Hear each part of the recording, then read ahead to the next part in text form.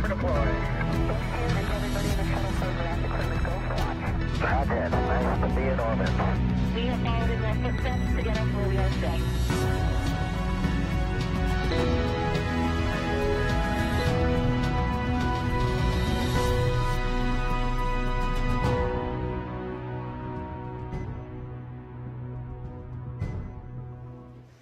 You're looking live at the Crew Dragon spacecraft and Falcon 9 rocket set to carry 3 American astronauts and 1 Japanese astronaut to the International Space Station in just a few hours. Today begins the first full-duration science mission of NASA's Commercial Crew program. Good afternoon and welcome to Kennedy Space Center in Florida. I'm Marie Lewis with NASA Public Affairs. And I'm Kate Tice, Senior Certification Engineer at SpaceX. Joining us today is someone very familiar with historic Launch Pad 39A, retired NASA astronaut Nicole Stott. Welcome, Nicole. Good afternoon, ladies. It is wonderful to be here with you at the Kennedy Space Center. Absolutely one of my favorite places on the planet. And ours too. Absolutely. At 7:27 p.m. Eastern Time this evening, NASA astronauts Mike Hopkins, Victor Glover, Shannon Walker, and Japan Aerospace Exploration Agency astronaut Soichi Noguchi will lift off from this historic launch complex 39A at NASA's Kennedy Space Center and begin their 6-month journey in orbit. This mission, known as Crew 1, will be the first American-launched mission with astronauts aboard since the Demo 2 test flight this past summer. That's right, and we have teams across the world covering the action from SpaceX headquarters in Hawthorne, California, Mission Control in Houston, and JAXA headquarters in Japan, and of course, right here in Florida. In just a few minutes, at T-minus 4 hours and 5 minutes, NASA will turn the crew over to the SpaceX team. And once that happens, there are a series of key milestones to complete as we count down to T0. The first one is Suit Up. The Suit Up room is located in NASA's Neil Armstrong Operations and Checkout Building, or the O&C. Here, the SpaceX team will help the astronauts put on their suits and perform some key suit checkouts. After Suit Up, we'll see crew walkout. The astronauts will leave the O&C building for final goodbyes with friends and family gathered outside the facility before they head out to the launch pad. And following goodbyes, the crew will get in a pair of Teslas and begin the roughly 20-minute drive to Pad 39A. Once at the pad, the crew will ascend the fixed service structure in an elevator up to the 255-foot level. Then they take the stairs for the last 10 feet or so up to the crew access arm and white room. The white room is their last stop before climbing inside the spacecraft, a process called crew ingress. During ingress, the SpaceX team will run a series of checks to ensure the suits, seats, and vehicle interactions are all functioning properly. And after all the vehicle and crew checkouts are completed, the SpaceX closeout team will close Dragon's side hatch with the crew safely inside. At T-minus 40 minutes, the crew access arm, which is the long suspended walkway that the astronauts use to board Dragon, will retract away, followed by arming of the launch escape system. And once the arm is retracted and the launch escape system is armed, that's when propellant loading on Falcon 9 will begin. At T-minus 5 minutes, Dragon will be configured for what we call terminal count. This is when Dragon's onboard computers take control of the spacecraft. And finally, at T0, Crew Dragon and Falcon 9 will lift off from Pad 39A. Roughly 12 minutes after liftoff, Crew Dragon will separate from Falcon 9's second stage, enter its activation phase, and begin using its own onboard propulsion system to carry the crew to their destination, the International Space Station. So with Crew Suit Up about 7 minutes or so away, we want to introduce our team at SpaceX headquarters in California to show us what's happening on the opposite coast. Leah? Hi, Marie, and hello from SpaceX headquarters in Hawthorne, California. I'm NASA's Leah Cheshire, and we are beyond excited you're joining us live for the first crew rotation flight of the SpaceX Crew Dragon spacecraft on a Falcon 9 rocket to the International Space Station. I'm Jesse Anderson, a lead manufacturing engineer here at SpaceX. Right next to us is Mission Control Hawthorne, where our teams are monitoring the vehicle, checking in on all of its systems, and the capsule is currently go for launch. Once the crew lifts off, it will take them about 27.5 hours to reach their destination, the space station, with Dragon flying autonomously the entire way. The crew won't be doing any manual flight tests along the way like we saw during DM2 earlier this year, but will always have the ability to take control of Dragon if necessary. To help make sure the crew has a safe journey, our team in Mission Control will be monitoring their progress along the way. On console or headset are 6 key positions who are monitoring the health of the vehicle and crew. The mission director, responsible for mission success, is in charge of the room. The person that you'll hear talking to the astronauts is the crew operations and resources engineer, what we call the As a core. reminder for all Falcon 9 teams, 55.43 is open for the poll for crew ingress. The other positions are focused on things like navigation and control of the vehicle, avionics software, propulsion, life support systems, and communications with ground segments. NASA has its own team members in Mission Control Houston, where they've been preparing the space station for Crew Dragon's arrival. We'll meet several of the key players later when we check in with Mission Control. For now, though, let's go to John Innsbrucker for an operational update on the launch countdown. John? Hello from SpaceX headquarters in Hawthorne, California. As Leah said, I'm John Innsbrucker, Falcon Principal Integration Engineer. We're just over 4 hours to launch. The major event getting to this point was static fire of the Falcon 9. That was done 5 days ago. The Falcon 9, with the Dragon capsule on top, has remained vertical on pad 39A. You can see on your screens. We've been vertical since the static fire. Now, when we static fired the Falcon 9, we used the same countdown procedures we're using today. However, the engines were fired for only 7 seconds, and we obviously didn't allow the flight computer to command missile liftoff. Now, following static fire, we did perform a final dress rehearsal with the crew, and in addition to the 4 astronauts, Dragon is carrying some supplies. We loaded the time-sensitive items, what we call the late load cargo, onto Dragon late Saturday. Now, right now at pad 39A, Falcon 9 and Dragon are both powered on. The Falcon 9 launch team will perform final checks starting at T-minus 2 hours. The Dragon team has recently been pressurizing the propulsion system, and they are waiting for arrival of the crew later today. The astronauts did receive a weather briefing at T-minus 4 hours and 20 minutes. Conditions continue to be go at pad 39A. The weather officer predicts a 50% chance that rain in the flight path, thick clouds, possibly static electricity at ground level might be an issue, but they're actually sounding a little optimistic that the weather boundary we've seen coming towards us may not make it and will stay away long enough for a launch today. Also around the world, splashdown locations in case of a contingency are go. Now, in the event of an off-nominal scenario, such as an abort, SpaceX and NASA are coordinating with the U.S. Coast Guard to ensure crew safety upon splashdown. This includes extra ships and air assets to patrol the 10 nautical mile keep-out zone. This is to help mitigate safety concerns for any boaters approaching the landing area. Now, as usual for Dragon flights, we have an instantaneous launch window. That means we can't move the launch time. We have to go right on the planned minute and second. So if we need to delay, there is a backup launch opportunity on Wednesday, a little under 3 days from now. Now, with everything go at pad 39A, let's head over to Houston, where Shaniqua Vereen is standing by. Welcome to the International Space Station Flight Control Room in Houston, Texas at NASA's Johnson Space Center. I'm Shaniqua Vereen. Mission Control Houston is essentially the nerve center for operating the International Space Station, working in tandem with our partner agencies and providers around the globe. Together, we've ensured that station is ready to welcome Crew 1. Leading the team inside the room right now is Flight Director Anthony Varia. There's a noticeably smaller team to see in the room tomorrow. There's noticeably smaller group in the room right now because their crew is currently asleep. Tomorrow we'll see a larger group for docking.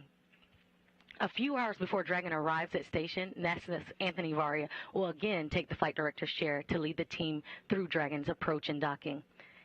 He'll lead the joint NASA-SpaceX go-no-go polls once we're in integrated operations with Mission Control crews here in Houston and at SpaceX in Hawthorne, working in sync to bring Crew Dragon to its new home in space. A little bit later, I'll go through all the work we've been doing in space and on the ground to prepare the station for Crew 1's arrival.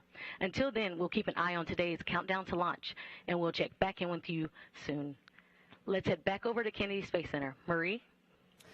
All right. Thank you, Shaniqua. The astronauts will begin suiting up in just a few minutes. And one of the NASA traditions they've continued is designing the patch for their mission. So take a look. Crew 1 marks the beginning of sustained government commercial partnership missions to the space station. And this Crew Dragon spacecraft is the focus of the patch here. The spacecraft is flying from the bottom left toward the top right, representing ascent and insertion into orbital flight. And the Crew Dragon is superimposed on a background of stars and completes the outline of a dragon's head. The letter C borders the patch, which together with the number 1 in the foreground represent the mission shadows of the legacy human spaceflight programs are along the border. Of course, that's Shuttle, Apollo, Mercury, and Gemini to honor and recognize their contributions to the Crew Dragon capsule. The outline of the space station is also on the border to acknowledge Crew Dragon's destination and its contribution to maintaining a human presence in low Earth orbit for the United States and our international partners. You might notice that there are no individual names or flags on the border because the patch honors not just the crew members on board, but all of the NASA and SpaceX employees who have worked together to make this sleek and elegant spacecraft. This patch honors their vision, service, and support. The Crew 1 astronauts dedicate this patch to their families.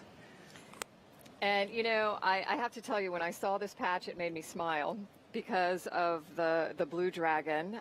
One of the traditions that we have within the astronaut office, and, you know, in addition to designing the patches for our missions, is that the class before you gets to name you. Name the new class. And when Shannon's class came on, our class, the Bugs, the class of 2000, got to name Shannon's class the class of 2004. And they originally, though, wanted to name themselves. And they wanted to name themselves the Blue Dragons. We denied that, though. They are the Peacocks. But I thought it was kind of funny. No coincidence, maybe, that Shannon is on this mission and that patch has a nice, beautiful blue dragon on it. Very serendipitous, I think. Yeah. All right. Well, at T-minus 4 hours, we're actually just inside that. So any moment now, we expect to see the crew begin to suit up inside astronaut crew quarters just down the road from us. We'll have a live look inside the suit-up room with the SpaceX team as they begin to help the astronauts put on their spacesuits and perform key checkouts. Now, the crew's scheduled wake-up time, excuse me, was 11:47 this morning. They're probably up a little earlier than that, but that was their scheduled wake-up time to adjust their sleep schedule in preparation for launch. They had lunch at 12:15, and I got to check my phone because I got a text message with what they all ate. Mike Hopkins had New York steak, medium rare, with seasoned fries and dirty rice. Shannon had a juicy medium hamburger with no soggy bun, brioche bun, with sweet potato fries and arugula salad with shaved Parmesan cheese and balsamic vinaigrette. Good choice. Soichi had Japanese curry rice with a panko crusted chicken thigh and curly fries.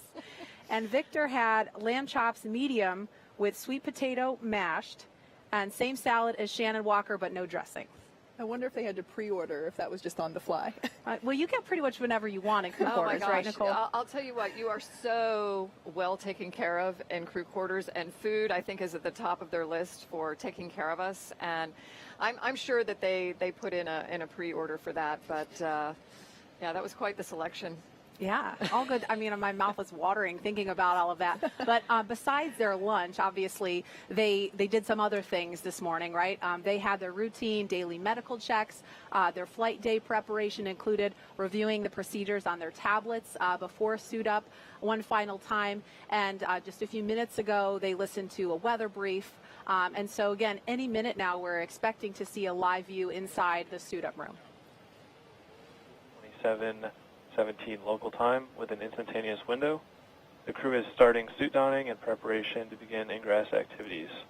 Vehicle gases are at MEOP, FDS checkouts are complete, and Dragon prop tanks are pressed in preparation for ingress.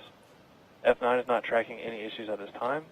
Upper level, ground level, and pad escape winds remain go at this time. Launch weather will be a watch item this evening with cumulus clouds, flight through precip, and surface electric field rules as the primary concern.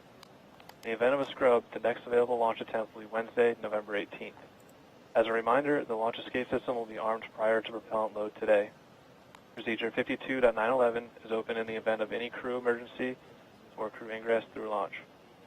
Firing 4 will go into lockdown at T-minus 45 minutes and last until spacecraft separation or after the launch escape system is disarmed. All personnel requested to stay in their locations until lockdown is complete. CE, any report on Falcon 9 health? Falcon 9 is healthy and good to go. Copy. CE, MD, any comments? Dragon's looking good today. We had a successful vehicle integrity test overnight. Dragon top press just a bit earlier, as you mentioned, and we're not tracking any issues. We're ready for crew ingress. Copy all. Unless there's any other questions, this will conclude the T-minus 4-hour situational brief.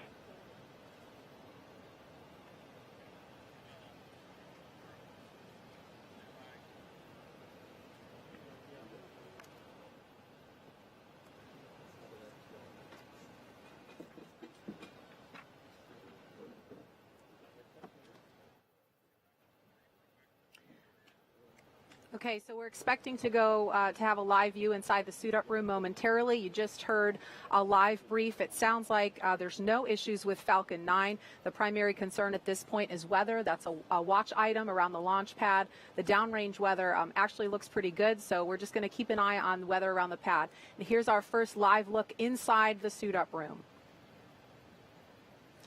Wow, it is so exciting to see this, isn't it? All 4 of them. Yeah, it's just, okay, so there's a look at Commander, that looks like Mike Hopkins. Yeah. So, Kate, walk us through what are they doing in these seats? And obviously they're getting some checkouts, making sure the fit is good. Walk us through what is happening, the mechanics of what's going on in the room. Yeah, so each astronaut has an assigned crew team member to make sure they're part of our suit-up team. And that suit-up lead or assigned crew member is essentially responsible for communicating any feedback, making sure that we're getting thumbs up, verbal goes, that everything is fitting well and is comfortable. So these suit techs, like I said, they're all assigned to each astronaut, and it's to make sure that each astronaut is undergoing the same defined, basically checkout list to make sure that we can proceed into the next steps. And they're also doing stuff, this would have happened before the suits came on, but those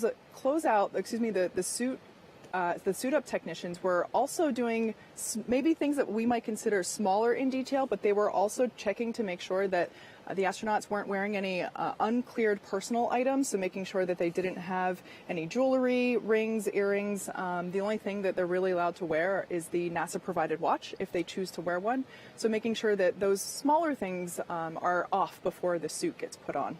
Okay, and we can see Shannon in the seat now, and tell us about these seats that they're sitting in. Nicole, they're not like the recliners that you sat in during shuttle, no. But there's a special reason for these chairs. Yeah, so these chairs, these are basically GSE or ground support equipment chairs that are pretty identical to the chairs that they will be sitting in inside of the capsule. So the reason that we're suiting them up here and doing these checkouts is to make sure that the umbilicals, the things that are in the suit that connect directly to the seat, they communicate, they allow the astronauts to communicate, and they also provide environmental systems. So, to make sure that our friends are nice and comfortable during their ride, we are pumping cool air through the suit. So they're basically sitting in these chairs that are duplications of the chairs inside of the capsule to make sure that all of those umbilicals will get hooked up properly. Now, those recliners that Nicole is so fond of, they are in the room. I promise they're still there. You might even be able to see them in the background in some of these shots. But essentially, these chairs allow us to make the essential checkouts prior to exiting the O&C. And Nicole, this must bring back a lot of fond memories for you. You did this twice before. Yeah, it really does. And, I don't know, I'm kind of living vicariously, feeling some level of excitement that they might be at this point. It's just really nice to see all 4 of them in there, snug in their seats and getting ready to go launch to space today. Absolutely. And this first long-duration crew to fly on a commercial spacecraft has a diverse collection of experiences they bring to this mission today. Crew Dragon Commander Mike Hopkins was born in Lebanon, Missouri, but grew up outside Richland, Missouri.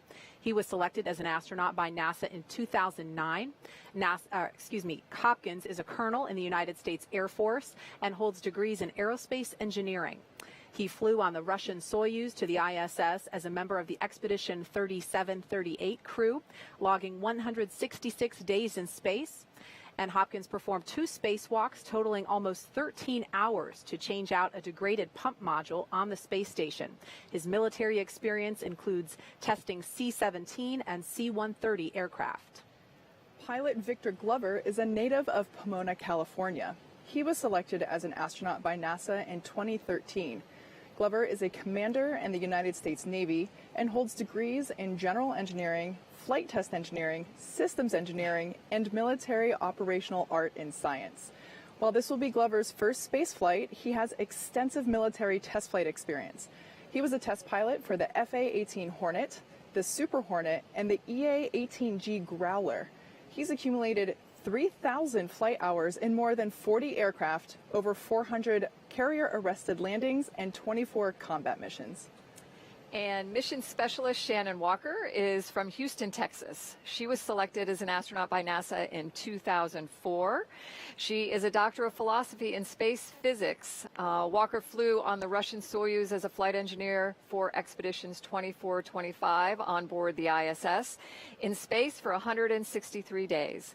And during that mission, she was the robotics operator supporting 3 contingency spacewalks. The advance team has arrived at the crew arm on schedule. To remove and replace a failed pump module on the space station, Shannon is also one of only a few dozen people to be both an astronaut and an aquanaut, having spent 13 days underwater during NASA's Extreme Environments Mission Operations 15, aptly called NEMO 15. And during the mission, she lived inside the world's only underwater research station, Aquarius, which sits 60 feet beneath the ocean surface and just down the road off the coast of Key Largo. And having been blessed with this experience myself, I can attest that the NEMO missions are absolutely the best analog to living and working in space. Mission specialist Soichi Noguchi is from Yokohama, Kanagawa, Japan. He was selected as an astronaut by Japan in 1996. He has degrees in aeronautical engineering and is a doctor of philosophy in advanced interdisciplinary studies. Noguchi has logged a total of 177 days in space, having flown on STS-114 on the Space Shuttle Discovery and on the Russian Soyuz as a member of the Expedition 22-23 crew. While on STS-114, he became the first Japanese astronaut to perform spacewalks on the International Space Station, completing 3 of those spacewalks, totaling 20 hours. Each of these 4 crew members will serve as flight engineers for Expedition 64 once they arrive at the International Space Station. And we will continue to give you a close look at each of them as we continue to approach our T0 time. You know, it's interesting, I think, as we introduce the crew members, kind of all these little small world brings it back kind of connections. And yes, Soichi was on STS-114, which was a return to flight, first shuttle flight after Columbia. And one of his crewmates on STS-114 is Shannon's husband, Andy Thomas, who is also an astronaut. It is. It's a small world. Yeah. For sure. Yeah. And, we heard a lot about their individual experiences. Nicole, how important is it to have a group of astronauts on a mission together that do have who have been through so many different things? And of course, this will be Victor's first space flight. Yeah. I mean, what's your perspective on that? Well, I think just in general, we've seen across many different industries, but certainly NASA, I think, kind of exemplifies this fact that when we bring different backgrounds together, we have a more successful mission, and we can look at solving problems in different ways. And the International Space Station program, without even looking at the crew members here today, has brought together, 15 different countries, Yeah. 5 international space agencies, all working peacefully, successfully for this last 20 years. I think it's a perfect example of how when we bring these different experiences together, we have real success. Yeah, continued proof. It's also worth noting that even though this is the second crew to suit up for a Crew Dragon spaceflight, they will accomplish several firsts. This will be the first 4-person crew ever on any capsule and on a commercial spacecraft at that. Walker will be the first woman on a commercial orbital spaceflight. Noguchi is the first international partner crew member on Crew Dragon. He will also be the first international partner astronaut to fly aboard 3 different types of orbital spacecraft, those being the U.S. Space Shuttle, the Russian Soyuz, and now third, the SpaceX Crew Dragon. Glover will be the first black astronaut to fly on a commercial spacecraft and the first black long-duration crew member to live aboard the International Space Station. Hopkins will be the first flight test engineer to command an American spacecraft. So making history on many fronts today. Yeah, so just checking back in with the crew there, we see them lifting the visor. What they were doing just before, they were actually pressurizing the suit to make sure that everything was fitting properly, making sure all the seals were in place, making sure, so the spacesuits are custom fitted for each astronaut. They are specially designed to fit their specific bodies. So there's absolutely no chance that you can put someone else's on and you can't mix them up. The same goes for their seat assignments inside the capsule as well. Those are also assigned. But these suits utilize zippers in certain places to help make sure, and so some of what we saw before was making sure the zippers are fully closed in place and making sure that we can apply pressure within the suit for, again, environmental controls, and it also allows us to maintain environment in the unlikely event of cabin depressurization. So it's safe to say that this mission certainly represents a lot that has been accomplished this year. It's kind of crazy to think that Demo 2 lifted off and splashed down just earlier. Years of cooperation with the cargo program, the cargo resupply program with NASA going to the International Space Station, then developing this crew system that we see here. We had 22 trips to station so far to date, and 9 of those have actually been completed on a reused Dragon, so that's pretty exciting. Like I mentioned, we've had a lot of progress this year. The in-flight abort test was completed in January, and then, like I said, Demo 2 back in May, lifted off in May and splashed down in August. And Nicole, were you able to follow along with that? Yeah, absolutely. I think, just because you retire from the astronaut office doesn't mean you completely separate yourself, Sure. And, yeah, I made a point of following along, a lot of living vicariously through Bob and Doug for sure. Just like today is watching these 4. And what's interesting to me is Bob and Doug were in my astronaut class, so it was like watching family, and pretty special to see when Megan and Karen, their wives were able to be out there, and both of them are also in our astronaut class. Yeah. Okay, so while there are a lot of firsts that we have accomplished, will be accomplishing on this mission, for Mike and Victor, the most important moment so far was when Soichi and Shannon were assigned to their crew. Mike and Victor had been training with us at SpaceX for a while, along with Bob and Doug, and so when they had their full assignment, it was a big deal. The 4-member crew starting training together as a unit earlier this year. Yeah, I remember Shannon saying it was Friday she was a management astronaut, and on Monday she was training for this flight. So it was a really exciting time for her, I know. And while training to fly aboard Dragon is serious business, the crew was able to have a little fun along the way and get to know each other better. Shannon told us that in some ways the pandemic actually made it easier for them all to bond. Once COVID hit, NASA and SpaceX had to find ways to make it safe for the crew to travel. And you can hear the helo flying above us as they get ready to depart the building and ride out to the pad. The crew ended up traveling as a unit and even lived together in a house while they were in Hawthorne instead of staying in a hotel. And at the end of each day, they'd all have dinner together. So spending so much time in each other's company, as you can imagine, allowed them to warm up to each other much faster and obviously get to know each other better than if it were under normal circumstances.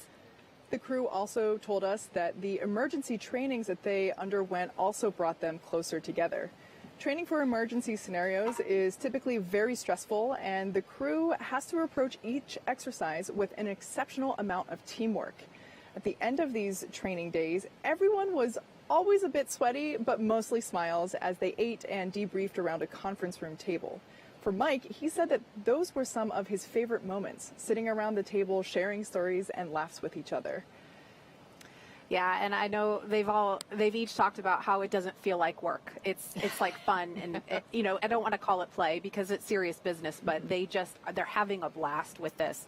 It's clear that this crew has enjoyed the journey with each other so far, and it's going to be so exciting to see them lift off from launch pad 39A in just under 4 hours. We are at T-minus 3 hours, 41 minutes and counting. And Nicole, as you see the four of them there, it looks like they're nearing the end of the suit-up process, not ready to leave the room quite yet. But what's their headspace like right now? Well, I think it's probably, a little bit of a balance between, holy moly, I'm really here, about to go, walk to a launch pad to go to space today, and then thinking about what they are complete on schedule. And then thinking about what they need to do as they get strapped into the spacecraft. But Victor, with his first flight, I imagine there's a little bit of a hypersensitivity too. You coming into this room. This is a historic room itself, the suit up room. Mm-hmm. There's like an aura. There's this awe about it, and I imagine he's trying to take everything he possibly can in, and to remember it. He'll be thankful for the pictures and videos, like we all are. Oh, for sure. But yeah, and the people that they're there with, like Kate mentioned, this suit up team, you get to know these people. I mean, they're along with you for for the journey in general, training, and then all the way out to the pad, and so you feel like you're there with family as well, and you want them to feel like they're part of the experience, the excitement that you're having too about it. Sure. Thanks, Nicole. We've got about 15 minutes approximately until the crew leaves this suit-up room. So let's check in with John Innsbrucker for another operation update. John? Thanks, Marie. We're coming up on T-minus 3 hours and 40 minutes, and all continues to go well for tonight's launch as we wait for the crew to walk out of the building. Now, the area around pad 39A was cleared of personnel at T-minus 8 hours. The only people remaining on the pad right now are the ones needed for ingress of the astronauts. Now, we'll be covering crew arrival at the pad and entry into the spacecraft. Now, on the launch pad, as you can see, Falcon 9 is powered on. Engine and stage checkouts were performed several hours ago. We're currently monitoring telemetry and pressurizing gas storage vessels. The good news is the launch director and the chief engineer reported in the T-minus 4 hour briefing there's nothing significant to report on the rocket. Now, on top of the Falcon 9 in your picture, at the very top, the Dragon spacecraft. That capsule is ready for the crew. Functional checkouts were performed in preparation for the crew's arrival. Most recently, the Dragon propellant system was pressurized to final flight pressure about 40 minutes ago. And also, as the mission director reported, all spacecraft systems are go.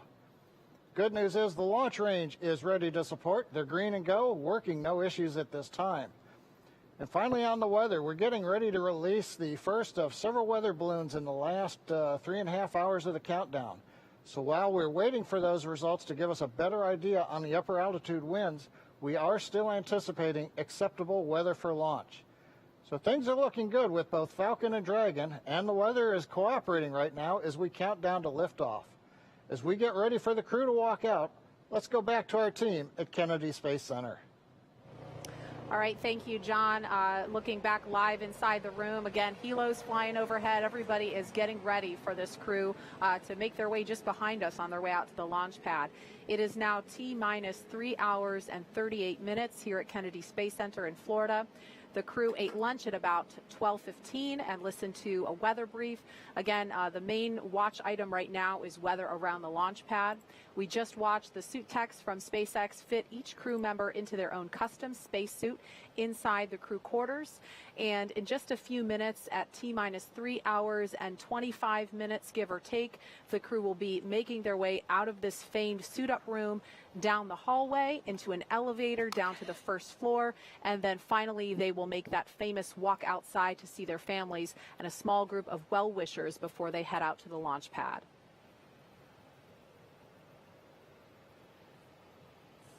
And there are 3 Teslas waiting to drive the crew out to Launch Complex 39A.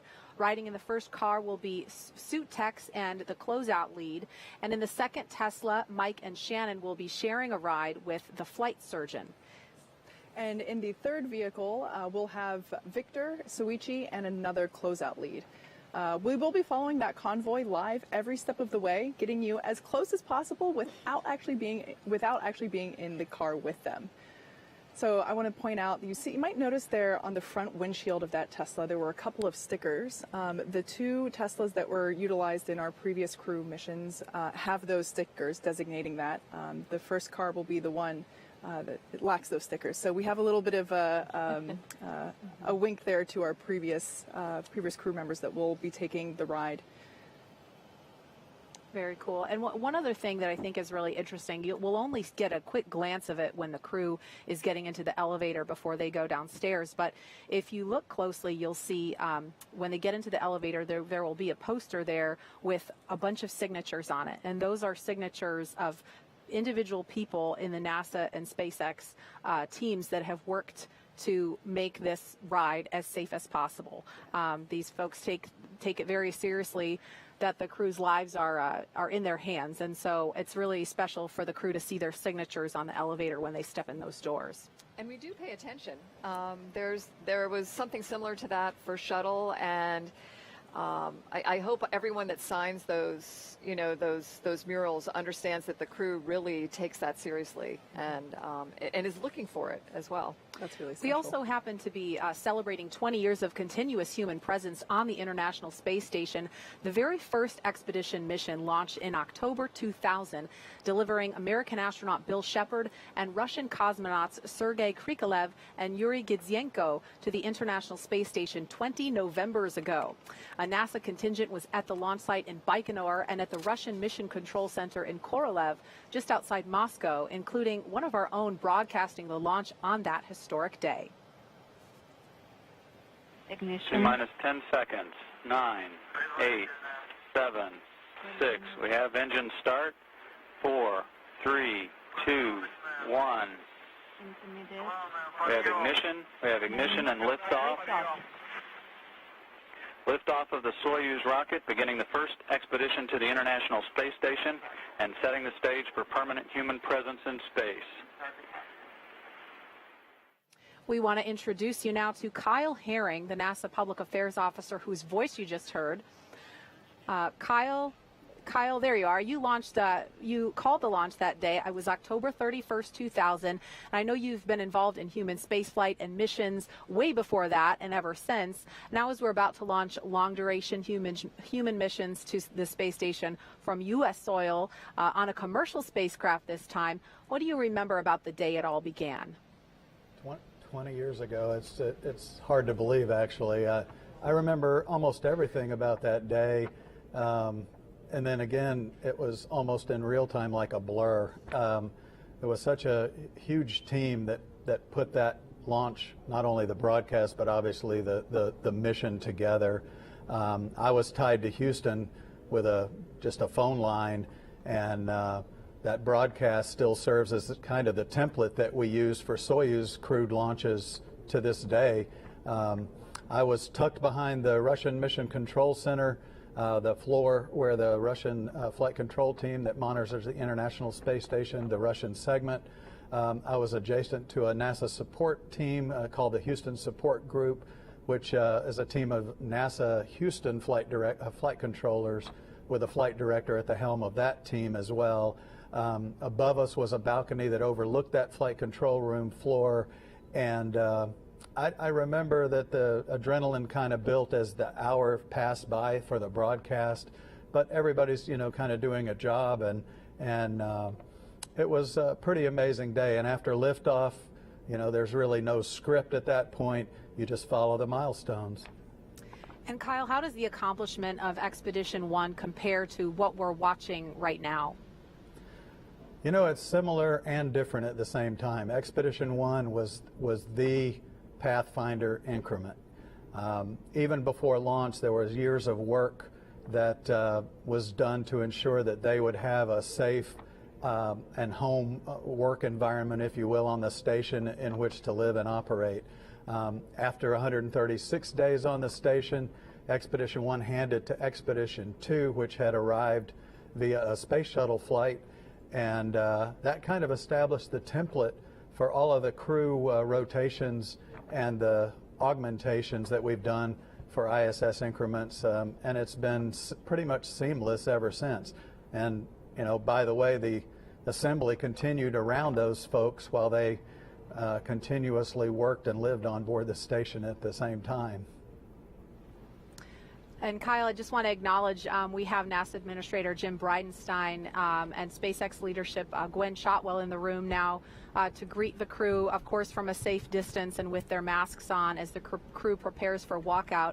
But last question for you. You've been involved in commercial crew since the beginning of the program, and I know you also know these astronauts well. What's it like seeing them suit up, knowing that they will continue to carry the torch that was lit 20 years ago? Yeah, these four astronauts are very familiar to me. I've been at the Johnson Space Center with NASA for more than 33 years now. It's really rewarding to see their training and their hard work come to fruition. Everything that they have trained for makes today probably seem like another training day to them. I know that their adrenaline and their excitement builds the closer they get to the reality of heading out to that launch pad in just a short while. You know, the commercial crew program was established for this moment. This flight puts the human aspect of the commercial spaceflight industry on display continuously, you know, for the next 6 months while they're up there and even after that. Tonight, engineers that are here on the ground who made this day possible, they're going to pause and enjoy this moment, and then they're going to put their heads back down and start continually working toward the next flights. So, you know, it's just going to keep building and building as we continue to rotate and augment these expeditions. You know, NASA enjoys and recognizes its history. The station's been built and sustained by what I kind of referred to as stepping stones and bridges. All the missions before and those since and those that are going to come will enable the research that's going to continue seamlessly on the International Space Station as NASA moves forward beyond low Earth orbit.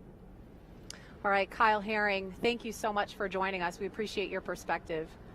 Thanks.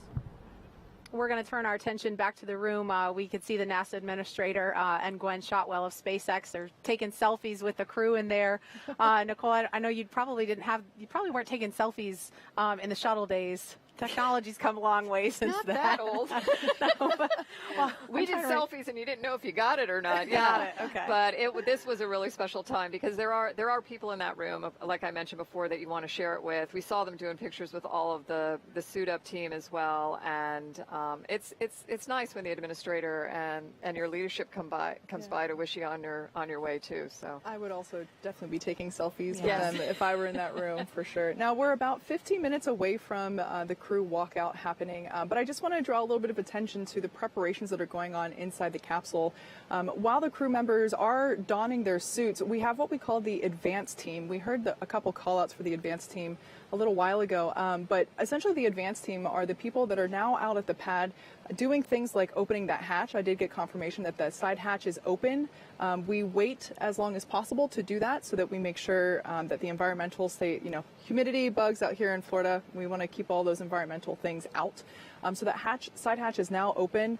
And that advanced team is also doing stuff like making sure the cabin lights are on, making sure that the individual task lights that the astronauts can use during flight are functional, and yeah, making sure that the cabin is ready to go in preparation for the crew's arrival. And again,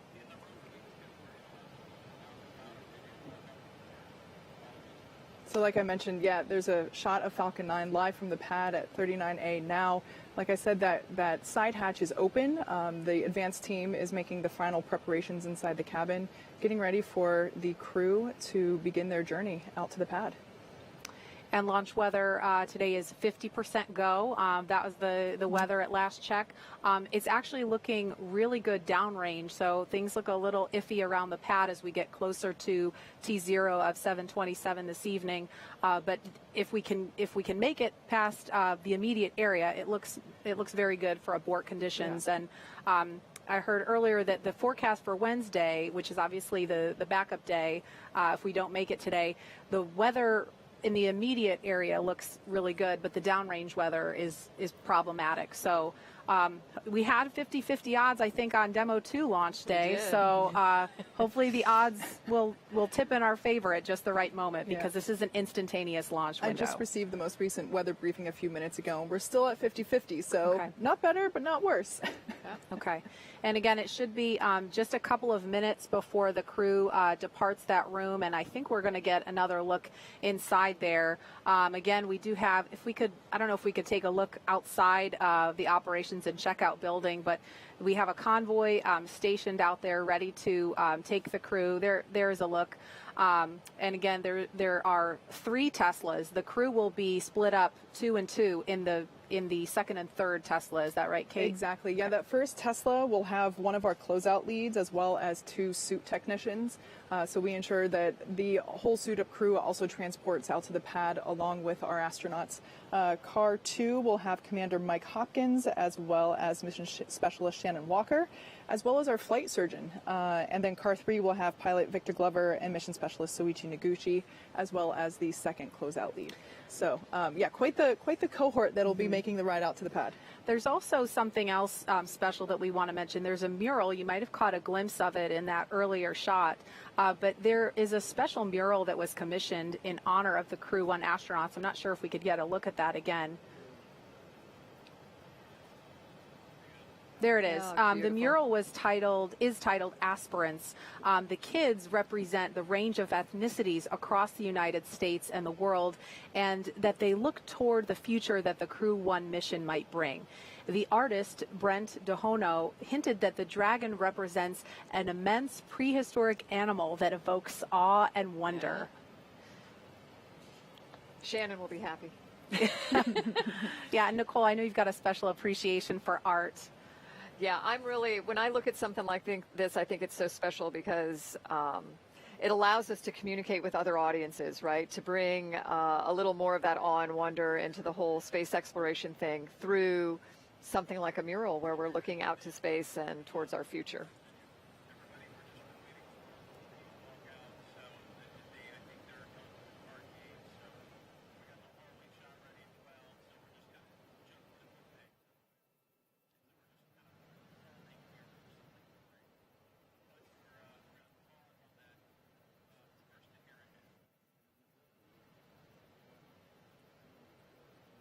Okay, so again, we're standing by outside the Neil Armstrong Operations and Checkout Building. Crew donning their suits is complete. They should be making their way out of the room momentarily. They probably just a few moments ago finished up playing the mysterious card game. Nicole knows about this. Yeah, another one of these traditions, and yeah, the commander has to beat the chief of the astronaut office in a game of 21 before you can leave the room. So maybe that's what's holding them up. And we've got our resident social media guru here, Tahira Allen. Tahira, as we're waiting for the crew to walk out, what are folks talking about online? Thanks, Marie. So before I get into the conversation, I want to note there are already over 200,000 people tuning into the show right now across all of our social platforms. And I've been monitoring the conversation all week, looking at our hashtag #LaunchAmerica, and that alone is up to 38,000 mentions. And here they come, walking down the hall. Oh. Everyone's looking quite peppy there. Yeah, so cool. They're looking for people. They're looking for the people that have helped them all along the way, too, and wanting to make eye contact. Yep.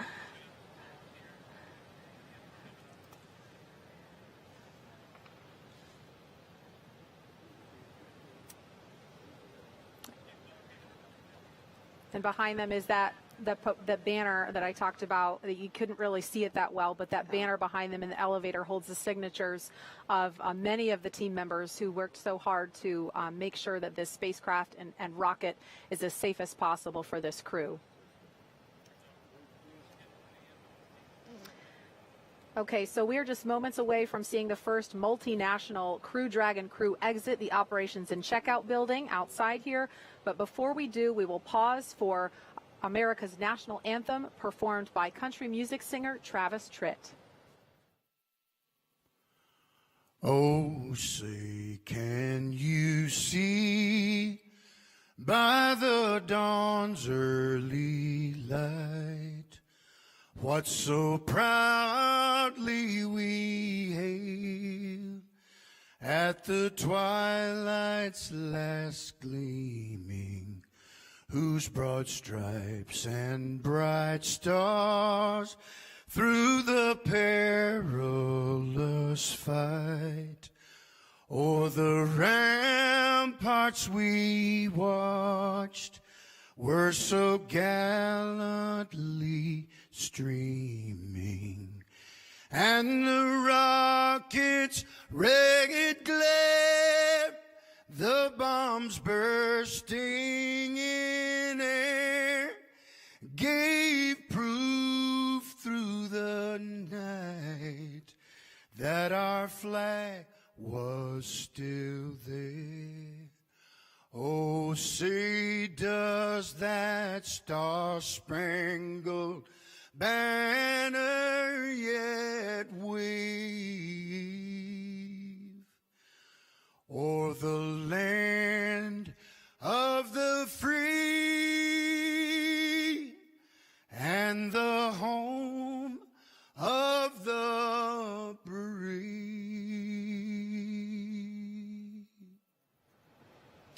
Special thanks to Travis Tripp for that beautiful rendition of America's national anthem.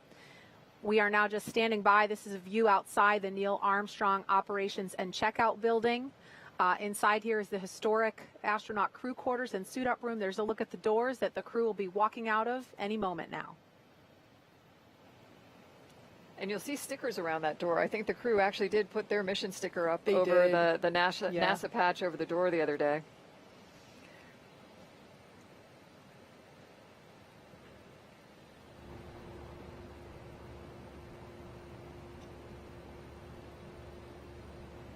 As we zoom in there, you can see along the door frame even more stickers. I believe there's one sticker from every mission, but I did notice that there was just enough room to put the Crew One sticker up on.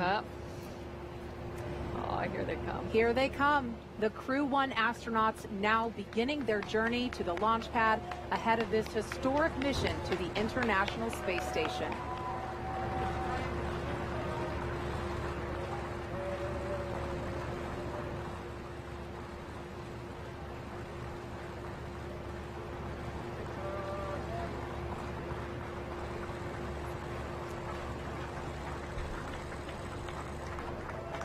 Outside the ONC building, we have friends and family gathered there for final goodbyes prior to liftoff with our astronauts.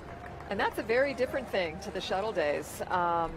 The last time we saw our families would have been at what we call the wave across the ditch, you know, the day before launch. And typically for shuttle launches, you would have employees and, you know, people that would come out to wish us well. I think it's a very special thing that the crew's families get that up close and personal right before they get into the crew transport vehicles to the pad. You notice everyone keeping as a safe distance here, but that distance would be enforced regardless of whether COVID-19 was a factor in what's going on. That distance is maintained regardless. Like I mentioned before, there are 3 Teslas that will be taking our crew out. In the first car, we will have a closeout lead as well as a couple of suit technicians. The second car will be Mike Hawkins and Shannon Walker, as well as our flight surgeon. And then the last car, we will have Victor Glover and Soichi Noguchi, as well as one of our other closeout leads. So like I mentioned before, the suits are assigned, the seats in the capsule are assigned, as well as the seats in the Teslas. There's no fire drills happening here today.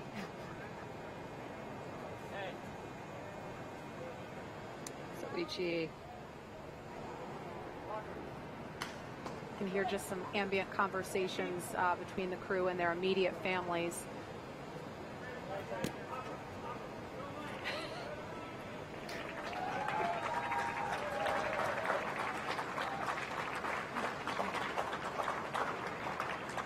Such a special moment for them to have. Very. This crew has said a couple of times that Soichi is the funniest one of them all, and that comes out here. Yeah, you can definitely Yes, see absolutely. You know, this is all very carefully choreographed. You can see, you see in one of the shots some of the ropes and stanchions, but there are lots of people involved in the planning of where the immediate families are going to stand, where the small contingent of media will stand, especially in COVID times where we have to make sure we're keeping the crew safe and their families safe. They were able to have a little extra time with their families yesterday because we moved off of yesterday as the launch day, so they had a little extra downtime that I imagine was nice for them. Yeah, you mentioned that everything is very well choreographed. You know, while this is the first time that we're seeing the crew make this journey to the pad on, you know, the day of, fingers crossed we don't have a scrub. They have performed this a number of times, including a dry dress earlier this week. But everything that this crew does is rehearsed many, many times, whether it's putting the suits on or taking them off, or even the operations and activities that they have going on during the mission. Everything is rehearsed and practiced. I can tell you, though, on the real day, feels a little different. I have no doubt.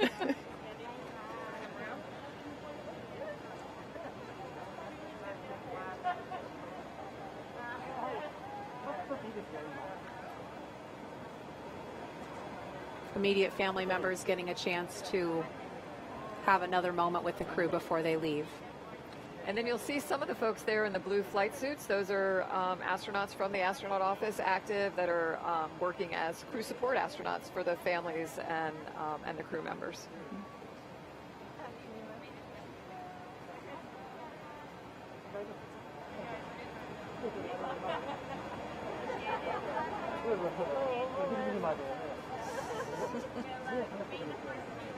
That's so awesome.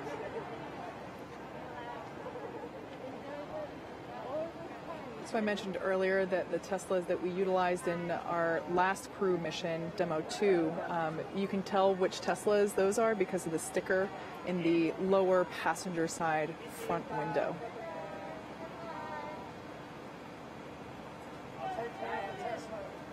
I can't get a good read at the license plate this time, but I remember for Demo 2 they said ISS bound. Yeah, that's good. I think another one might say later Earth.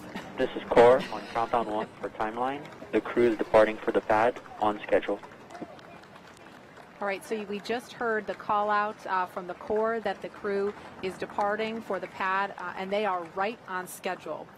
Again, they are leaving the Neil Armstrong Operations and Checkout Building, now beginning a 20-minute ride, 20 minutes or so across NASA's Kennedy Space Center. They're going to drive right behind where we're sitting. We can't wait for that. And out to Launch Pad 39A. Now, there are scores of people around the world watching and cheering on these four souls, including many team members who helped get the crew here today. Take a look.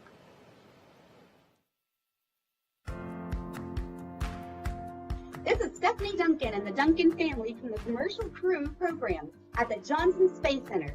NASA, SpaceX, Shannon, Victor, Mike, and our new man, Soichi, you're all an inspiration to us adults and kids around the globe. From Texas to you, Godspeed, and let's launch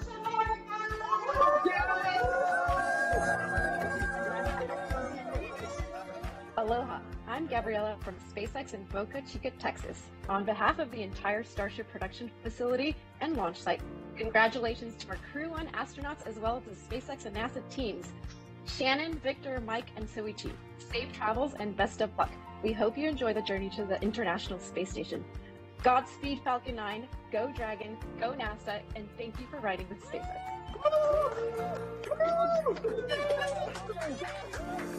いつも一番難しいミッションが回ってきて挑戦をやめない野口さん、頑張ってください。日本中が応援してます。JAXA フライトディレクターの島村です。日本人初民間有人宇宙船に搭乗ということで、全国民が熱い思いで打ち上げの瞬間を待っています。野口さん、頑張ってください。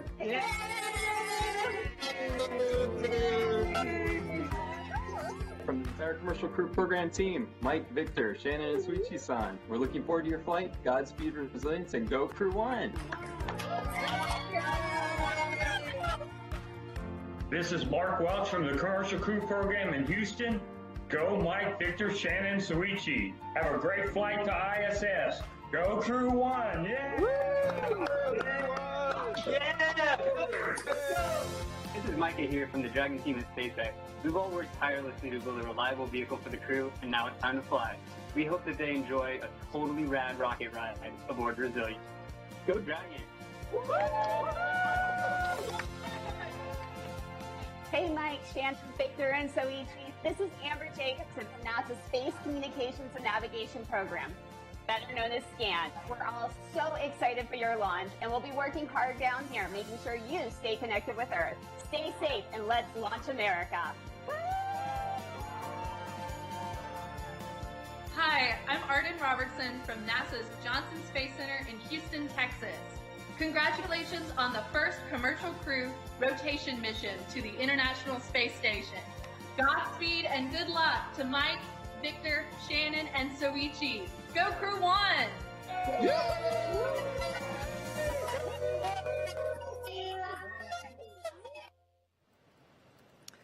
We love hearing from those team members. It was really great to get the JAXA team included in those messages.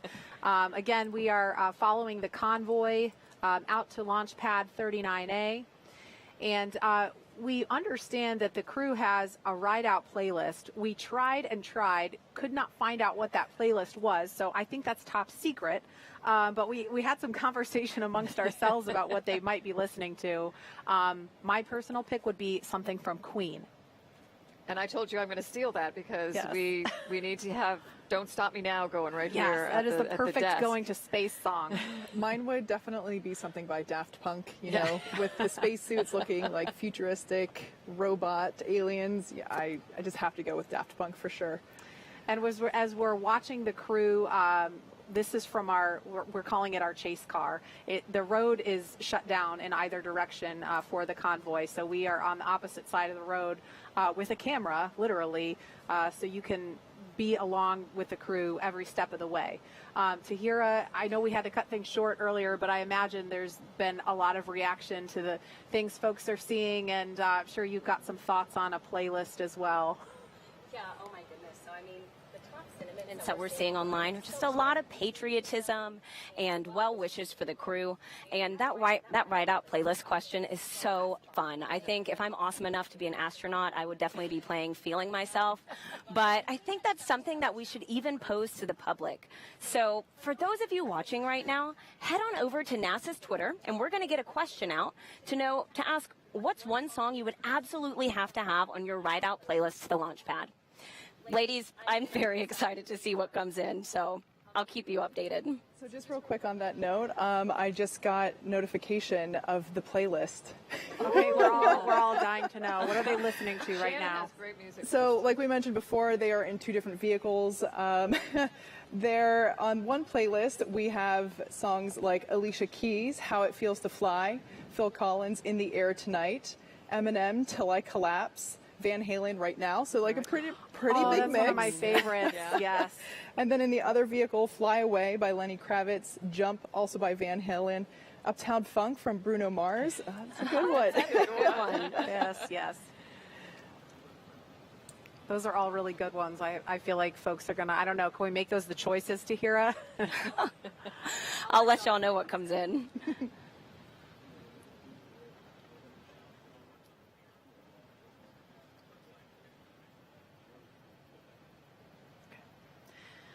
So Nicole, obviously they're in a pair of Teslas. This is a little different than your ride-out experience. Can you kind of compare, contrast for us?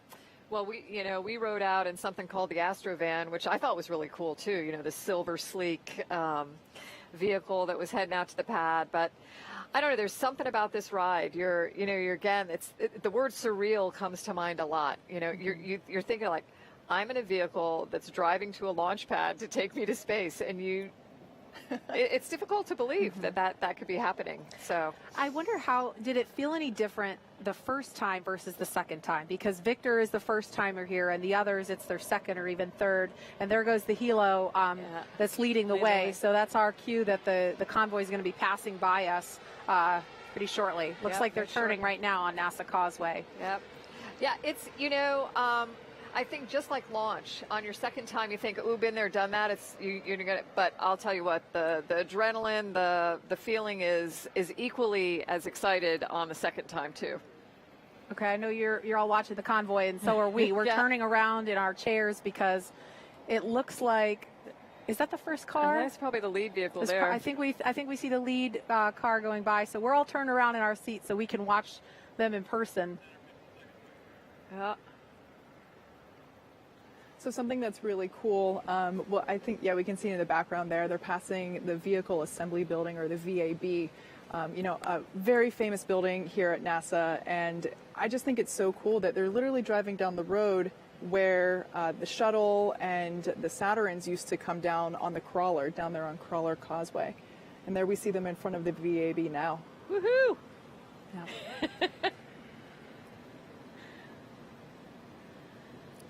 So awesome.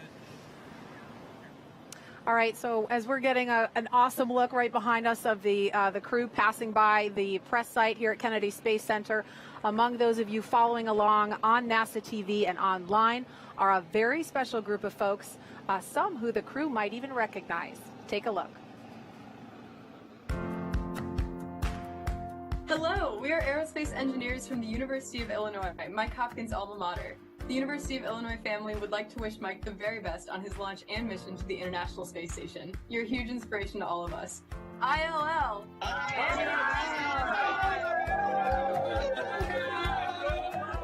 What's up, everyone? My name is Aman Asfal from Cal Poly San Luis Obispo, Victor Glover's alma mater.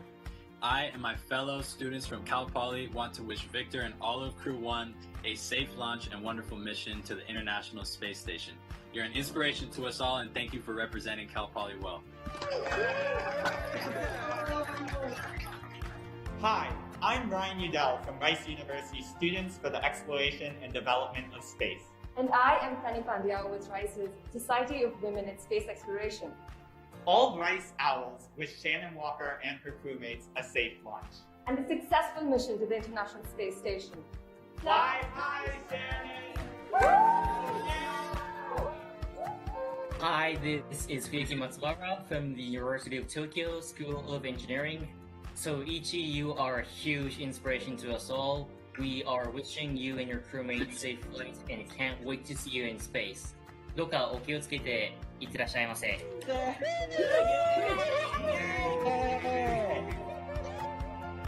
guys, it's me Ryan from Philadelphia, and today I'm going to say have a safe trip. Go NASA, go SpaceX, go Crew 1.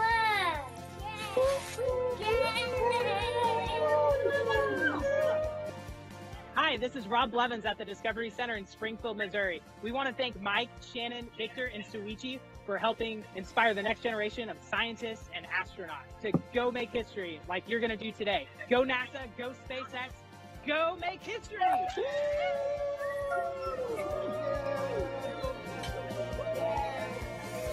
Hi everybody, I'm NASA astronaut Drew Feustel, and I'm here with my fellow astronauts to wish Crew 1 a successful and exciting ride to the International Space Station on the SpaceX Dragon.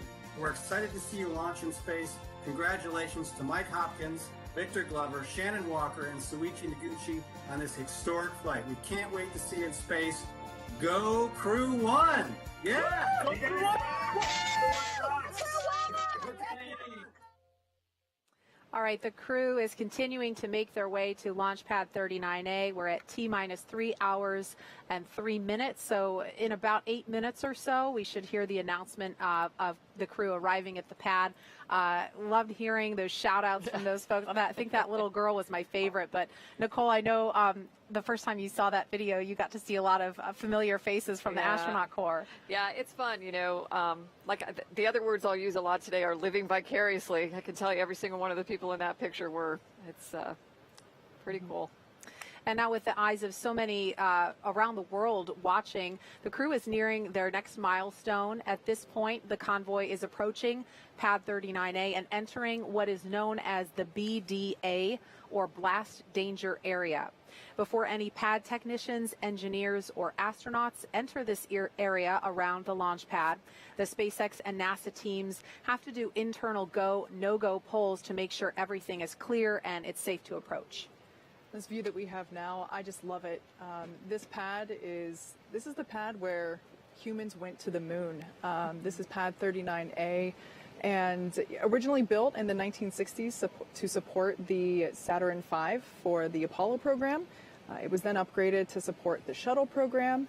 SpaceX signed the lease for it in 2014, made some upgrades ourselves. It might look a little different. We did remove the rotating service structure, but the heart, the bones of the fixed service structure from the shuttle days is still there. We made some modifications and safety improvements. You know, the salty air here can be quite corrosive, but sure. As you know, something that is also a little different, the hangar that is built there allows us to do the integration much closer to the pad itself than in the shuttle and the shuttle and the Saturn V Apollo days. So it's really neat to see them. They're approaching now, driving up onto the pad, and I just love thinking about everything that has happened here and appreciate that we have the opportunity to continue human spaceflight from such a historic location. Yeah, it really strikes me that the last time we saw this happening was, you know, back in the spring with Bob Behnken and Doug Hurley making this approach onto the pad, and we saw them kind of lean back after they got out of the cars, looking up to try to just take in the height and the grandeur of the pad, knowing that they were about to get on a rocket that was going to come to life. And now we have a full crew of 4, and it's just spectacular to know what is just around the corner for them. Mm-hmm. From their standpoint, standing out there on the pad, they have to look up about 70 meters, considering everything that's holding the rocket up. And I think that's part of the awe of it, though, too, is that you have to, I mean, you really have to kind of bend back. It's not easy to bend back in those suits and look up like that, but you want to take it in a little bit. I know I heard Soichi earlier echo this sentiment that you get out to the pad on launch day, and it's absolutely like the vehicle is already alive, even before you take off. It's huffing and puffing a little bit, a little bit of smoke or, steam coming out of there, and it's ready to go as well. And I know I love what you're talking about too, Kate, with the transformation of the pad. I think I was very fortunate to fly both times out of 39A on Discovery, and I don't know, on the one side you want the pad just to stay the way it was, when you went, but absolutely that as it's changing, that new opportunities are opening up. It's allowing us to get back to space on a new vehicle and, look to the future of space exploration. Yeah. I mean, the pad has to change just like everything else does. Absolutely. Yeah. I mean, the shuttle program was the spaceflight program of my childhood, and there's absolutely nostalgia associated with that service structure. And but to see the transformation take place and to see all of the upgrades that have been incorporated, not only to allow Falcon 9 to fly from here, but also Falcon Heavy, it's really mind-blowing in many ways. Yeah. And for folks that may be wondering, the reason why we don't see the crew right now, we saw them pull up to the base of the pad. They have an opportunity for a bio break before they get into the elevator. That's, something you can't overlook, important stop you have to make. So we're giving them a chance to do that. And then we will probably hear the official call out that the crew has arrived at the pad at T-minus 2:55. So that's coming up in about 3 minutes or so.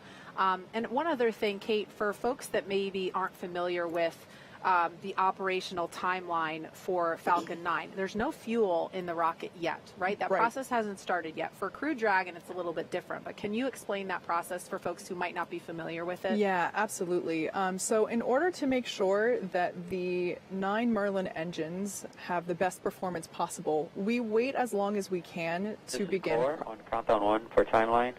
All personnel have arrived at the pad on schedule. All right, good call there, confirming that we are on schedule. So as I was saying, yeah, we want to make sure that the 9 Merlin engines have the best performance possible, and in order to do that, we use super densified, super chilled liquid oxygen. So the colder you get the liquid oxygen, the more of those oxygen molecules you can pack in. So we get better performance by having more oxidizer, and so we basically wait, and you know, in the larger timeline of things, it seems like last minute, but it's around the T minus 35 minute mark that we will begin that prop loading on first and second stages with liquid oxygen and RP1, which is our rocket grade kerosene, basically. And Crew Dragon, though, has already been fueled. Oh, right? yeah, I'm sorry. Yeah, the capsule itself, yeah. Right. So the Dragon capsule use hypergolic fuels that are instantaneously combustible. So that's why they're great for a spacecraft, because you don't need an ignition source. You just put the two together, the fuel and the oxidizer, and they combust. So yeah, those hypergolic fuels were loaded onto the capsule earlier in the week. Actually, it might have been last week. I'm losing track of the days at this point. I know. But yeah, that is all done prior to integration. That's all done in an area called Dragonland down the street. And then, yeah, so the capsule then gets integrated onto the trunk, and then we transport that here to 39A, and then we then integrate the trunk and capsule on top of the second stage. And we had what is called a dry dress rehearsal of this entire process without fueling the rocket. That's why it's called dry dress, because there's no fuel involved. But that happened on Thursday. So I'm mixing up my days like you, Kate. We all are. Today's Sunday, right? Yeah. So Thursday there was a dry dress rehearsal where they went through this whole process from. Sorry, it sounds like we were starting to hear a call, so I don't want to step on that.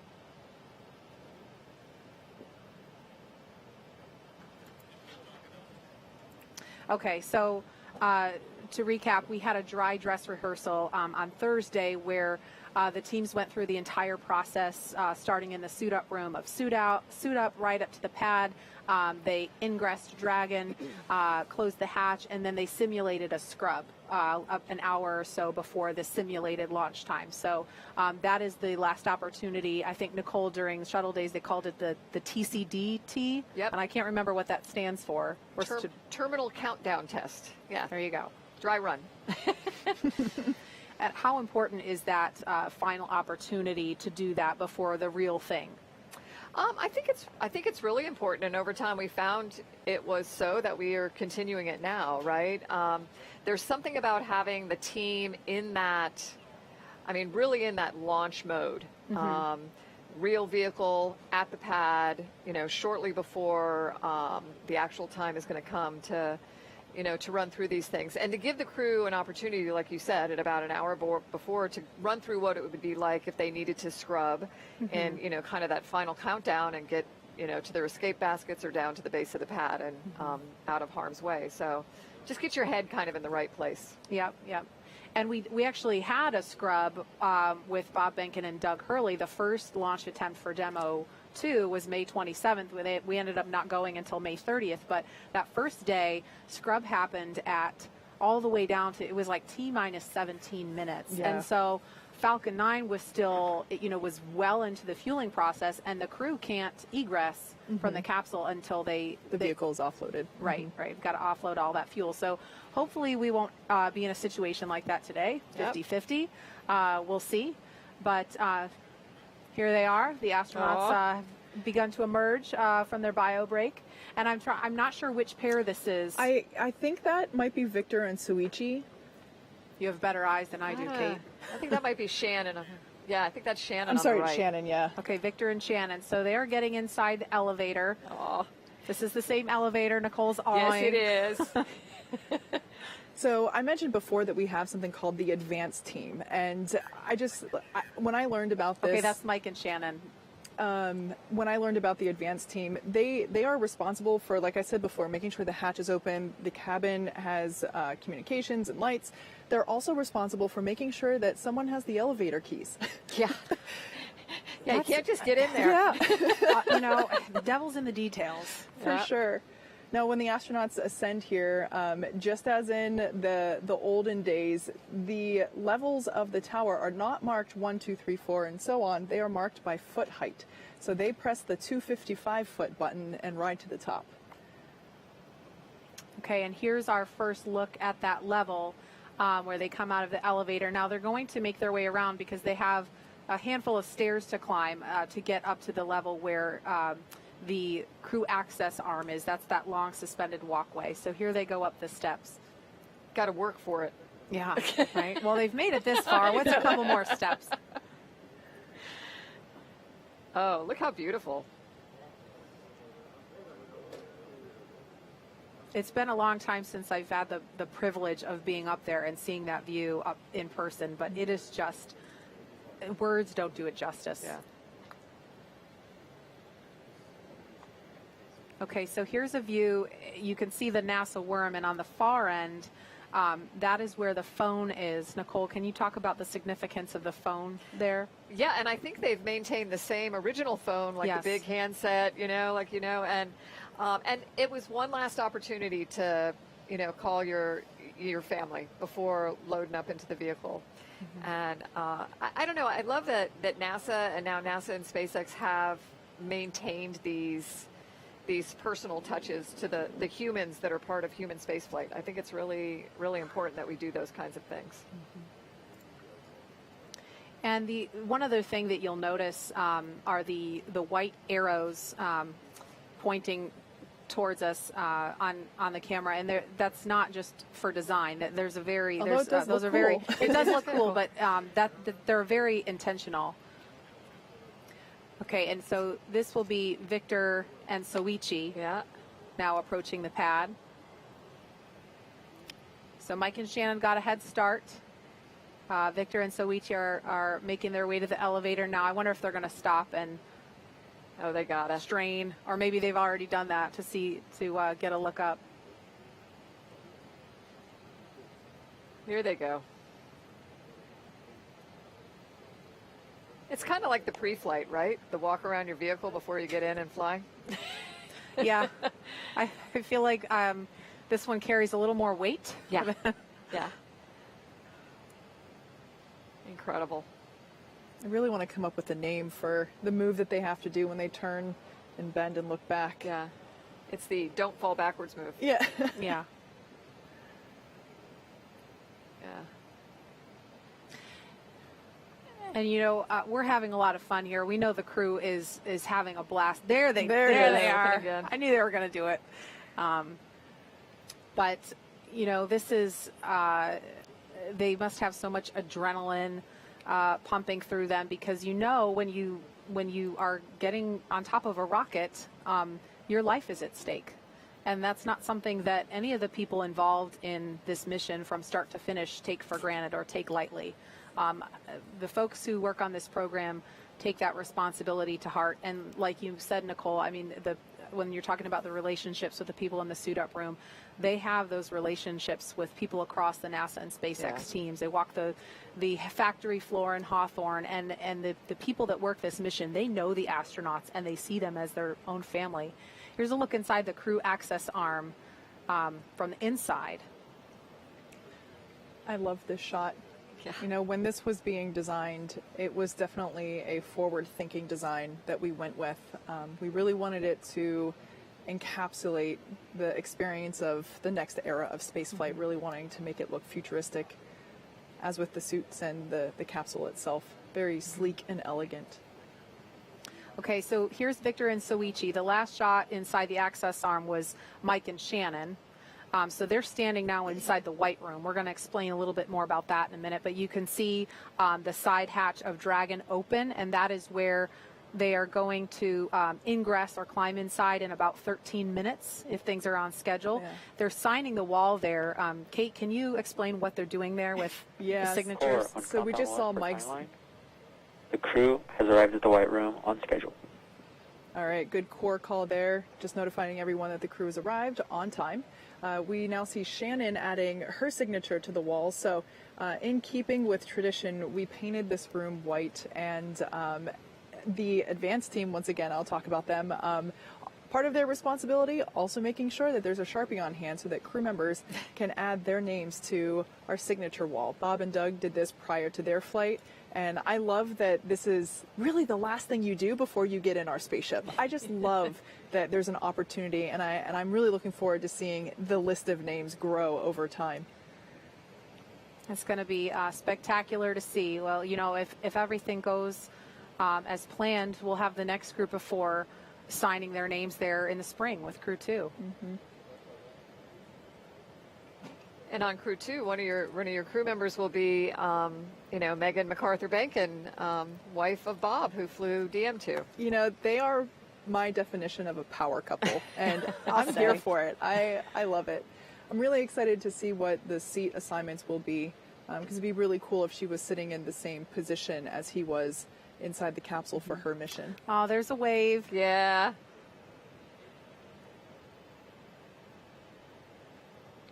This is so exciting for Soichi, and I know he has some extended family who couldn't be here in Florida for the launch, but hopefully they're getting the opportunity to watch from Japan. And I'm trying to think of what time it is there now. It's early Monday morning, so if they set their alarm clocks early enough, they'll have a chance to. Oh, I'm sure they are. Yeah. So I think at this point in time, Victor is making that last family phone call. Mm-hmm. And Kate, we started to talk about the arrows, and then Hi. I feel like he's watching us. Well, you know, that's so awesome that he's doing that, because I think we had talked about this once before, where in the White Room before, because with Shuttle, we didn't have that like last meet and greet kind of thing at the O&C before getting in the vehicles. We knew the cameras were there, we knew our families were watching, and we would do like little secret hand signals to our spouses and kids. Okay. And they'd know it was coming. You couldn't say anything, but you could do the little love you thing. Sign language, yeah.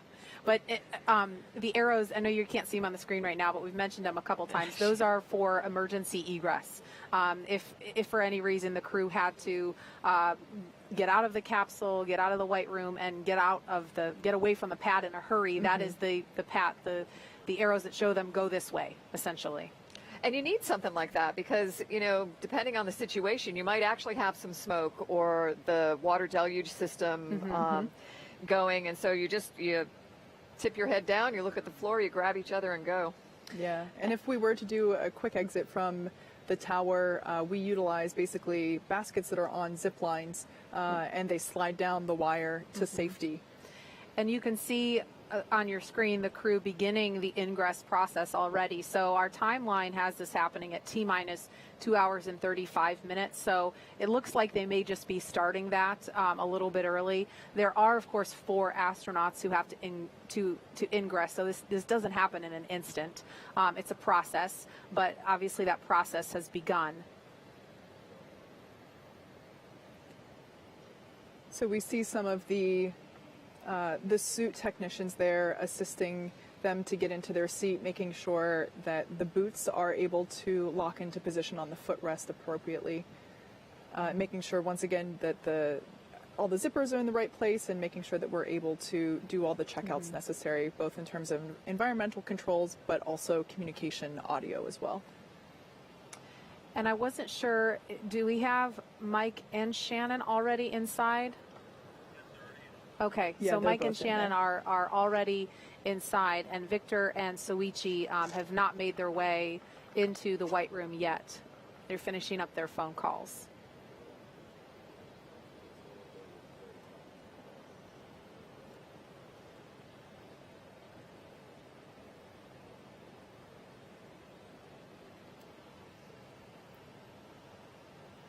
And so again, crew ingress is just a spaceflight term for getting inside the spacecraft. So Mike Hopkins and Shannon Walker have ingressed Crew Dragon.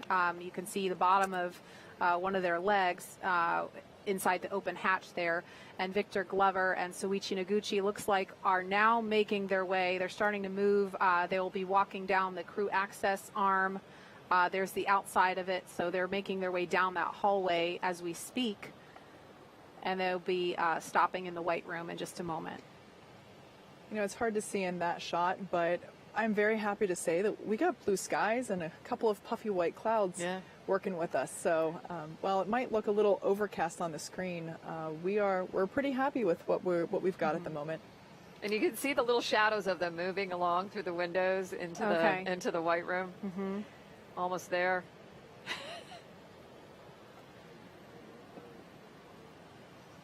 Okay, there they are. So this is, again, a look inside the White Room. It's not a very big space. It's pretty tight, but that's by design.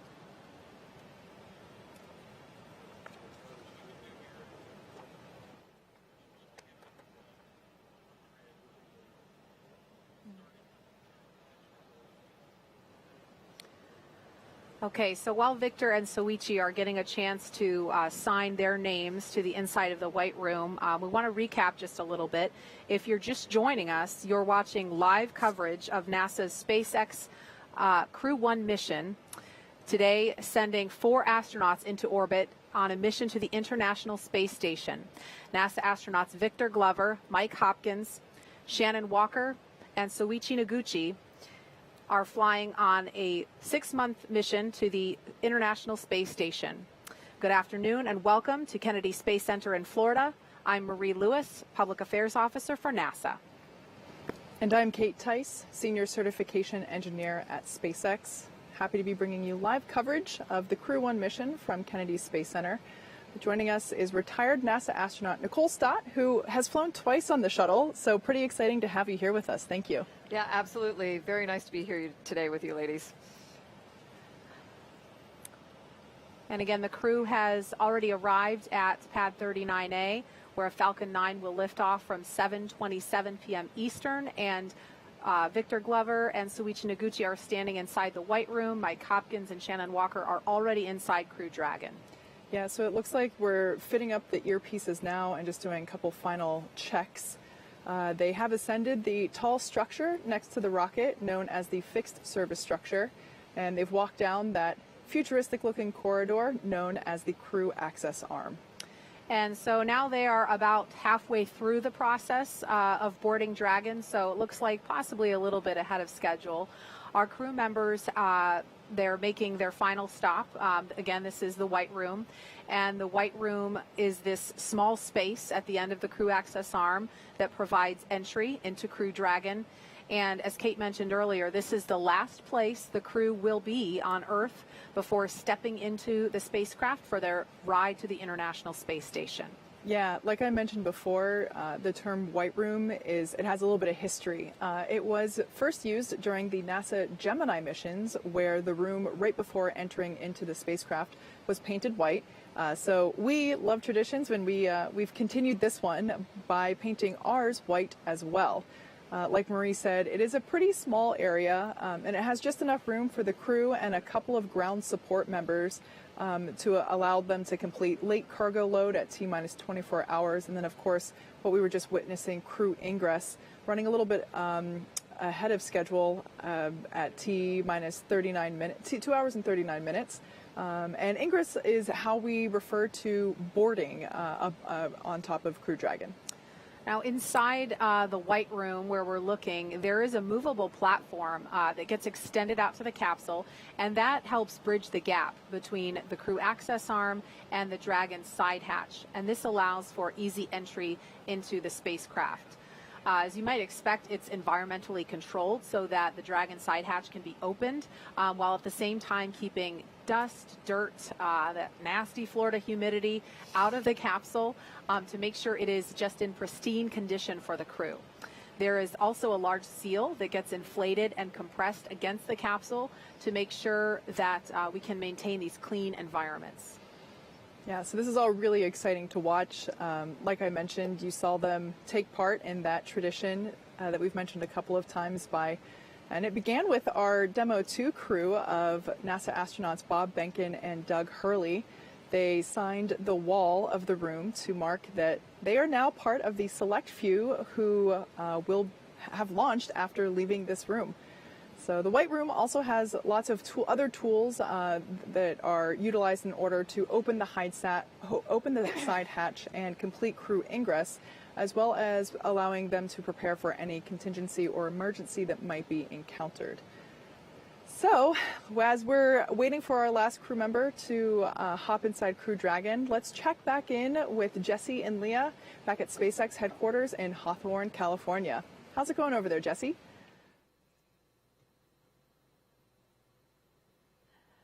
Everything is going good. We are so excited watching Ingress right now. Yeah, so as Jesse just mentioned, this is ingress. That means the astronauts are entering the Dragon capsule. That's a spaceflight term, and you'll hear a lot of these space terms in the coming hours and days. Ingress is what we use when crew members are getting into a spacecraft or airlock, and egress means the opposite. They're exiting. But before climbing into the capsule today, the crew completed a foreign object debris check, also known as FOD check. That means they themselves have to be inspected for any substance or debris that isn't supposed to be on them or their suits, which could potentially cause damage to Dragon. To help protect against debris, the crew has covers on their boots and as well as their umbilical port on their suits that need to be removed before they ingress. So they've been doing that. Victor is up next or last, completing that FOD check. And once the FOD check is complete, Mike Hopkins, our commander, first ingressed, and then Shannon Walker, Suichi Noguchi, and now we are waiting for Victor Glover, actually watching him enter the vehicle right now. And they are now getting buckled in and attaching their umbilicals to their suits. The suit techs are there helping if as needed.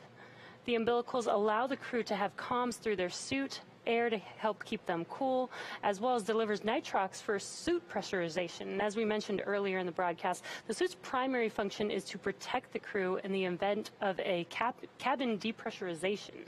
I love this view inside Crew Dragon, and as you saw, there are 4 seats configured right now, and they're numbered 1 to 4 from right to left when you're looking at the seats. Mike Hopkins is in seat 2, that's the commander's seat, and then Victor Glover will be beside him in seat 3. That for Crew Dragon is the pilot seat. Soichi Noguchi is in seat 1, and Shannon Walker is in seat 4. Now directly in front of them, which you can see here, are 3 displays which they'll use throughout the flight, getting insight into Dragon systems, seeing any alerts or issues with the vehicle, and if required, they can take control and manually fly Dragon. And coming up, the crew will do a comm check to make sure that they can hear mission control, and then their seats will be rotated into position for launch.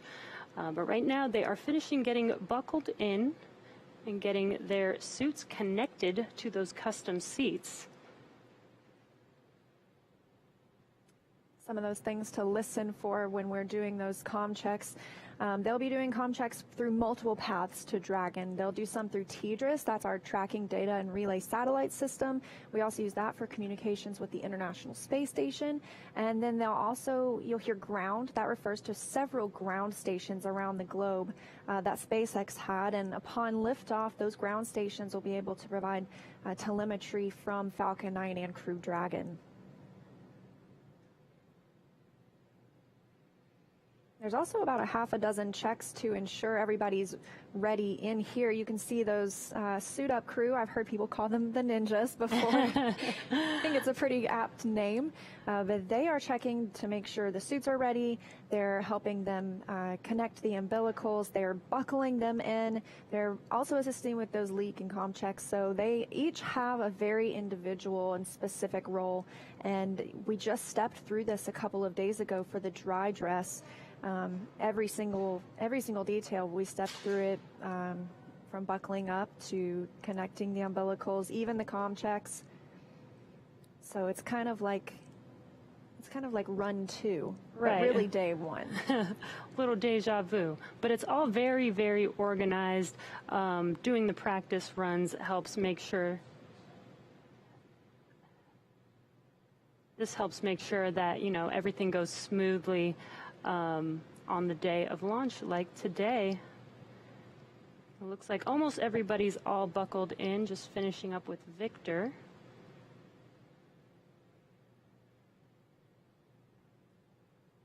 Comm check should occur once everybody's already buckled in, so.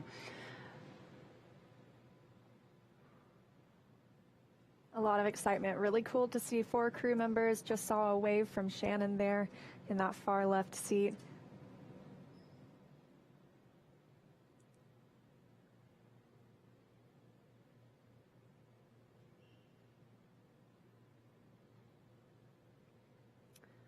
right, well, let's check in with John Innsbrucker for the latest with the health of both vehicles.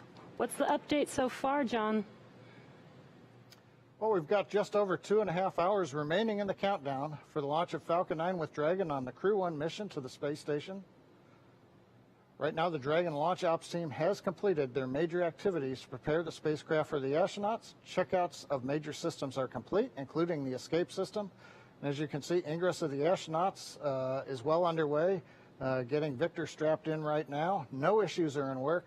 And right now, we're listening, waiting for comm checks with the crew and the ground coming up here shortly. On the launch vehicle, the Falcon 9 team is located in Firing Room 4 in the Launch Control Center at KSC. They're settling in for final checkouts and propellant loading and launch. They'll be doing comm checks with the crew, and that'll happen about T-minus 2 hours. Currently, all systems are go on the Falcon 9 launch vehicle. The range continues to report no problems. The weather forecast continues to be acceptable. We're watching the upper altitude rain showers if they're in the trajectory of the vehicle. Also watching thick cloud rule and keeping the fingers crossed. We're also looking at weather around the world. We need to make sure conditions are acceptable if Dragon has to splash down in the Atlantic in case of an escape. And we're also monitoring contingency splashdown locations if the crew had to come back to Earth before docking with the space station. Now, if this were to happen, SpaceX and NASA are coordinating with the U.S. Coast Guard to ensure crew safety upon splashdown. And that includes extra ships and air assets to patrol a 10 nautical mile keep-out zone. This will help mitigate safety concerns for any boaters who are approaching the launch area. As the clock continues to count down, all systems are go at T-minus 2 hours, 31 minutes. And let's head back over to Jesse and Leah, who are also here in Hawthorne, as we wait for the comm checks with the crew. Thanks, John. Sounds like everything is looking good so far. We're getting really excited here. And the astronauts are still wrapping up, buckling in, and getting their suits connected to their seats. Definitely ahead of schedule today, though, so that's a good sign. And as we mentioned, we're really standing by for those comm checks with the crew. Some of the people you'll hear talking with the crew during those comm checks are the core, which we've mentioned. That's the crew operations and resources engineer. They're here in Hawthorne. We have a similar position at NASA called the Capcom. That's the person who really takes the, oh, and there's the core right there. That's the person who really takes all of the information that's happening down on the ground and relays it to the crew so it's coming from one location.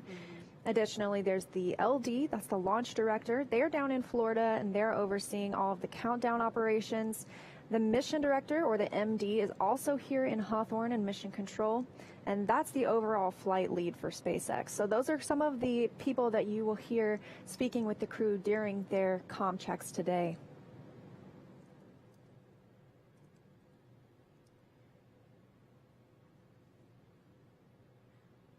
Once they're all finished getting buckled in, those seats will also rotate into launch position. Right now, it does look like they're a little further away from those display panels, but once they rotate backwards, those display panels will be right in front of them and easy to access.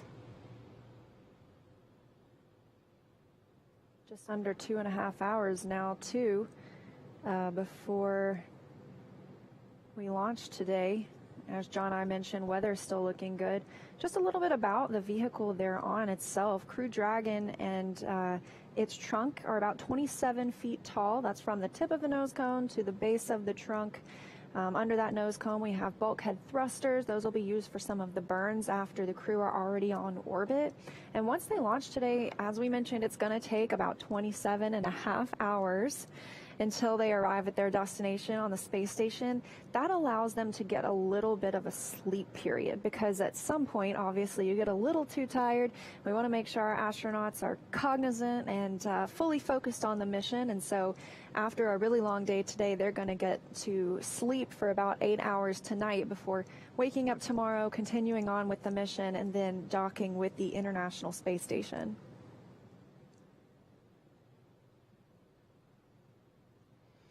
And again, we are standing by for those comm checks. This is just to make sure that their comm path does work properly before liftoff, making sure that they can hear the core here in Hawthorne. Just a high-level look at some of the other milestones that will be coming up over these next 2.5 hours. The next big milestone will be the hatch closure. We'll be looking for that around T-minus 1 hour and 55 minutes.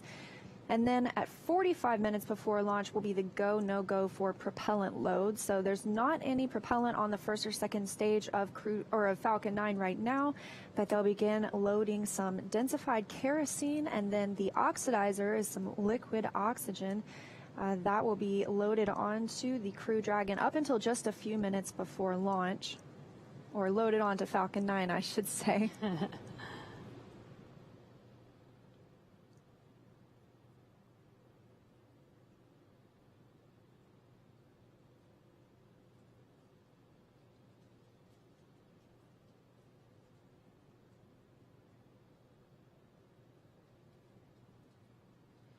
And again, we are still waiting for those comm checks.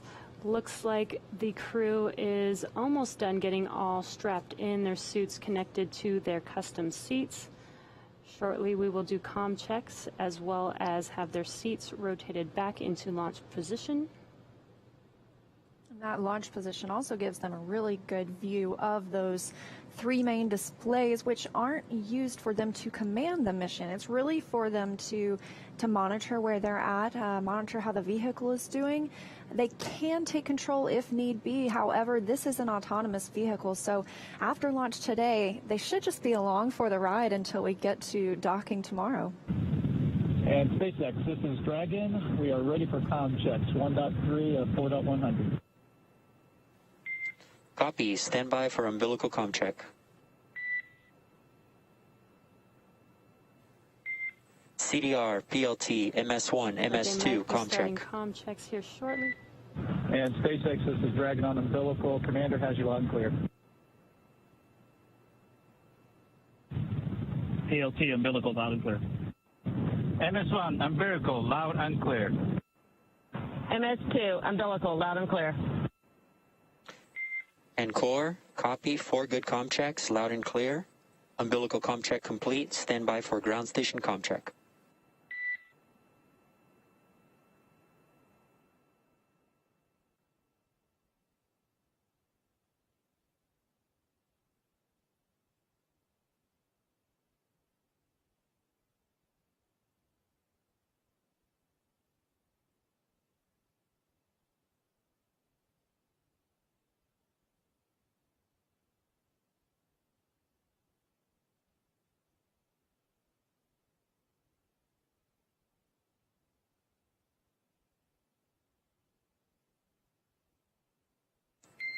Dragon, SpaceX, comm check over ground stations.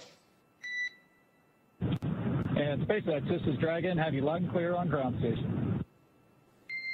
And core, I've got you loud and clear. Ground station comm check complete. Stand by for Tejas comm check.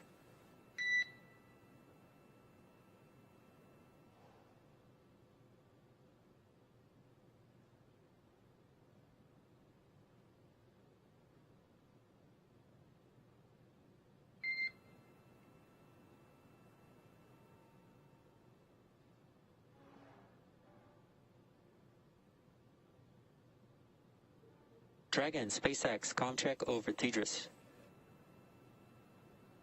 And SpaceX, this is Dragon. Have you loud and clear over Tejas. Copy, have you loud and clear as well. Tejas comm check complete. Stand by for comm checks with MD and LD in the launch configuration.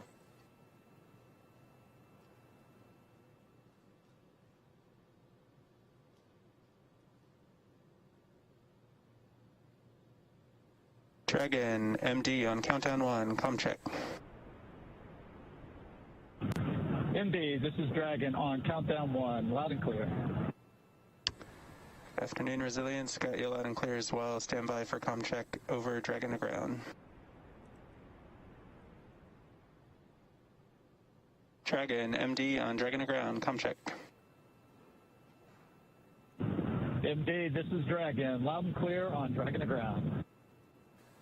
Copy, loud and clear. Standing by for comm checks with LD. Dragon, LD on countdown 1, comm check. LD, this is Dragon on countdown 1. Have you loud and clear. LD, loud and clear. Stand by for comm checks over Dragon to ground. LD on Dragon to ground, comm check. And LD, this is Dragon. Have you loud and clear on Dragon to ground. LD, loud and clear. Good luck, Resilience crew. Copy and thank you. Okay, Resilience. That concludes our launch configuration comm checks. Please report when you are ready for seat rotation per section 2 of 4.100. Dragon copies and inward.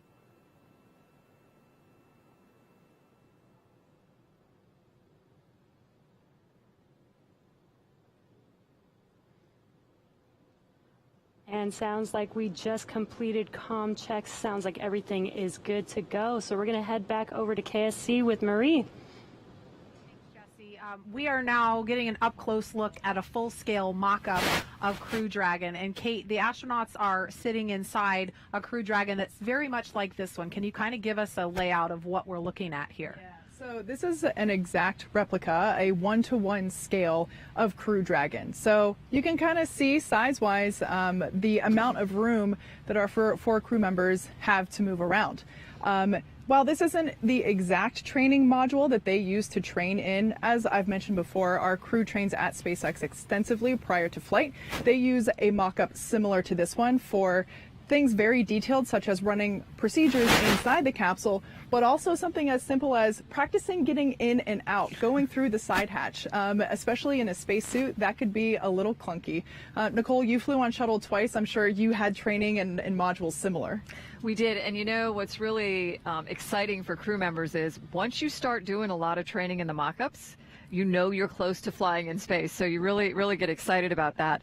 I don't know, I look at this and it's really neat to me to be just up close and personal with even with a mock-up of the spacecraft. But you know, I look at it and there's things that are certainly familiar, like a window. Thankfully there's windows, but what is some of the other stuff we're seeing on here, these, you know, these silver little ovals? And I know that's the hatch, but what else are we looking at here? So these are the ports for our Draco thruster system. As I've mentioned before, Dragon is capable of steering itself in space, and that onboard propulsion system is here. These are the Draco thruster ports that are utilized during in-flight and orbit maneuvers. Over here on the side, we have the Super Draco system, which is basically a super-powered high-flow system, and those are only utilized in an abort scenario. So we talked a little bit about escape procedures. Those Super Dracos will not be firing on a nominal day, but they're important to have, as you know, they give the crew a path to safety if necessary. And we just heard the call for seat rotation. So that means that the crew, their seats are being rotated into position for launch. So we are going to send it over to NASA's Daryl Nail. He is at the OSB-2 viewing location with Kennedy Center Director Bob Cabana. Daryl?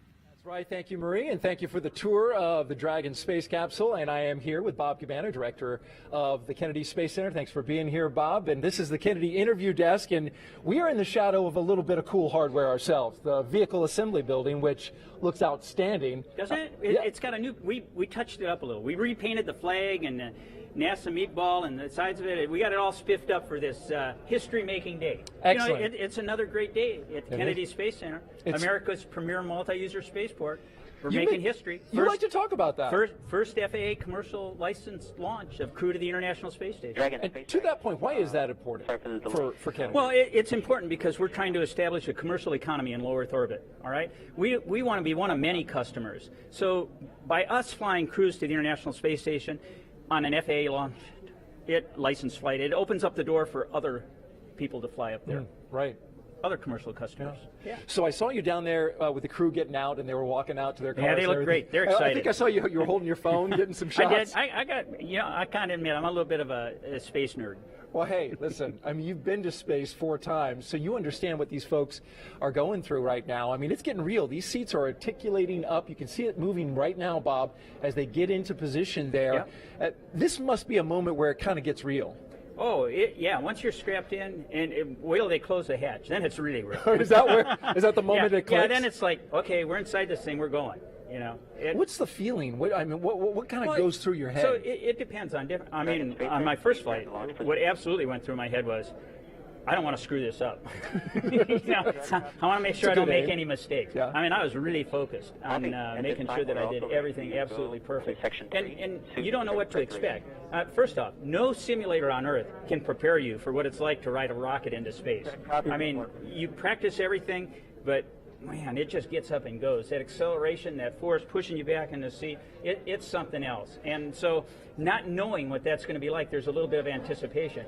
You know, when you go a second and third time, then you got a little more idea of what to expect, and you can relax a little bit more. But so there's anticipation of what is this going to be like? What is this going to feel like? And you would think there's some nerves there, right, just naturally in this moment. But these 4 astronauts, they also ate extremely well. So I hope that the nerves don't get them too much. They ate well because they were at the astronaut crew quarters. You've been hosting them for the past week. Sure. And tell me about what they got to eat. Like anything they wanted. That's great. On the menu, whatever you want. I heard like New York strip steak, basmati rice. Yeah, whatever. There was some dressing thrown in. Yeah. No, life in crew quarters is good. Yeah. With there's one crew. We used to have a motto in crew quarters: eat till you're sleepy and sleep till it's time you're hungry. That's a good way to leave. I'm surprised you can get them out there to get on the rocket with that kind of living. So that's why you don't want to spend too much time in crew quarters. No, but we do a great job protecting our astronauts from keeping them healthy. But it's not about it's just amazing what we do. I would trade places with any one of them in a heartbeat. I'm really proud of these guys, and I'm proud of what we've accomplished as a nation to have this commercial crew program. Kathy Leaders and her team have just done an outstanding job getting Bob and Doug Hurley up there and home safely, paving the way for this first flight under contract with SpaceX. Yeah. This is the future, and we want to get Boeing flying too. They're right over here building the CST-100. We got to have them have a successful flight so that we have dissimilar redundancy so that we can get crews to and from the International Space Station. Their test launch right around the corner next year in 2021. Bob Cabana, thanks so much for being here. Appreciate your insight as always. Bob Thanks Cabana for having me, Daryl. Flew into space 4 times, folks. So between me and him, we have 4 flights into space. There you go. We'll send it back to you guys. Tahira. Hey, Daryl, thank you so much. So right now we've got about 300,000 people tuning in across all of our social channels. That's about 100,000 more from when we last checked in. And ladies, I am seeing some great comments coming in online, and I've got a few I want to show you. So this first one is, she says, I've always heard NASA astronauts talk about steak and eggs for breakfast, but this is the first time I've heard of curry rice. Love this, and just a huge thank you to astronaut Soichi for sharing this tradition with us. And let's take a look at another one. So we've got this user saying this is like watching Apollo 11. This will make history, and a private company sending humans to space with a reusable rocket. The future is now.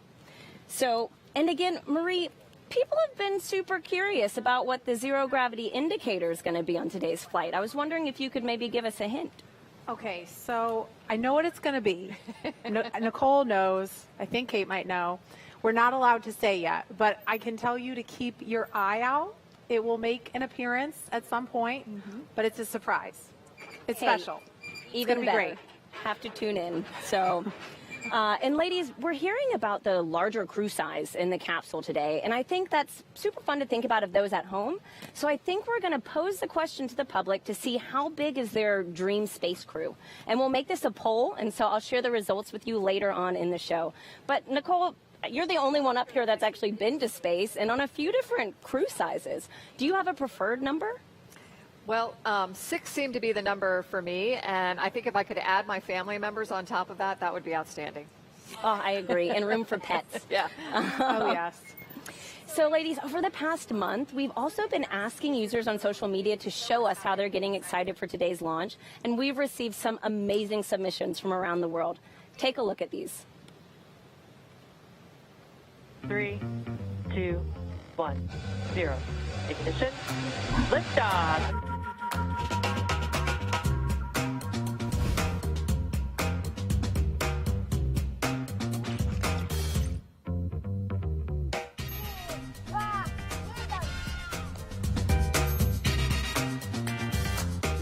And SpaceX Sister Dragon, we show a nominal check.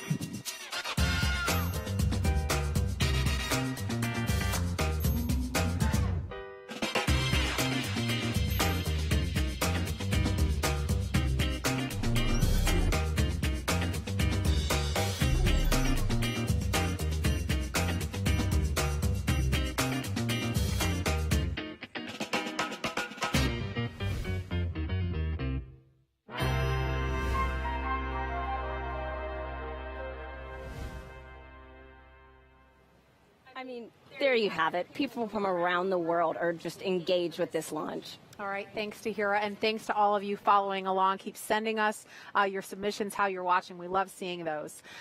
So we had seat rotation and comm checks, and we want to learn a little bit more about the crew before we get into hatch closure. This will be the second space flight. 5.2 at 4.100. We are ready for Dragon hatch closure. Okay, so we just heard the I'll call. be ready for hatch closure, and we'll keep you posted as that progresses. Okay, so we heard the call that they're ready for hatch closure.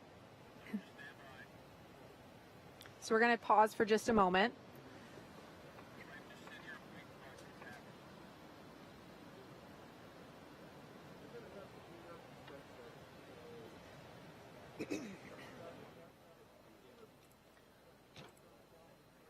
So if you've been following along, we actually heard the call out and saw seat rotation happen just, I think it was a couple of minutes earlier than we had on our timeline. Okay, so hatch closure is coming up, but in the meantime, we want to learn a little bit more about Crew Dragon Commander Mike Hopkins. He is a U.S. Air Force colonel, and here's a little bit more about the Missouri native who's already logged 166 days in space.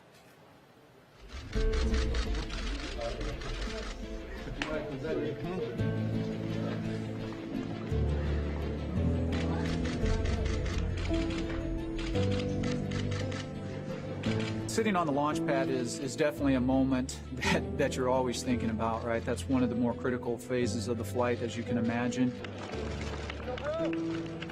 You're very focused in, right? It can be a very emotional time. You're kind of pinching yourself because it's hard to believe that you're finally there. Born in Lebanon, Missouri, he is an Air Force colonel and a flight test engineer. He was selected as an astronaut in 2009. He spent 166 days on the International Space Station, introducing NASA astronaut Mike Hopkins.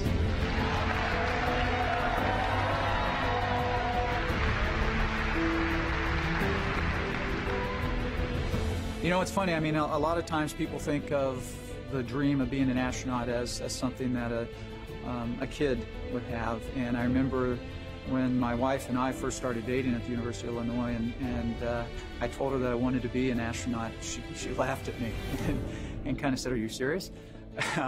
But at the same time, she stuck with me throughout the years, and to have that dream come true is pretty amazing.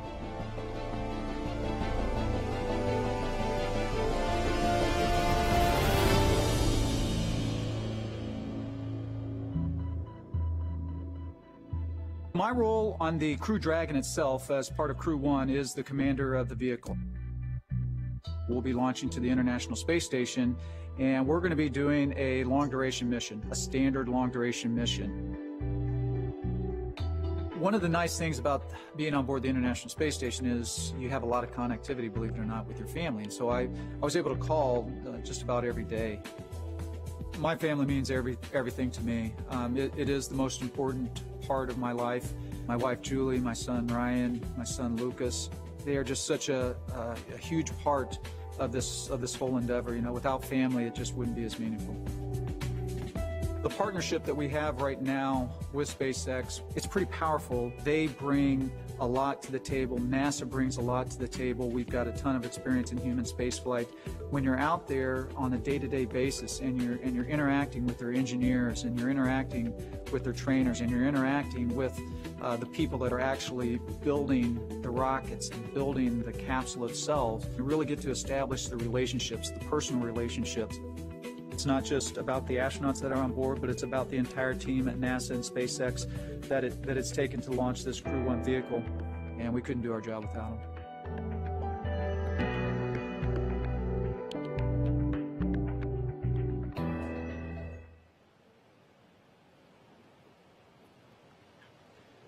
Seated next to Mike Hopkins is Crew Dragon pilot Victor Glover, who has flown on 40 different types of aircraft for a total of more than 3,000 hours. Helping prepare him for this, piloting his first test flight to space. Here's more about the U.S. Navy commander and California native. I saw a shuttle launch when I was in elementary school, and I thought I really want to fly that. And that's where it began. He is a Navy commander, a naval aviator, and a test pilot. He was selected as an astronaut in 2013. This is his first space flight. Introducing NASA astronaut Victor Glover.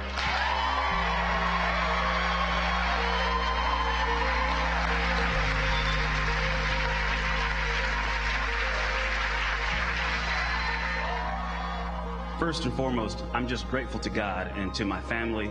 To work and live in space is just a humbling and amazing blessing in and of itself. This is a test pilot's dream.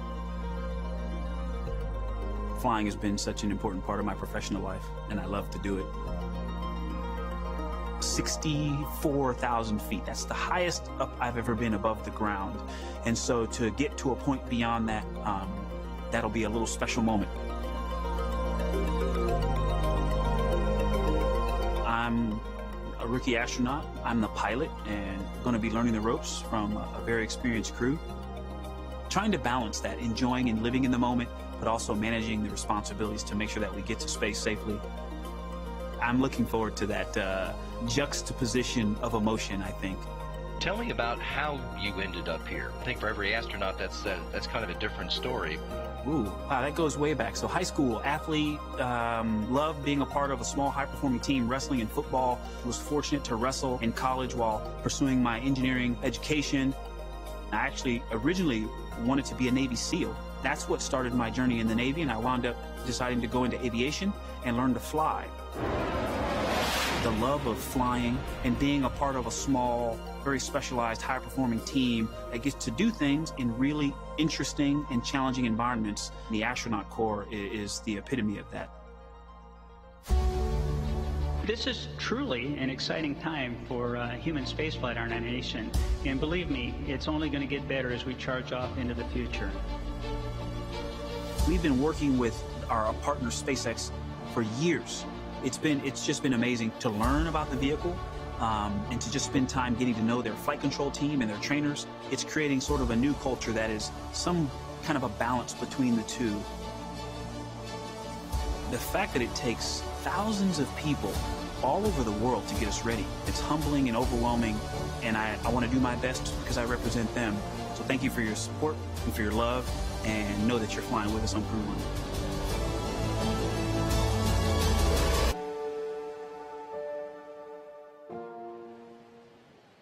Okay, so while we were in that video, we saw the hatch close. We have not heard the confirmation of the hatch close. We're not expecting that until T-minus 1 hour and 55 minutes. So we're still almost 10 minutes away from that. But even though the hatch appears to be closed, there's a process to completing this and making sure that it's sealed and there's no leaking. So Kate, can you kind of explain what the crew is doing now during this hatch closure process? Yeah, for sure. So like Marie said, it's not quite as simple as closing your car door. Of course, they're having to make sure that everything is in place. There will actually be a seal that is inflated to ensure that all of basically that it is watertight. If it's watertight, it'll get to space. So we see the crew, the closeout techs, the suit techs, all there in their numbered uniforms going through the steps. You can see the tablets in their hands. Those are our electronic procedures or e-procedures, and they are essentially stepping through each one to make sure that, and giving verbal cues saying that is complete, we are good, and we're basically just counting through the process step by step, getting closer to launch time, which at this point we're just a mere 2 hours and 3 minutes away from. Nicole, what was it like when you were sitting inside the space shuttle when that moment when, you know, that last door to the outside closed? You know, I think it's like all the steps we've been talking along the way. It's another one of those, wow, this could be real today steps. And that is certainly one that makes you think it's going to happen. You're at that point, you know, the closeout crew is getting ready to depart the pad shortly, and you know that you're going to be out there on your own with your crew waiting to go. Mm-hmm.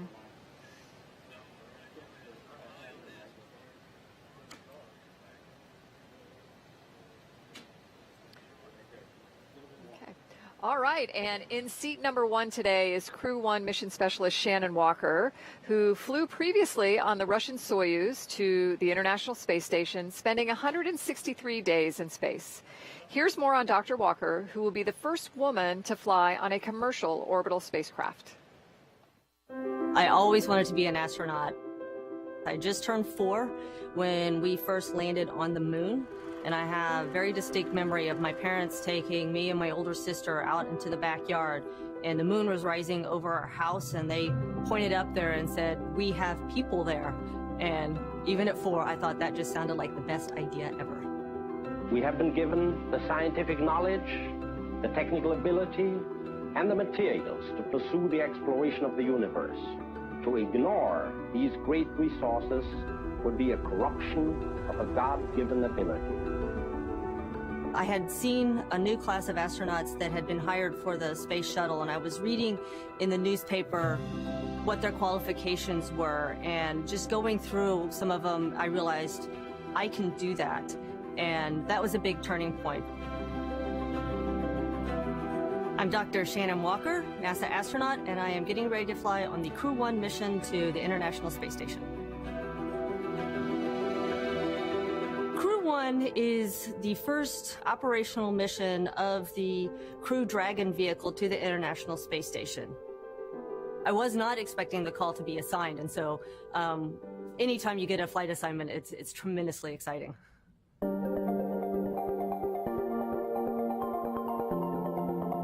I spent 6 months on the station previously in 2010, and I am so looking forward to getting back there and having another 6 months on the space station. There are so many things that you could do on station. What I like about it is every day really is different. You get up and you may be doing a biological experiment one day, you may be doing maintenance on equipment the next day, and then the day following that you'll be doing some sort of experiment in chemistry. What I have found being part of the International Space Station program, and not just Russia, but our colleagues in Japan and Europe and Canada, is that underneath it all, we all have the same goals and we all have the same passions. The Dragon spacecraft represents to me is just a continuing evolution of better computing power that's evolved over the years, and different ways that the crew can interact with the spacecraft.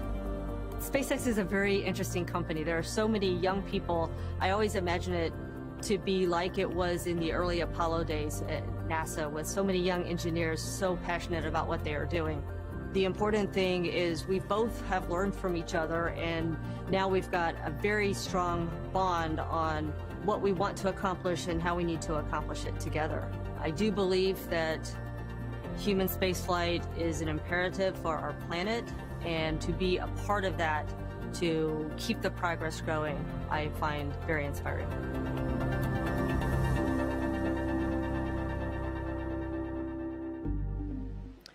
Crew 1 mission specialist Soichi Noguchi has spent 177 days in space, and this will be his 3rd mission in an orbital spacecraft. Here's more on the first international partner to fly aboard Crew Dragon. Soichi appears to be a very quiet person, and yet he comes out with some fantastic one-liners. Soichi is probably the quietest, but he is probably the funniest as well. Earlier, I used the word dignified to describe him, but his humor is very dry and subtle, but it is extremely witty, and it just makes it that much more funny. Konnichiwa. My name is Soichi Noguchi. I am Mission Specialist 1 on Crew 1 mission to International Space Station. Well, my mission will be help support commander and pilot on Crew Dragon. And of course, once I arrive on the space station, I'll be a board engineer and do lots of science and maintenance and spacewalks, robotics, all kinds of work. I'm really fortunate enough to have a good crew member. And obviously we have a lot of different background, and the diversity definitely gives us a great rigidity to our crew. I wanted to be an astronaut for a long time. High school days, I watched the shuttle launch. I studied aerodynamics and aerospace engineering. When I turned 30, Japanese Space Agency started recruiting another astronaut class. I was fortunate enough to be selected and sent immediately to Johnson Space Center. My first flight was 2005. That was on the Space Shuttle Discovery, STS-114. And the next flight was 2009. That was on the Russian Soyuz. The vehicle is definitely like living creature. All the pipes, all the pipelines are alive. I really remember the morning of the launch day. I arrived at the pad. Hey, this vehicle is alive and waiting to go up. And liftoff of Space Shuttle Discovery, beginning America's new journey to the moon, Mars, and beyond. I'm really looking forward to go back to that launch day. The Crew 1 is the first operational spaceflight after the certification given by NASA. Important thing is this is brand new, designed from scratch, 21st century spacecraft, and this is a new design. And obviously the SpaceX did a very nice job. The spacecraft of this century is not just for America, but this is an international corporation, and all the other people around the world have a chance to ride on this Crew Dragon. So this is a new era.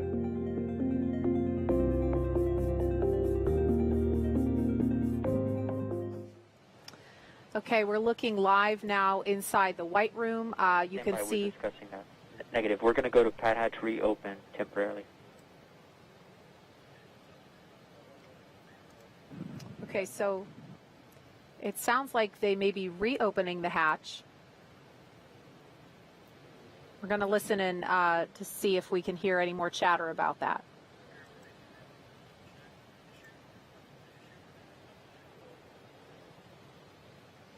Okay, so it sounds like they want to double check a leak check. So we may see that hatch reopen momentarily.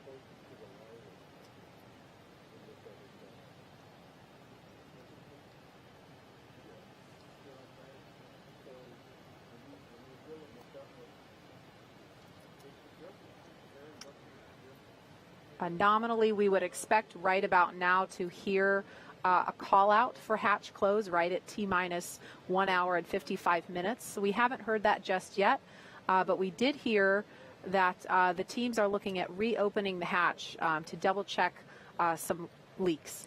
So what I'm hearing is that the closeout team saw a little bit of a pressure drop during those leak checks. So like I mentioned before, it's not like closing a door, right? Or it's not closing the door to your car. The door closes. They check the environments inside the capsule, make sure we're good. Then they perform a leak check again, essentially making sure that the cabin and the door are able to maintain pressure and environments. So something like this, if they have to reopen it, it might just be they have to reposition a seal. So we're considered a minor issue at the moment, but it might be as simple as allowing us to open the hatch, check the seals and the latch mechanism, and then able to reclose it.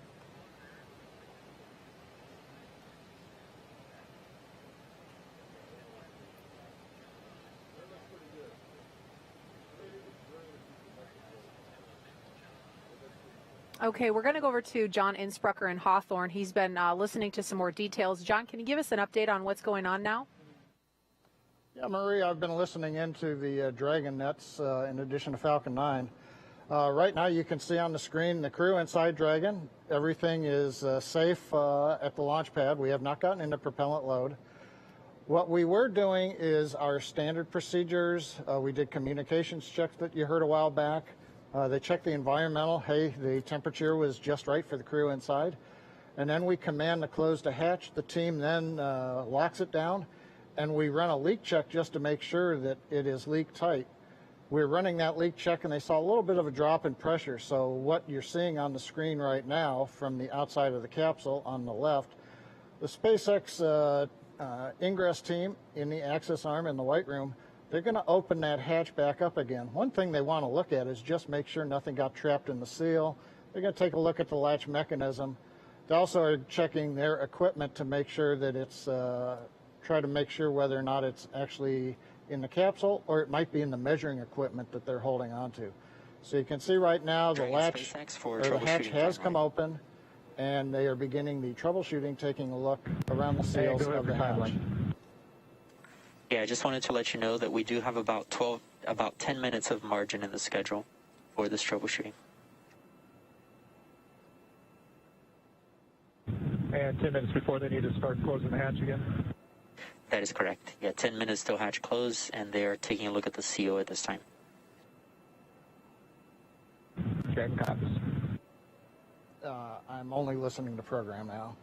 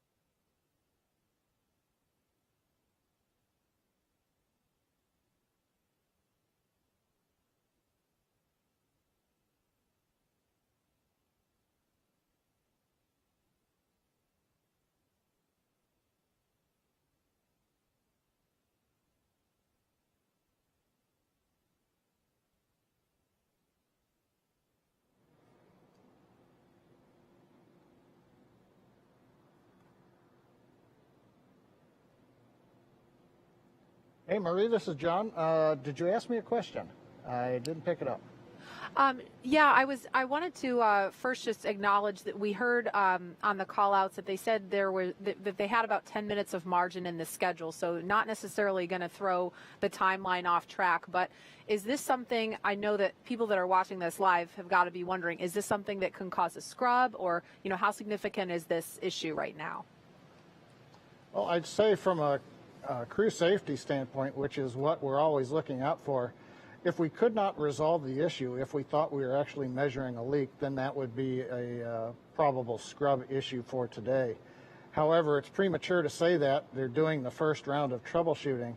And yeah, I also heard the comment, we've got about 10 minutes, but as a reminder, the SpaceX team doesn't actually leave the crew access arm until T-minus 60 minutes.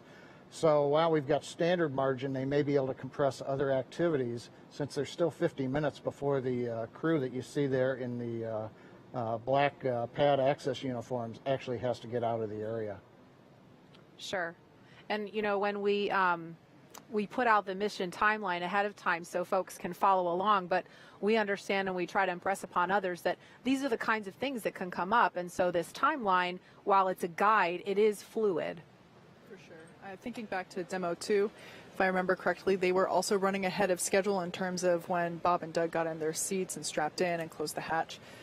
So obviously, given an instantaneous launch window for the space station launches, if we didn't have margin, that would be a potential scrub scenario.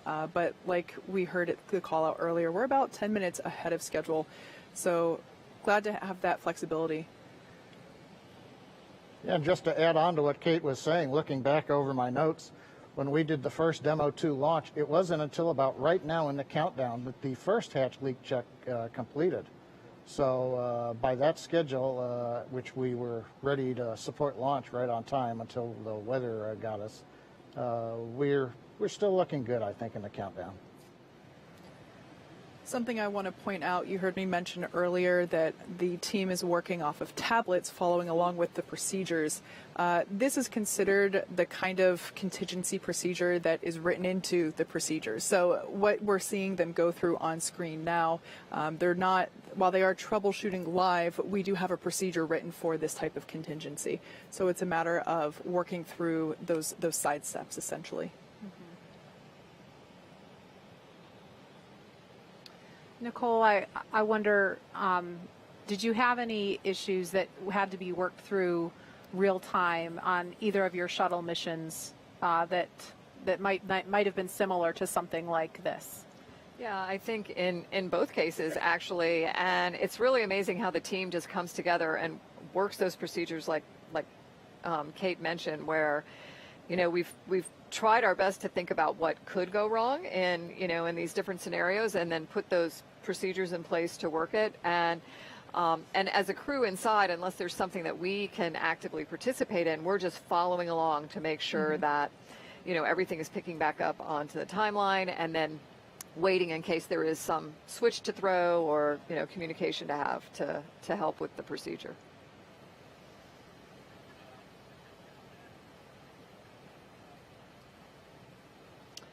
Okay, so again, if you're just joining us, we're at T-minus 1 hour and 47 minutes.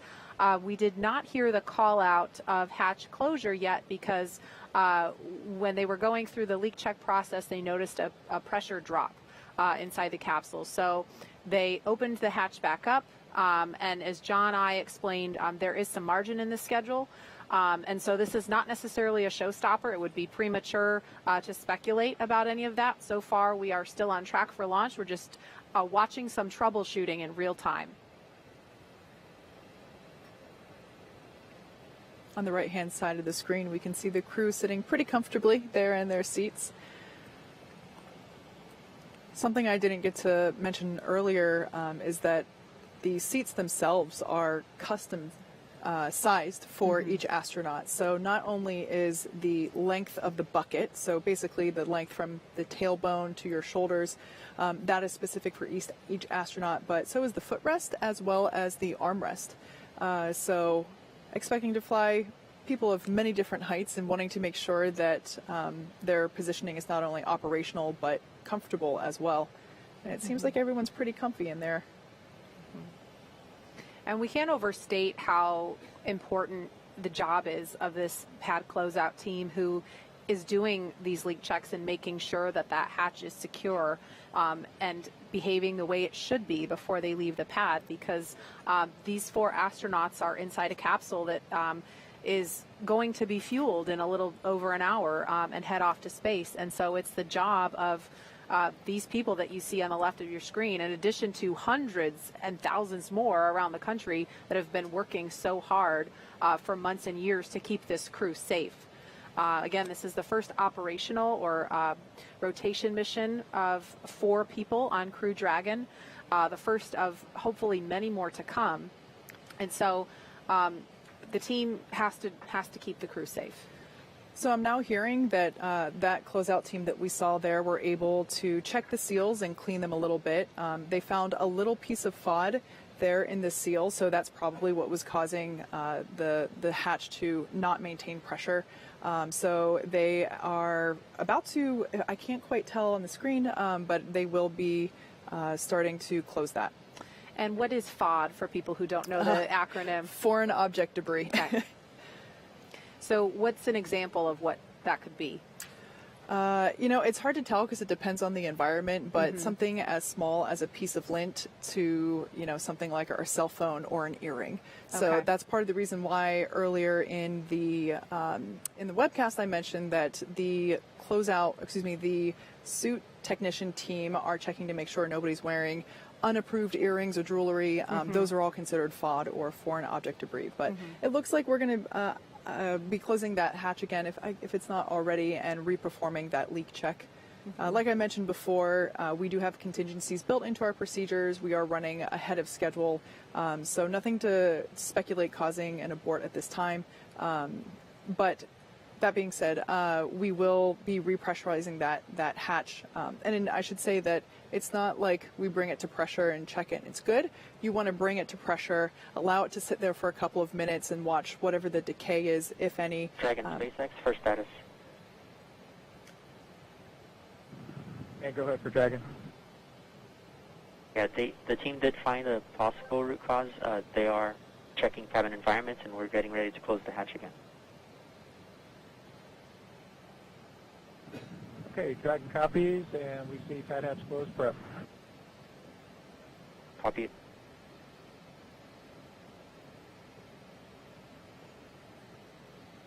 So just the ground crew core communicating to the crew inside Dragon, giving them a status update, letting them know that potential root cause has been found and that they will be closing that hatch and beginning the leak check once again.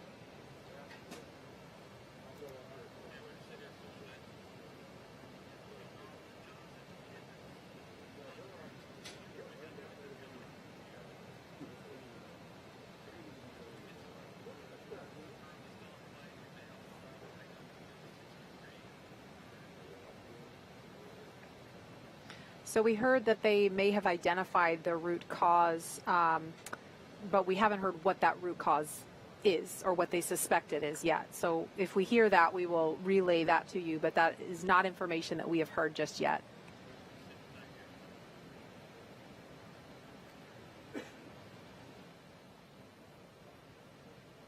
And Dragon SpaceX hatch is closed. Dragon copies to the same.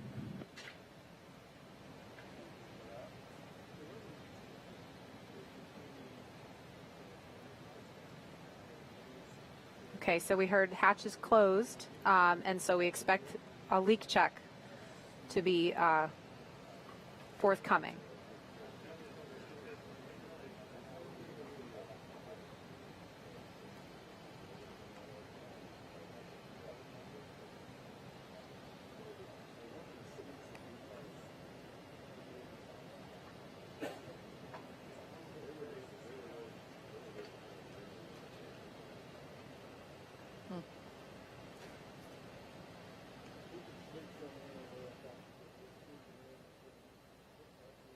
Again, we've got the pad closeout team on the left of your screen, closing the Dragon side hatch for the second time, getting ready to do another leak check.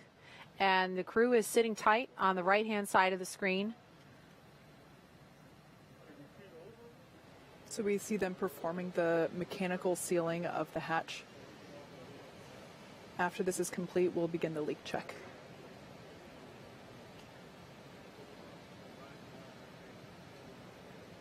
We are at T-minus 1 hour and 40 minutes, so with still some margin in the schedule, so this is not necessarily going to throw the rest of the launch timeline off track, but we're just standing by to see if the teams can get this issue resolved.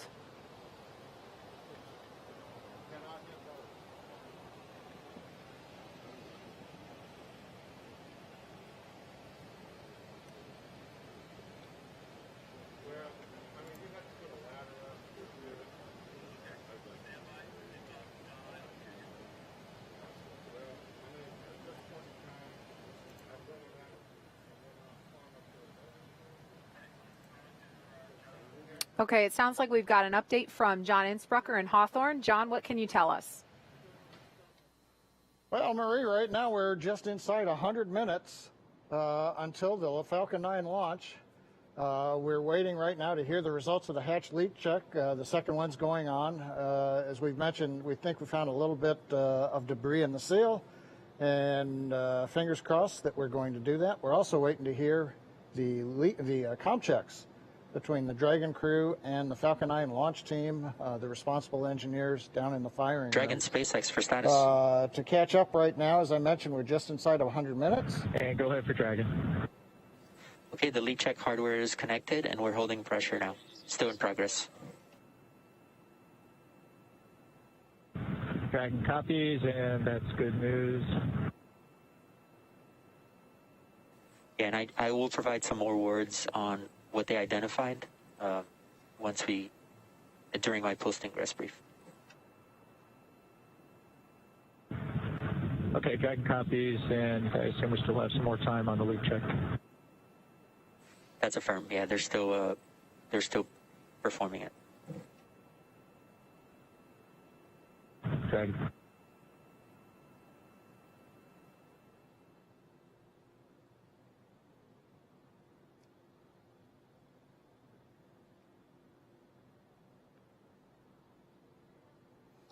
Okay, we heard a little bit of chatter. I'm not sure if y'all picked it up on the webcast, but they talked briefly to the crew, gave them an update similar to one we were just presenting y'all.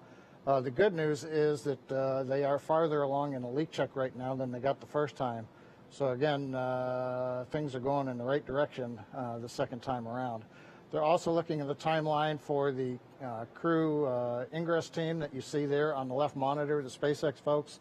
They will be able to leave a little bit later than T-minus 1 hour and still be able to get clear of the area in plenty of time for us to do propellant loading and the launch. Now, right now on the Falcon 9, we're waiting to do the comm checks with the crew. Our launch engineers for the launch vehicle, they are in firing room 4. SpaceX for Falcon 9 comm checks. And here comes the comm checks. Let's listen in. And go ahead for Falcon 9 comm check. Okay, if you are ready, we are going to kick those off. Dragon's ready.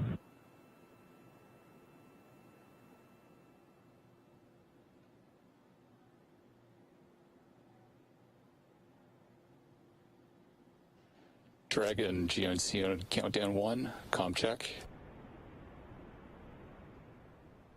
And GNC, this is Dragon on countdown 1. Have you loud and clear.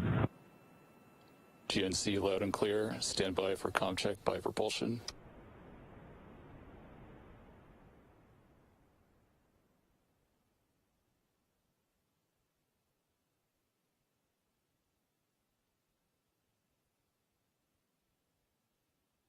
Dragon prop on countdown 1, comm check. And prop Dragon on countdown 1. Have you loud and clear.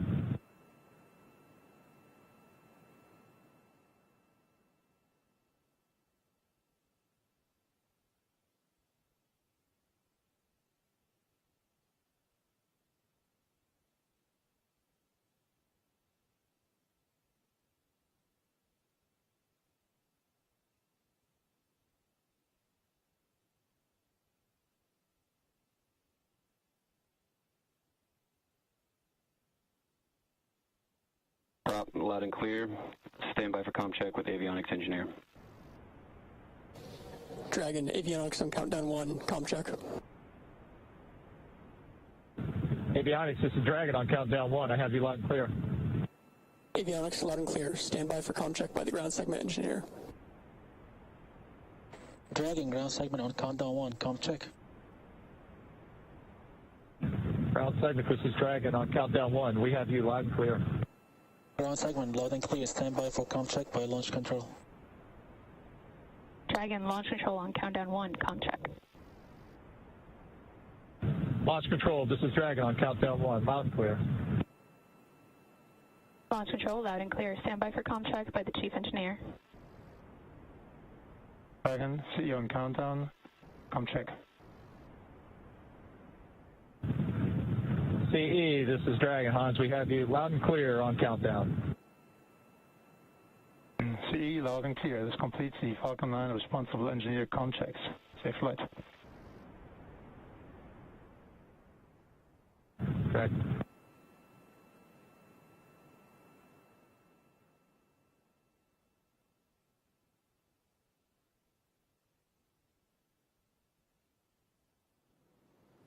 Okay, the good news is we've gotten through the comm checks between the SpaceX team and the Dragon capsule. We're at T-minus 1 hour and 34 minutes. On the Falcon 9, everything continues to look SpaceX good. Big event really closed, coming up. launch escape If checks. propellant loading as we get inside T-minus 35 minutes. And on go the ahead Dragon for side, TADAT's closed checklist. Okay, resilience. At this time, we're going to commence health check for the launch escape system. You can expect a momentary flight computer state change followed by a transition back to pad hatch closed. Dragon copies, and we're monitoring.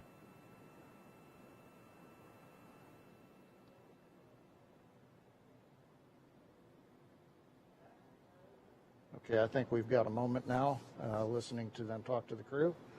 On Dragon, other than the side hatch leak check that's been going underway, everything else has been looking good.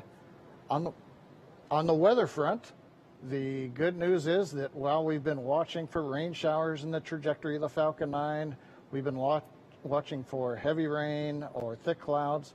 Currently, everything does continue to cooperate as we were hoping. The frontal boundary was slowing down and may not reach Kennedy Space Center by the time of launch. And right now that continues to look like it's going to happen. So the local conditions are good.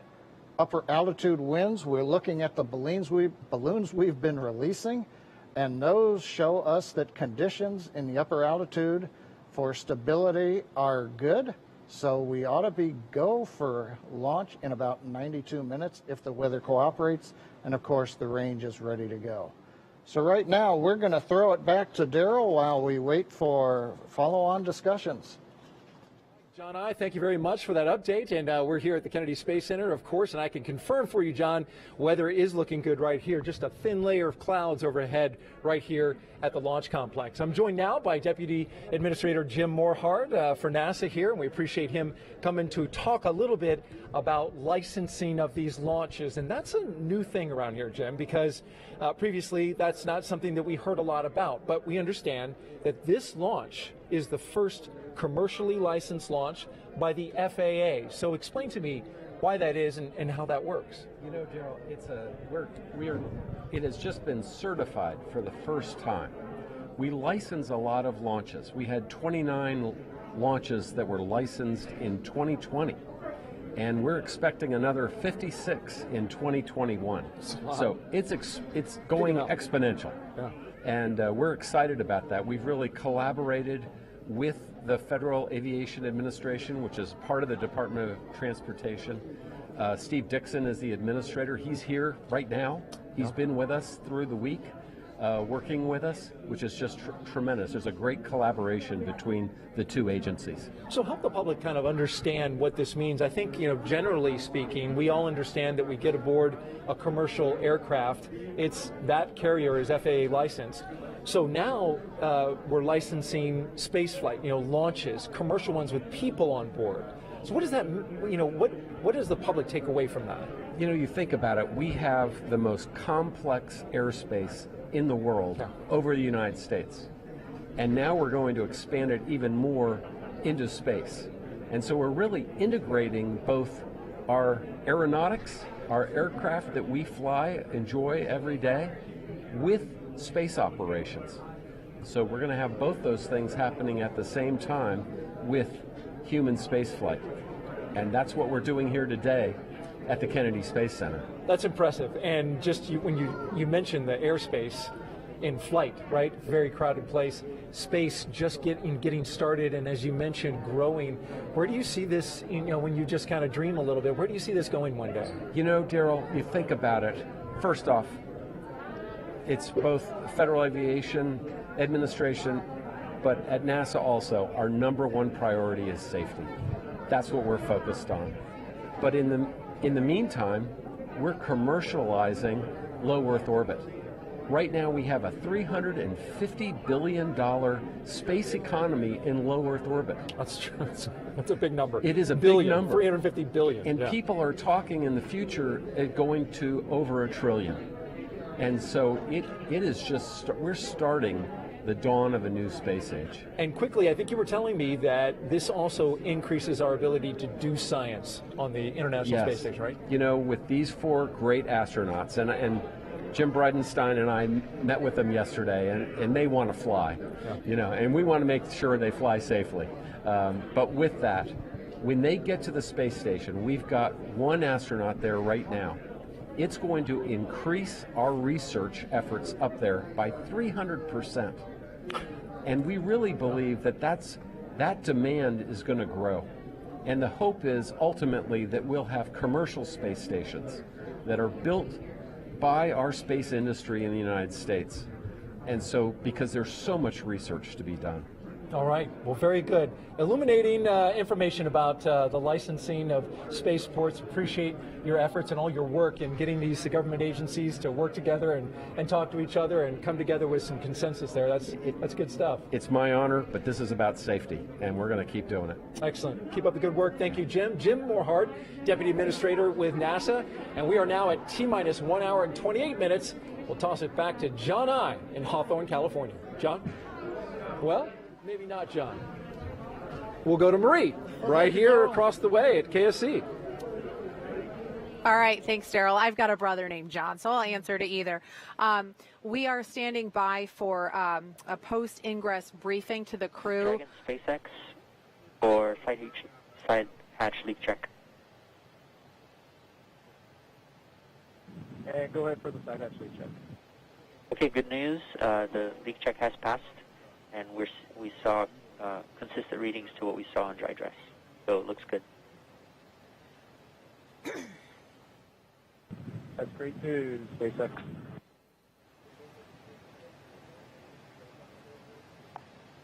So what you just heard there was the core team briefing the crew, letting them know that the leak check passed, and we're going to be moving along in the timeline here. They're now attaching the final exterior cover there on the side hatch.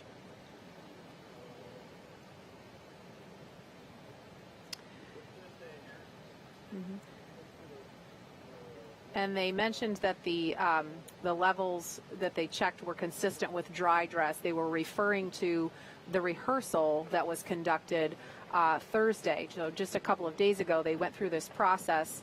It's called the dry dress rehearsal because they do everything except fuel up the rocket and, of course, launch. So when they did the checks that day, obviously things were nominal.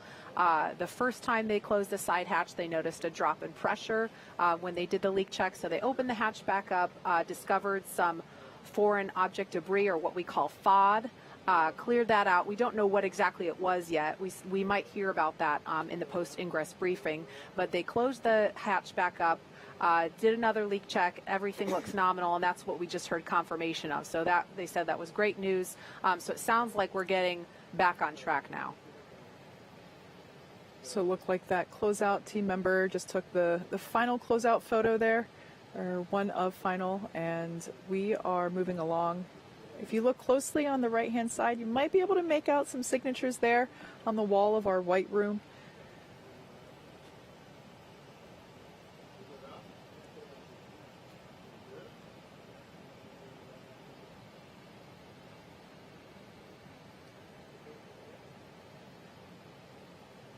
And certainly the astronauts sitting inside the Crew Dragon capsule right now appreciate the attention to detail of this pad closeout team.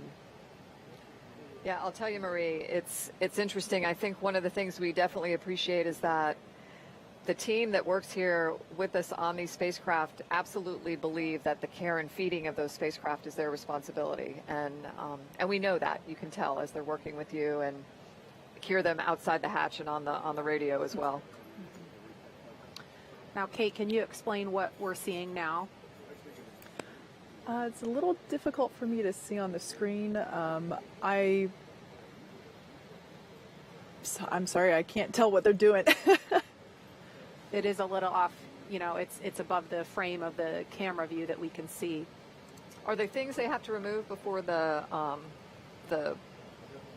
seal with the hatch can pull back? No, there's nothing necessarily attached to the capsule, but I would like to point out, again, we're not only taking into consideration the safety of the crew, but the safety of our team members as well. You can see the straps there. I believe what they're doing is they're basically allowing, so there's a mechanism there on the crew access arm. There's kind of like an airplane door. It doesn't, the metallic pieces don't go anywhere near close to the airplane, but there's a little bit of a seal there to try and control the environment. Again, dealing with humidity and rain and bugs here in Florida, trying to keep all of that out and keep the environment stable and under control there. But yeah, so they are now preparing to move all of that fixturing away, and they are leaning out over towards essentially the side of the rocket. So we have those wires in place for fall protection.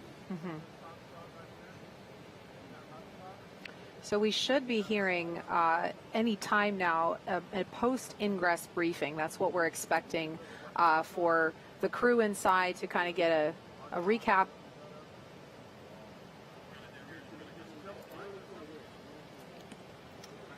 Okay, so maybe a couple more minutes before we hear that briefing. So we're going to move on temporarily. We've made mention of the first crew to launch in Crew Dragon a little earlier this year, and you may remember them as the Space Dads, as they are affectionately known by the NASA and SpaceX teams who work with them.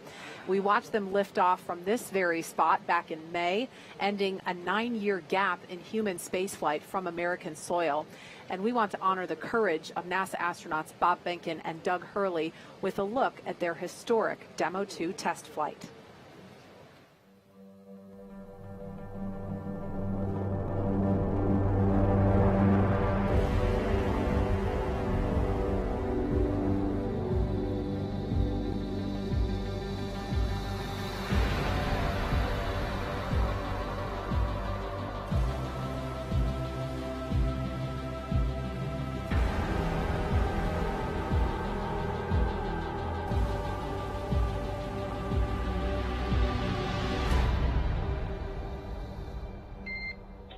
morning. Welcome aboard.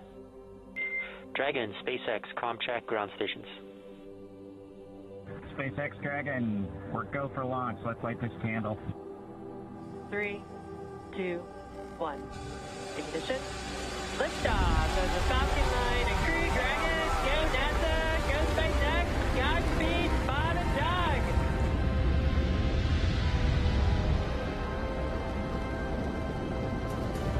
On behalf of the entire launch team, thanks for flying with Falcon 9 today. We hope you enjoyed the ride and wish you a great mission. We would like to welcome you aboard Capsule Endeavour. We do have a friend on board with us, Trimmer, the Apatosaurus. I think I was requested to do a backflip. Good night, Megan and Theo. And Karen and Jack.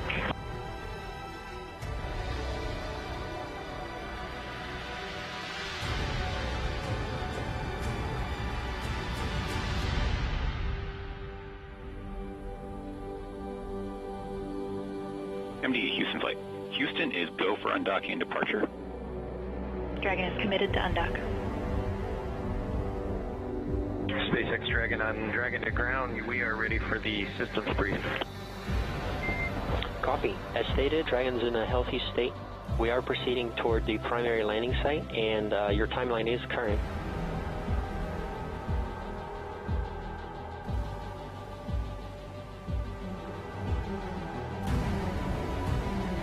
Visual, 2 drones out. 300 meters. We are braced for splashdown. Copy, brace for splashdown. Endeavour, on behalf of the SpaceX and NASA teams, welcome back to planet Earth, and thanks for flying SpaceX.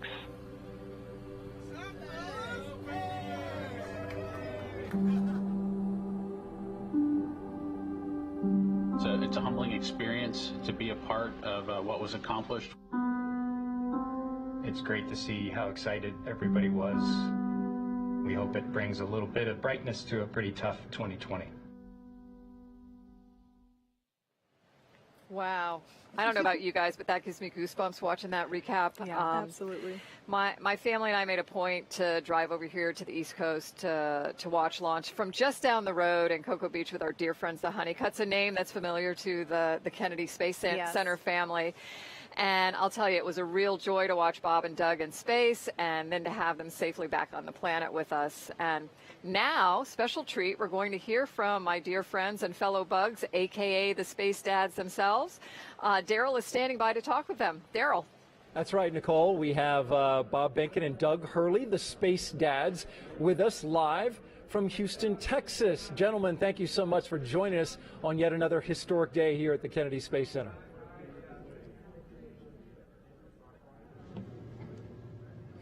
Hey, Daryl. How are you? Howdy, Daryl. Good to see you guys. Good to see you. So you know this moment. You remember it, I'm sure, well, when we came to this moment in time where the capsule, the door was closed. Tell us what you guys were thinking in this moment as we see astronauts, the 4 Crew 1 astronauts getting ready to fly. Well, you're just thinking about the mission ahead, what you need to do to get through the next hour or two, the timeline. I mean, you know, you don't have a lot of time to think about a lot else. You've kind of wrapped everything up before you've walked down and walked out, got to the pad. So we're just going through the checks with the teams, following along and doing the things that we need to do. You just saw that video that was put together about the whole mission that you guys did. Is there anything that, as you watch that, stands out to you as, you know, that was my favorite moment? I think for both of us, our favorite moment was after splashdown, when we were able to get the hatch open and climb out of the vehicle. As you might imagine, as you embark on a test flight, you've got to have a lot of things go very smoothly, and you got to get them all done and get to the final test point that's out there, which was the splashdown and coming home. And so I think there's a little bit of relief, but kind of a big, let our emotions come out, I think, at that point, after being really focused on, you know, the mission in hand all the way up to that point. And Doug, what are your thoughts? Well, I agree with Bob. You know, we invested 5 years with the teams. We went out to Hawthorne almost every week the last 2 years that before we launched. And so just a culmination of an incredible amount of work by so many people, and to be just a small part of it, and then to complete the mission successfully and have the type of mission that we had, where we were able to do a whole bunch of work on board Space Station, including 4 spacewalks, and then complete the test flight of Crew Dragon and get it ready for this crew. It just, it's indescribable to be a part of that type of an event, and we're just excited to see what's going to happen, hopefully here in just an hour or two. Yeah, just an hour and 16 minutes until launch. And so I want to know about a conversation that you guys had. You had some important conversations with this crew. What did you tell them? What advice did you give them? Well, Doug and I got a chance to sit down with the Crew One folks, just like everybody else is these days, over the across a video conference soon after we returned, and we tried to give them the benefit of the experiences that we had and some suggestions on some things that might help their mission go a little bit smoother. But I think the biggest message that we passed on to them was that there was a good ship here, and it did a great job getting us to Space Station and back, and they should have confidence in the team as they go off and execute their mission. And so there are things that can be improved after our test flight, and they took a lot of those minor things to heart. But overall, we just really passed on just a lot of confidence in the vehicle, and that goes a long way for a team that's got a lot of things to do as they lead up to the mission that they're about to launch on today, and not a lot of time if you look at how quickly the vehicle got assessed and changes were made in preparation for this mission. It was just a short couple months ago, I think, at this point, since we came home, and we just really wanted to pass our confidence on to them as they got ready for their mission. And Commander Hopkins, in fact, said that he appreciated Doug Hurley telling him that when he was commanding the landing, that he was ahead of the spacecraft. Describe what that means and why you think that helped him.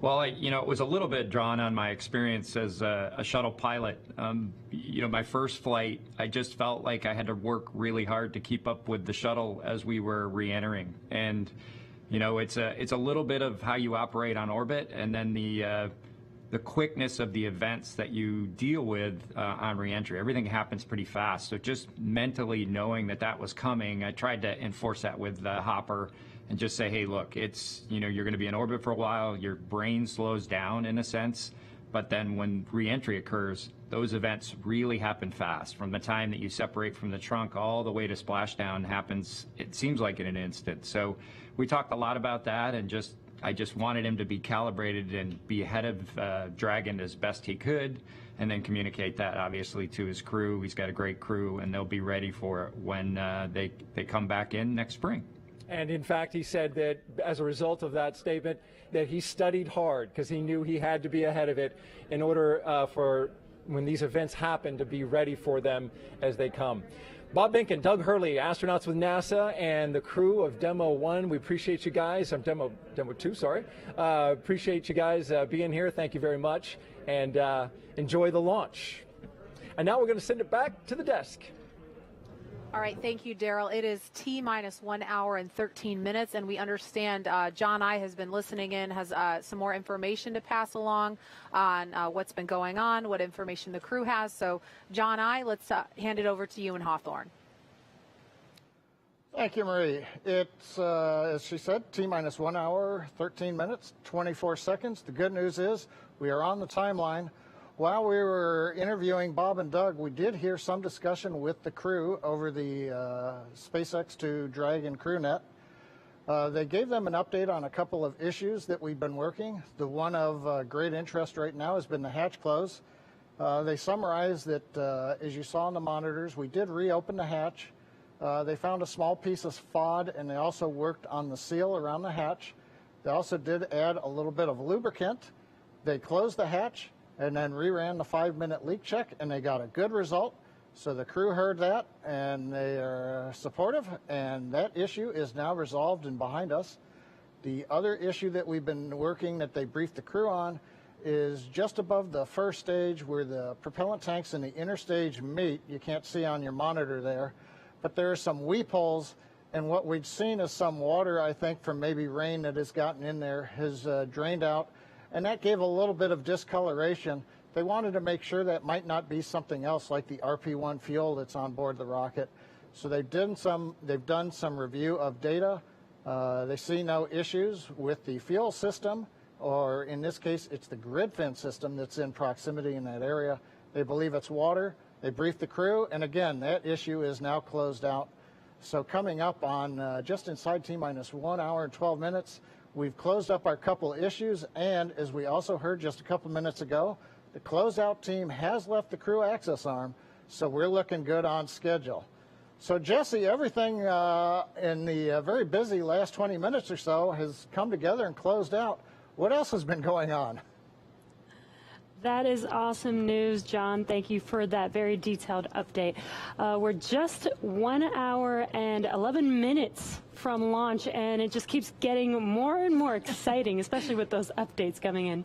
Since arriving at the spacecraft, the crew were helped by our closeout engineers to get into their seats, attach their suits to special umbilicals that provide breathing air and a communication link to Dragon systems. They conducted leak checks, which were successful, and communications checks with the Corps here in Hawthorne, which is the person who will speak to them directly throughout the mission, as well as the launch director in Florida. This is where they are checking their comm path through both ground stations and tracking and data relay satellites that will use to talk to the crew the entire way to the station.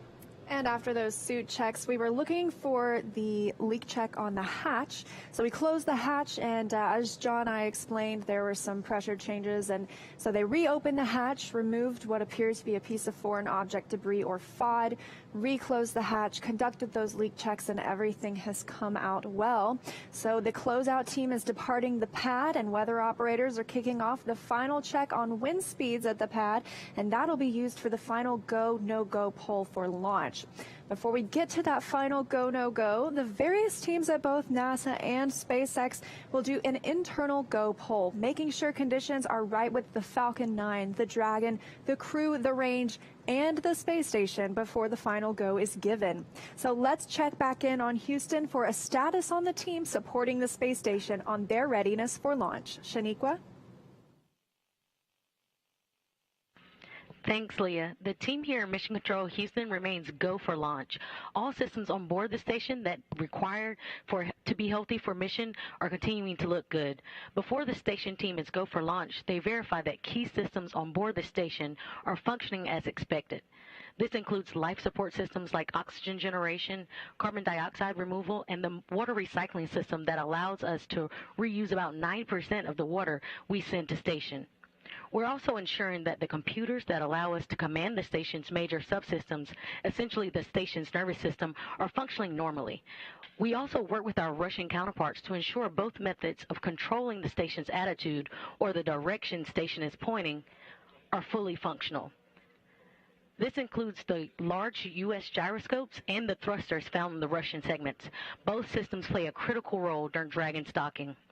Mission Control Houston will be closely monitoring the crew's flight and checking off milestones for most of the journey. Lead NASA Flight Director of Crew 1, Anthony Varia, will lead flight controllers in Houston for launch, and they will all be coming back tomorrow for docking, where we join joint operations with SpaceX. So I'll send it back over to you, Marie, at KSC. All right, thank you, Shaniqua. If you are just now joining us, you picked a great time, as we are now at T-minus 8 minutes and 22 seconds until launch. Welcome to coverage for the mission known as Crew 1, NASA and SpaceX's second flight with crew to the International Space Station. Liftoff time is still holding for 7:27 p.m. Eastern Time, an instantaneous launch window, and we are tracking no issues currently with Falcon 9 or Crew Dragon. The range is green and weather is cooperating so far. The last check, it was 50% go. Over the last 3 hours, our crew of Victor Glover, Mike Hopkins, Shannon Walker, and Soichi Noguchi donned their SpaceX spacesuits in the historic crew quarters suit-up room. They walked out of that crew quarters building just as every astronaut to fly from this spaceport in Florida has done since Apollo 7. They were then transported to the pad where our crew entered the SpaceX Crew Dragon spacecraft you see live on your screen atop the Falcon 9 rocket. Well, this is SpaceX's second time flying astronauts in Crew Dragon. It will also be the first time a private company will fly a crew of 4 people to the space station. If you remember, back in May, we launched NASA astronauts Doug Hurley and Bob Behnken to the space station in the historic Demo 2 mission and then brought them safely home in August. Over the next hour, we will conduct a series of polls to get ready for launch, have the crew arm and the launch escape system and we'll begin fueling Falcon 9.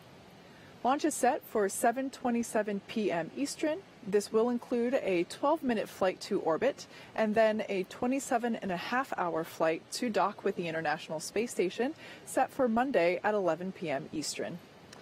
So, Nicole, you know, we're coming up on T-minus 1 hour in about 6 minutes. And I know when we were listening to Daryl talk to Bob and Doug, Doug talked about how, you know, there's not a lot of time to think about your emotions. You're focused on the operation and your procedures. Yeah, your emotions are kind of in you at this point, and you're just trying to make sure you're as best prepared for, you know, what's about to happen. Sure. And today's flight is the first of 6 planned rotational missions NASA has contracted with SpaceX as part of the agency's Commercial Crew program. The success of the Demo 2 mission allowed for NASA to complete certification for SpaceX to fly astronauts regularly to and from the ISS, bringing back this critical capability of launching from American soil, which we haven't had the ability to do regularly since the retirement of the space shuttle in 2011. If you've been following along, you've been able to hear that we have been hearing a little bit from crew on board Dragon Resilience, currently strapped into their seats, and they've already gone through all of their communication and suit leak checks. Now, they are able to follow along with all of the action still ahead on the displays that are just above them. There are a couple of touchscreen displays, and that allows them to get insight into all of the Dragon and Falcon 9 systems as we proceed down towards launch. So we're currently at T-minus 1 hour and 5 minutes. Let's check in with John Innsbrucker for another status update on both vehicles. How's it going there, John? Yeah, Thank just you, a heads Kate. up. T-minus 1 hour, 5 minutes. Closeout team to clear the VDA. Once that's complete, we're going to cycle the tank valves to equalize the manifold pressure. This is the same thing we executed yesterday earlier this week during dry dress.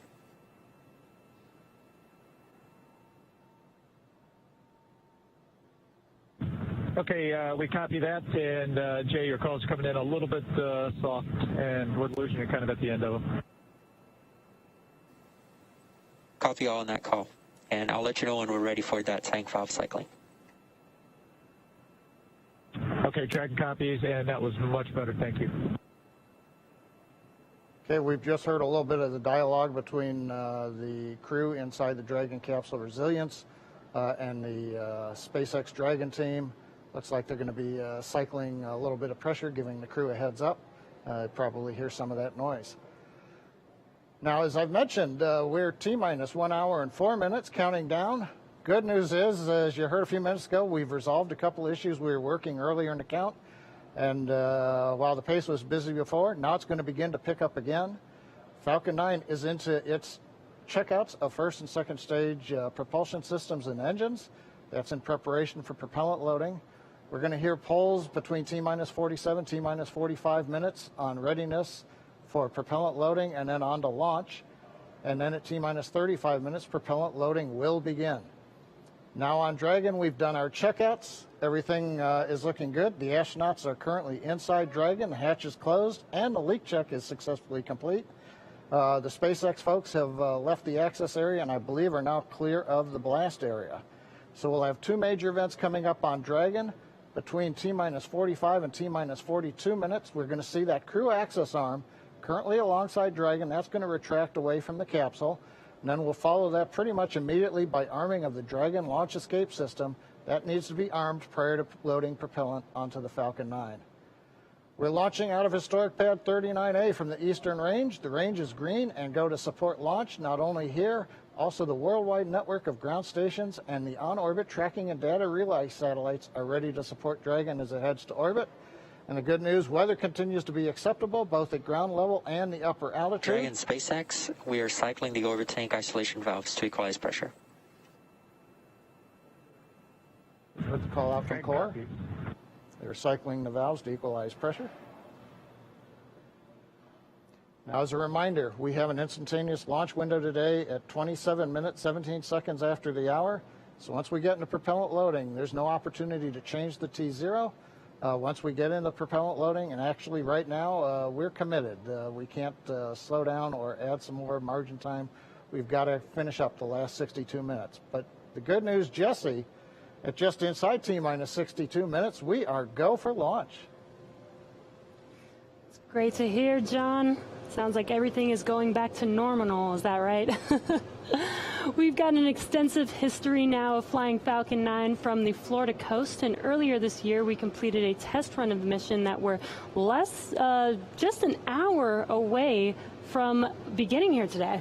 And the purpose of that mission was to demonstrate Dragon's capability to safely and reliably fly humans to and from the International Space Station. The success of Demo 2 was a truly exciting moment and paved the way for today's mission. And Dragon SpaceX valve cycling is complete. Dragon copy. And good words from Core to the crew. But that mission paved the way for where we are today, sending this full crew for a long-duration expedition aboard the International Space Station. Dragon and Falcon 9 together have years of operational experience, or what we refer to as flight heritage. As Leah mentioned earlier, SpaceX has successfully completed 23 flights of Dragon to and from orbit since 2010, including 22 trips to the International Space Station. Not only have we conducted thousands of hours of testing, we've also enhanced and added a number of safety features to Dragon. Much of what was learned with Cargo Dragon was leveraged in the design of this vehicle. It's fully autonomous, which means it can basically fly itself, but also features full manual override capabilities in case of emergency. Bob Bankin and Doug Hurley tested these capabilities during the Demo 2 mission to the station. Many of the other enhancements help towards SpaceX's goal of reusability and less refurbishment time between missions. So let's take a closer look at some of these advancements. Standing at almost 27 feet tall from bottom of the trunk to top of the nose cone, Crew Dragon is composed of two main elements. Dragon SpaceX, just passing T-minus 1 hour. Your go for Section 6. When ready, report go for launch. Dragon copy. Section 6 is in work. T-minus 1 hour, we're getting there. But the capsule that the crew is flying on today is designed to hold crew and pressurized cargo, and it also has an unpressurized section known as the trunk. The nose cone at the top of the capsule protects the docking system and also the guidance navigation control system, or what we call GNC. The nose cone opens for docking and remains attached to the Crew Dragon spacecraft, unlike the previous version of Dragon, and that helps towards our reusability efforts. Opposite the nose cone is the trunk. It provides attachment points for Falcon 9, the Dragon capsule, and cargo. On the outside, one half of the trunk contains a radiator that rejects heat from the active thermal control system to space using SpaceX's new Pica tiling technology. The other half contains solar cells used to charge the spacecraft's batteries. The spacecraft is designed to accommodate up to 7 crew members with modular seats that can be removed and replaced by additional cargo. And SpaceX, this is Dragon Resilience for 6.4 of 4.100 launch prep. Dragon is go for launch. Copy, go for launch. Yeah, we're looking good on weather, and you can expect the next call to be the C brief at T-minus 45. And very exciting. Very exciting. We just got confirmation that Dragon is go for launch. The next call coming up will be from the launch director. So exciting that we are on target for T0 today. Back to what we were talking about, the seats are made of carbon fiber and will be custom sized for any crew members flying on board. That control panel is centered between the pilot and the commander seats. You can see it a little bit here on the right side of your screen. That consists of 3 touchscreen displays, allowing the crew to operate the vehicle and fly it manually. And finally, our Super Draco launch escape system is a key safety feature of Crew Dragon, giving the crew the ability to safely escape from the time of launch all the way to orbit. We are now T-minus 57 minutes from launch. This day is the beginning of regular crew flights to the space station from U.S. soil, NASA having certified SpaceX for these missions after the successful Demo 2 flight test, which launched in May and splashed down safely in August. Today's mission will be Crew Dragon's second mission with astronauts aboard and its first long-duration mission to the International Space Station. It's been an awesome countdown so far. Weather is still looking good. We just on countdown. The technical team has been pulled and is ready to proceed into the propellant load. Thank you.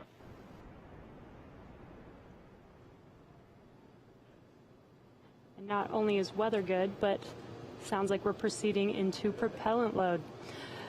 So we're at T-minus 56 minutes and 37 seconds, and we're just getting closer and closer to that T0. So exciting.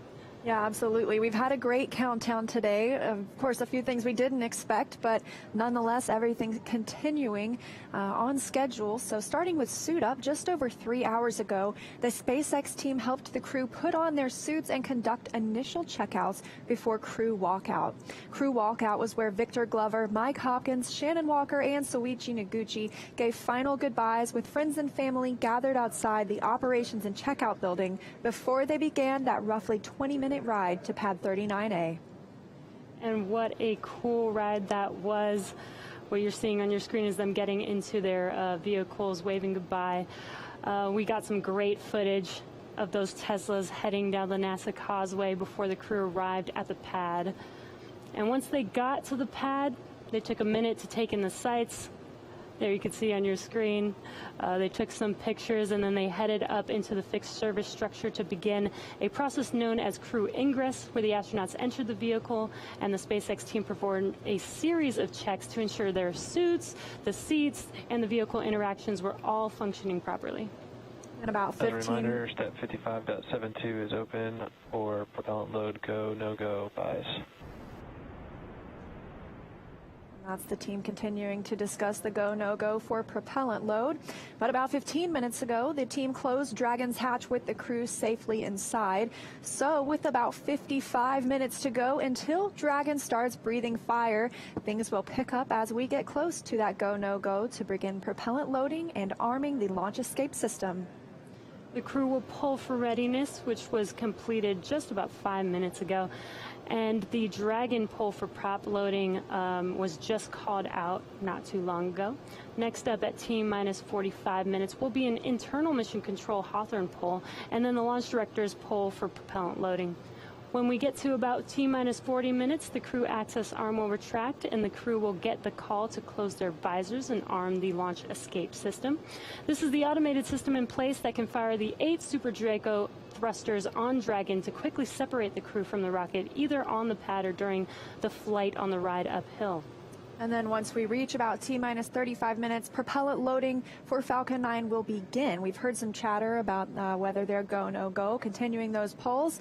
And throughout the countdown, we've been getting some pretty incredible views of the astronauts inside Dragon, making their final preparations, as well as some close-up views of the suits.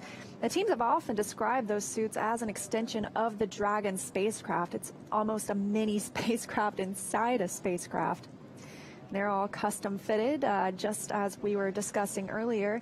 And I think it's very interesting as well. Their seats are custom fitted too. So nobody gets to really choose where they sit today. It's already been decided. And with that, we want to hear a little bit more from the for this place. And go ahead for displays. I just wanted to check. We did notice that on the left side of the display, it looks like possibly one of the iPads, one of the tablets is still in there. Is there a... When are you planning on bringing that down? And we were going to get that right prior to the LES Army. Copy all. That's the core speaking with Dragon. The crew also has some tablets they can use to monitor the milestones of the mission. But for right now, we want to hear a little bit more from the KSC side. So, Daryl. Yeah, thank you very much. Back here at the Kennedy interview desk, and you know, we talk a lot about the astronauts, what they're doing, and the preparation for good reason, but they have a lot of work to do. They're going to be doing some science, and joining me now is Dr. Lucy Lowe from the National Institutes of Health with one of the hundreds of experiments that our astronauts are going to be working on. And so one of them, the big one that you're working on and studying, is called tissue chips.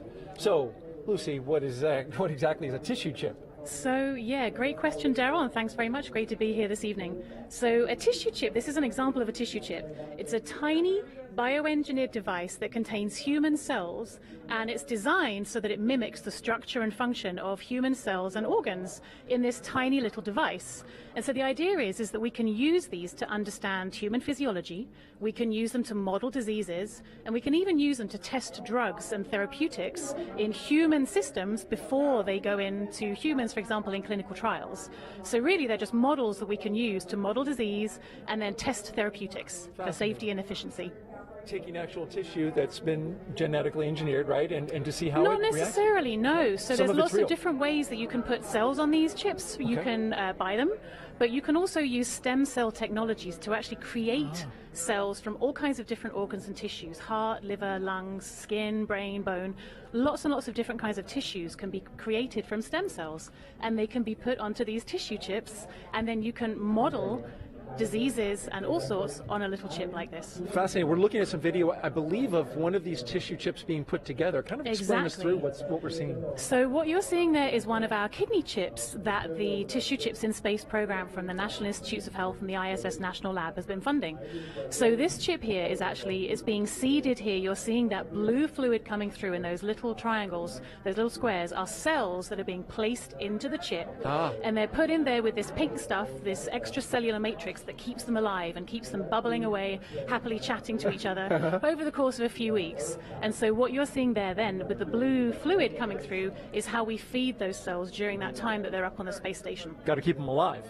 Exactly. They need all their nutrients, they need all their stuff that keeps them feeling good up there. So what is the benefit of an experiment like this? What can we glean from this and hopefully in the future? Yeah, so that's a great question, Daryl. So when astronauts go up to the space station, they have a lot of changes that they see in their bodies that look very similar to certain kinds of disease states or even aging down here on Earth. So when we put cells onto tissue chips and we send them to the space station, we're able to see the same kinds of changes that might happen to the astronauts, but on a very, very short time scale. So for example, diseases that might take months or years or even decades to actually be a clinical problem down here on Earth, can actually be modeled in space in just a couple of weeks. So we can really accelerate the disease modeling using these tissue chips and then see how different drugs and therapies act on them. So we're super excited that some of the Crew One folks might be doing some research for us. So thanks very much, guys. Fascinating, and thank you very much, Dr. Lucy Lowe, for being with us here from the National Institutes of Health. That was a fascinating experiment, and we hope the astronauts get some good work on it so that you can further develop your research. Really Wonderful. Thank you, Daryl. All right, very good. And so now we'll toss it back to Hawthorne, California, and John I for the latest at T-minus and 49 minutes and counting. Thank you, Daryl. T-minus 49 minutes, 7 seconds, continuing to count down. Right now, the launch director and launch team are preparing for the readiness for propellant load and launch pole. The SpaceX launch director has checked with the Dragon mission director and the NASA launch manager. They are ready to proceed. Currently, we're doing an electronic poll of the 7 members of the SpaceX launch team for their go to load propellant and then to press on with launch. Now, the Falcon launch crew is located in Firing Room 4 in the Launch Control Center, adjacent to the historic Vehicle Assembly Building on Kennedy Space Center. Key NASA launch members are also located in the firing room. Now, what we're waiting for right now is we expected about T-minus 47 minutes to hear the results of the poll. While we're waiting to hear that, a couple other status items. The crew is currently on board, and the crew access arm is about to be retracted. You can see the access arm currently in the pre-launch position alongside the Dragon capsule. We'll rotate that out of the way, then we'll arm the launch escape system on Dragon before we go into loading propellant on the Falcon 9. We're launching out of pad 39A, heading northeast out of the eastern range. The range continues to be go for launch. They're monitoring clearance area around the launch pad as well as the air and sea space around the flight corridor. Now the good news on the weather front, we have been given a new probability of violation of only 20%, or as the optimist would say, 80% chance of good weather. There's a small chance of a shower, but it would have to pop up pretty much right over the pad here at the last minute. They're looking, ground winds are cooperating, upper altitude winds are cooperating. So the weather officer gave us some good news about 10 minutes ago as we got inside of T-minus 1 hour. Now we're coming up on T-minus 47 minutes, and the SpaceX team is finishing up their go, no go polls. We're waiting for a few more people to give the electronic thumbs up so that then the SpaceX launch director can check that item off and then proceed into the remainder of the countdown, which will include propellant loading at T-minus 35 minutes. So let's listen in for a moment to the countdown net.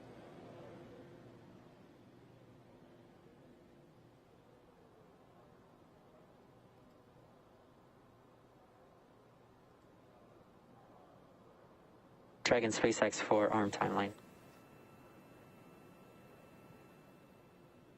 And go ahead for the arm timeline. Yeah, we were just talking here about the tablet and how much time you'll have to put it away. Essentially, as soon as the T-minus 45 minute brief occurs, we're going to begin retracting the arm, and we'd like to be ready to arm the launch escape system immediately, as soon as that's complete. And Dragon copies. We will go ahead and take care of that now. Copy all, thank you.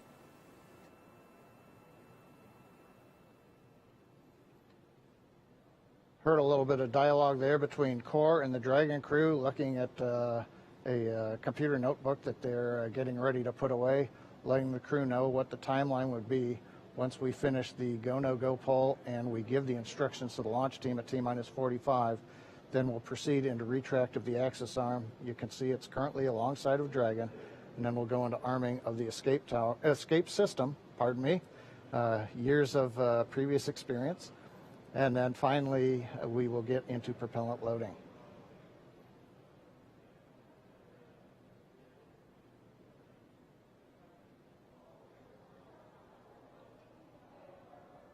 Right now they're getting just the last thumbs up. People have been looking at data that we were gathering just outside of T-minus 1 hour as we were doing final checkouts of the Falcon 9 on the propulsion and engine systems before we got into propellant load. Poll is complete and the team is ready for crew access arm retract, propellant loading, and launch. For non-urgent no-go conditions, brief the CE or LD and they will approve aborting the launch auto sequence and proceed into launch abort. For urgent issues affecting the safety of the operation, operators shall call hold on the countdown net. Launch control will abort the launch auto sequence immediately and proceed into the launch abort auto sequence. Operators advise launch director whether structural breakup or fire is imminent or occurring per Dragon manual escape flight rules. In the event of a fire alarm at firing 4 today, key operators noted below will remain at their post while the alarm is evaluated. In the event that personnel safety is threatened, evacuate to the south-facing emergency exit, which leads directly south. Launch control, you may proceed with arming the crew arm for movement. Copy, arming crew arm.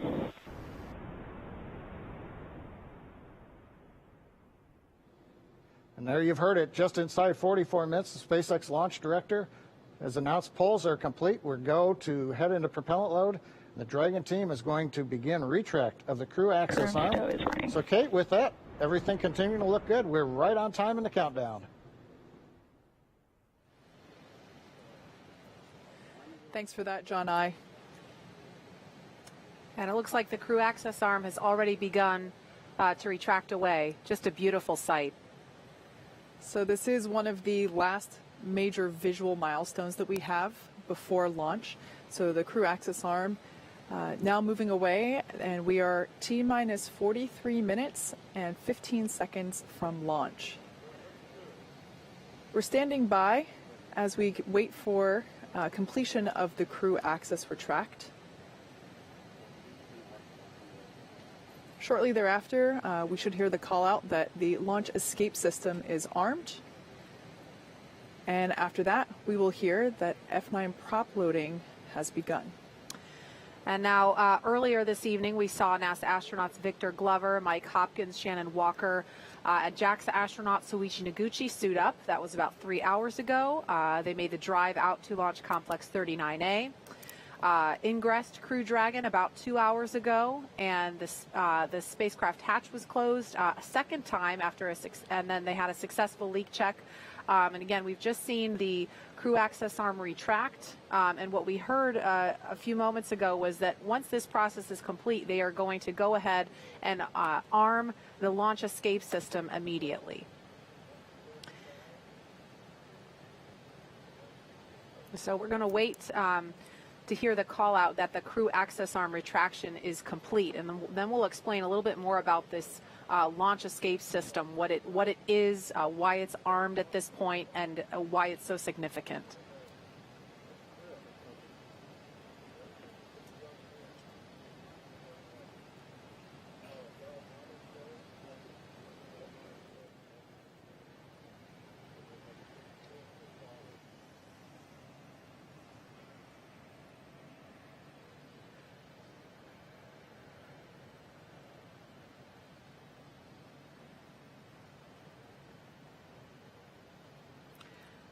So again, we're at T-minus 41 minutes, 23 seconds and counting. We've just watched the crew access arm retract. That is the suspended walkway that attaches the rotating service structure to fixed service structure. The fixed service structure, excuse me, I'm talking shuttle speak, to the Crew Dragon capsule. So we watched the arm retract away. So now we see Crew Dragon. Crew arm stow is complete. And we heard confirmation that crew arm movement Dragon, is complete. SpaceX, with that call, you are go for Section 7, close visors and arm launch escape system. Okay, Dragon copies, moving to Section 7. So their confirmation from Core telling crew that they are allowed to move on. You hear us mention move on to Section 6, Section 7. That's simply making sure that everyone's on the same page in terms of which procedure we are now working toward. So that was just the Core, who is the person that is essentially the single voice communicating to the crew inside. Dragon, visors are closed. We are arming the launch escape system. Copy. And there we heard Commander Mike Hopkins. Thank you. Commander Mike Hopkins informed that they are now closing their visors and now commanding the launch escape system to be armed. Now the launch escape system is basically the crew's path to safety in the event of an anomaly, quite simply. If we were to have an abort scenario here on the pad, we have demonstrated the efficiency and success of that system, having done a pad abort test. Previously, we did a launch escape system test mid-flight earlier, I believe it was January of this year. Essentially, this is the system that all the way from now on the pad until they are in orbit, the crew would be able to escape safely in the event of an anomaly. That's why it is so important that we check the weather all around the world, really. It's not just the weather here at the Cape that we're looking at in order to determine if we're go or no go. It is the weather along that entire escape corridor. Right. And as Kate was mentioning, again, the launch escape system is armed.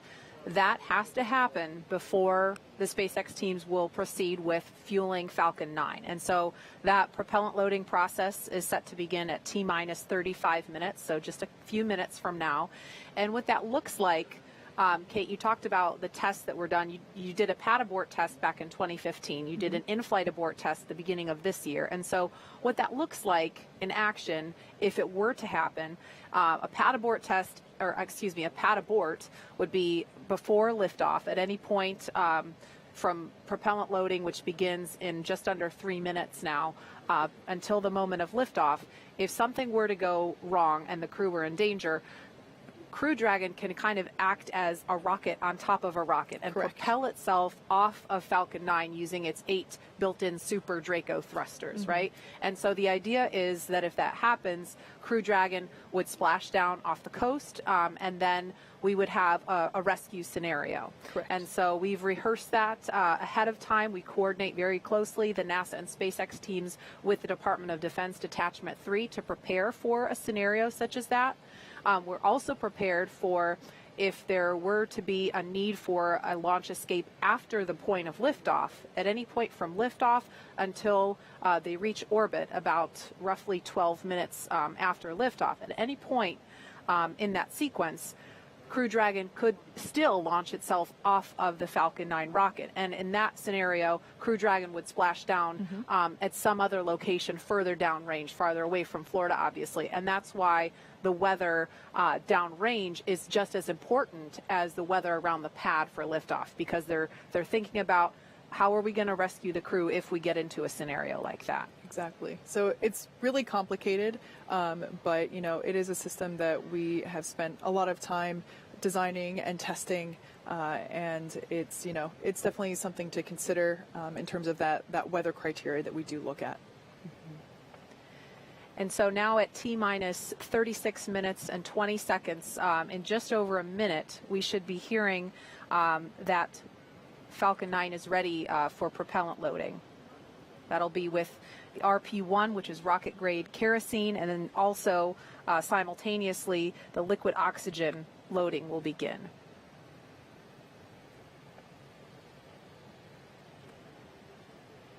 Once we begin loading that liquid oxygen, we'll see plumes of what will appear to be white smoke. It's actually the liquid oxygen vaporizing, turning from liquid form into gas form around the rocket itself in the rather humid Florida air.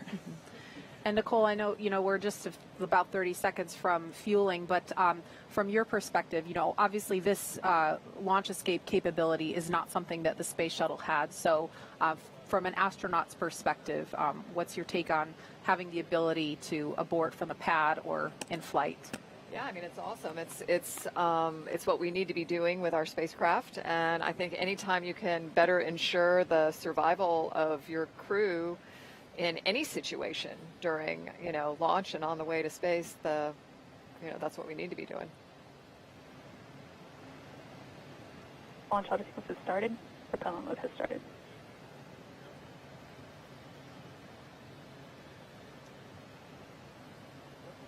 We just heard that call that propellant load has started. That means fueling of Falcon 9 has begun.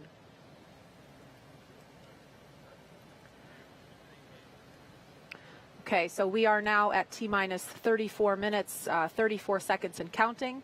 Fueling of Falcon 9 is underway. The launch escape system is armed. And again, today is the first in a series of 6-month missions for NASA's Commercial Crew Program.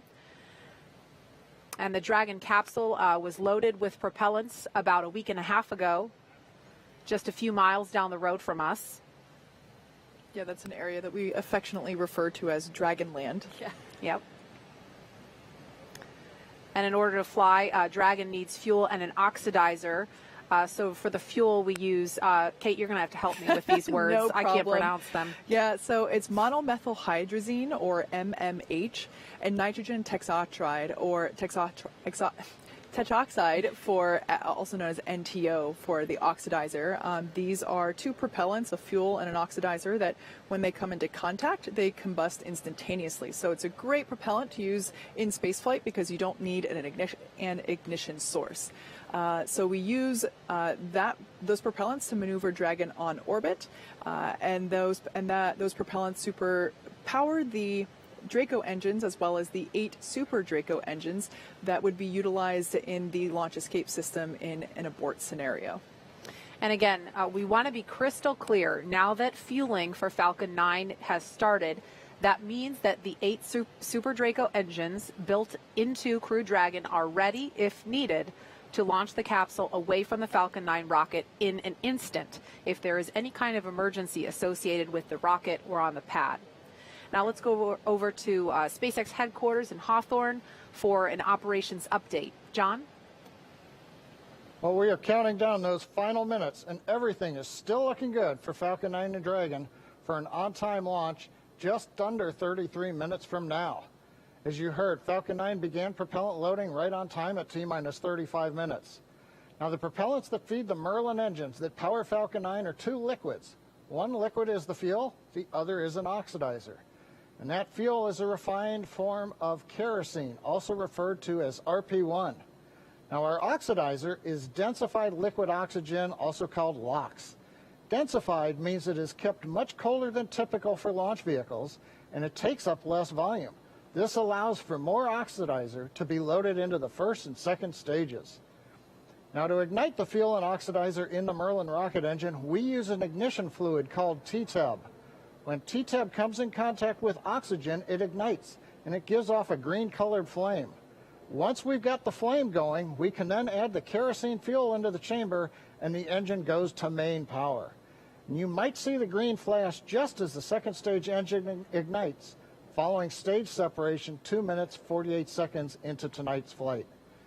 Now, currently, we're early into propellant loading. The first stage fuel tank is about 10% full, and that first stage is the bottom 2/3 of the vehicle. You can see on your screen.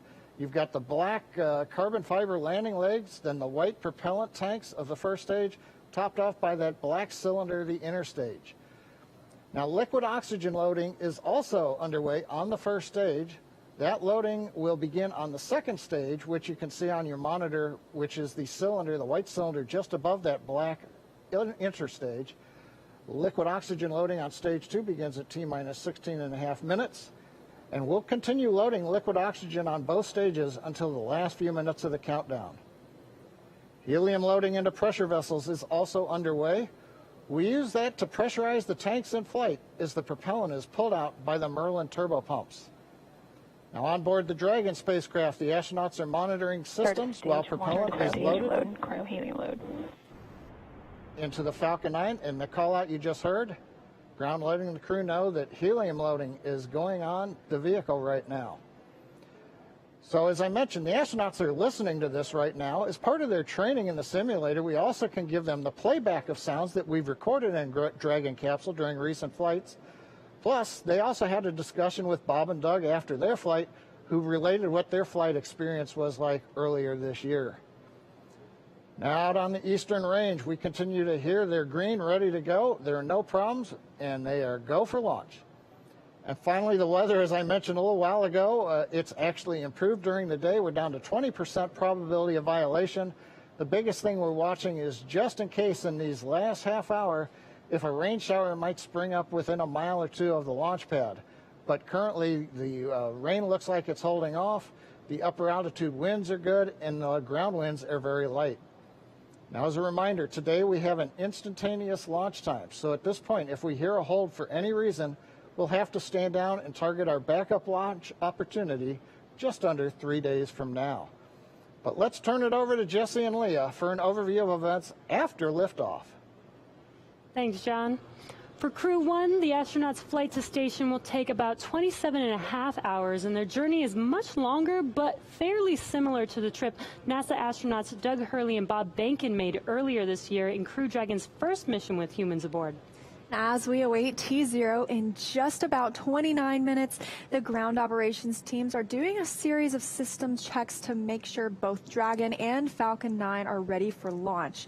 You're looking at a live view of our teams at the Cape as they prepare for liftoff. Now, as we wait for the launch clock to hit 0, we wanted to give you an overview of what the ascent portion of the mission will look like. Once we hit T0 and a successful launch occurs, we will watch Falcon 9 and Dragon lift off from historic launch pad 39A and make their ascent. At about 50 seconds into flight, Falcon's 9 engines will throttle down to help pass through the period of maximum dynamic pressure on the rocket, or what we typically refer to as max Q. It's worth noting that once we hit max Q, the vehicle will be going supersonic. Once we are through the period of maximum dynamic pressure, we can throttle up our Merlin engines again. And from there, at about 2.5 minutes into flight, we have a series of 3 events that will happen in rapid succession. First is MECO, or main engine cutoff. This is where all 9 Merlin N1D engines shut off in preparation for stage separation, which is our second event. This is where the first stage detaches from the second stage, with the first stage making its way back to Earth for landing as the second stage continues on its journey with the third event. SES, or second stage engine start 1, is where the MVAC engine lights up and propels the second stage along with our Crew 1 astronauts to orbit. As Stage 2 heads towards its targeted drop-off orbit, Stage 1 will execute 2 burns in order to make its way back to Earth. The first is the entry burn, where 3 of the M1D engines will reignite and then shut down. This helps to slow the stage down in preparation for entry back into the Earth's atmosphere. While the first stage is heading back to Earth, the second stage will cut off its 1 Merlin engine that was ignited right after stage separation. Once this happens, we will wait for confirmation of a good orbital insertion. And about 90 seconds after Dragon gets into orbit, Falcon 9 will land back on Earth.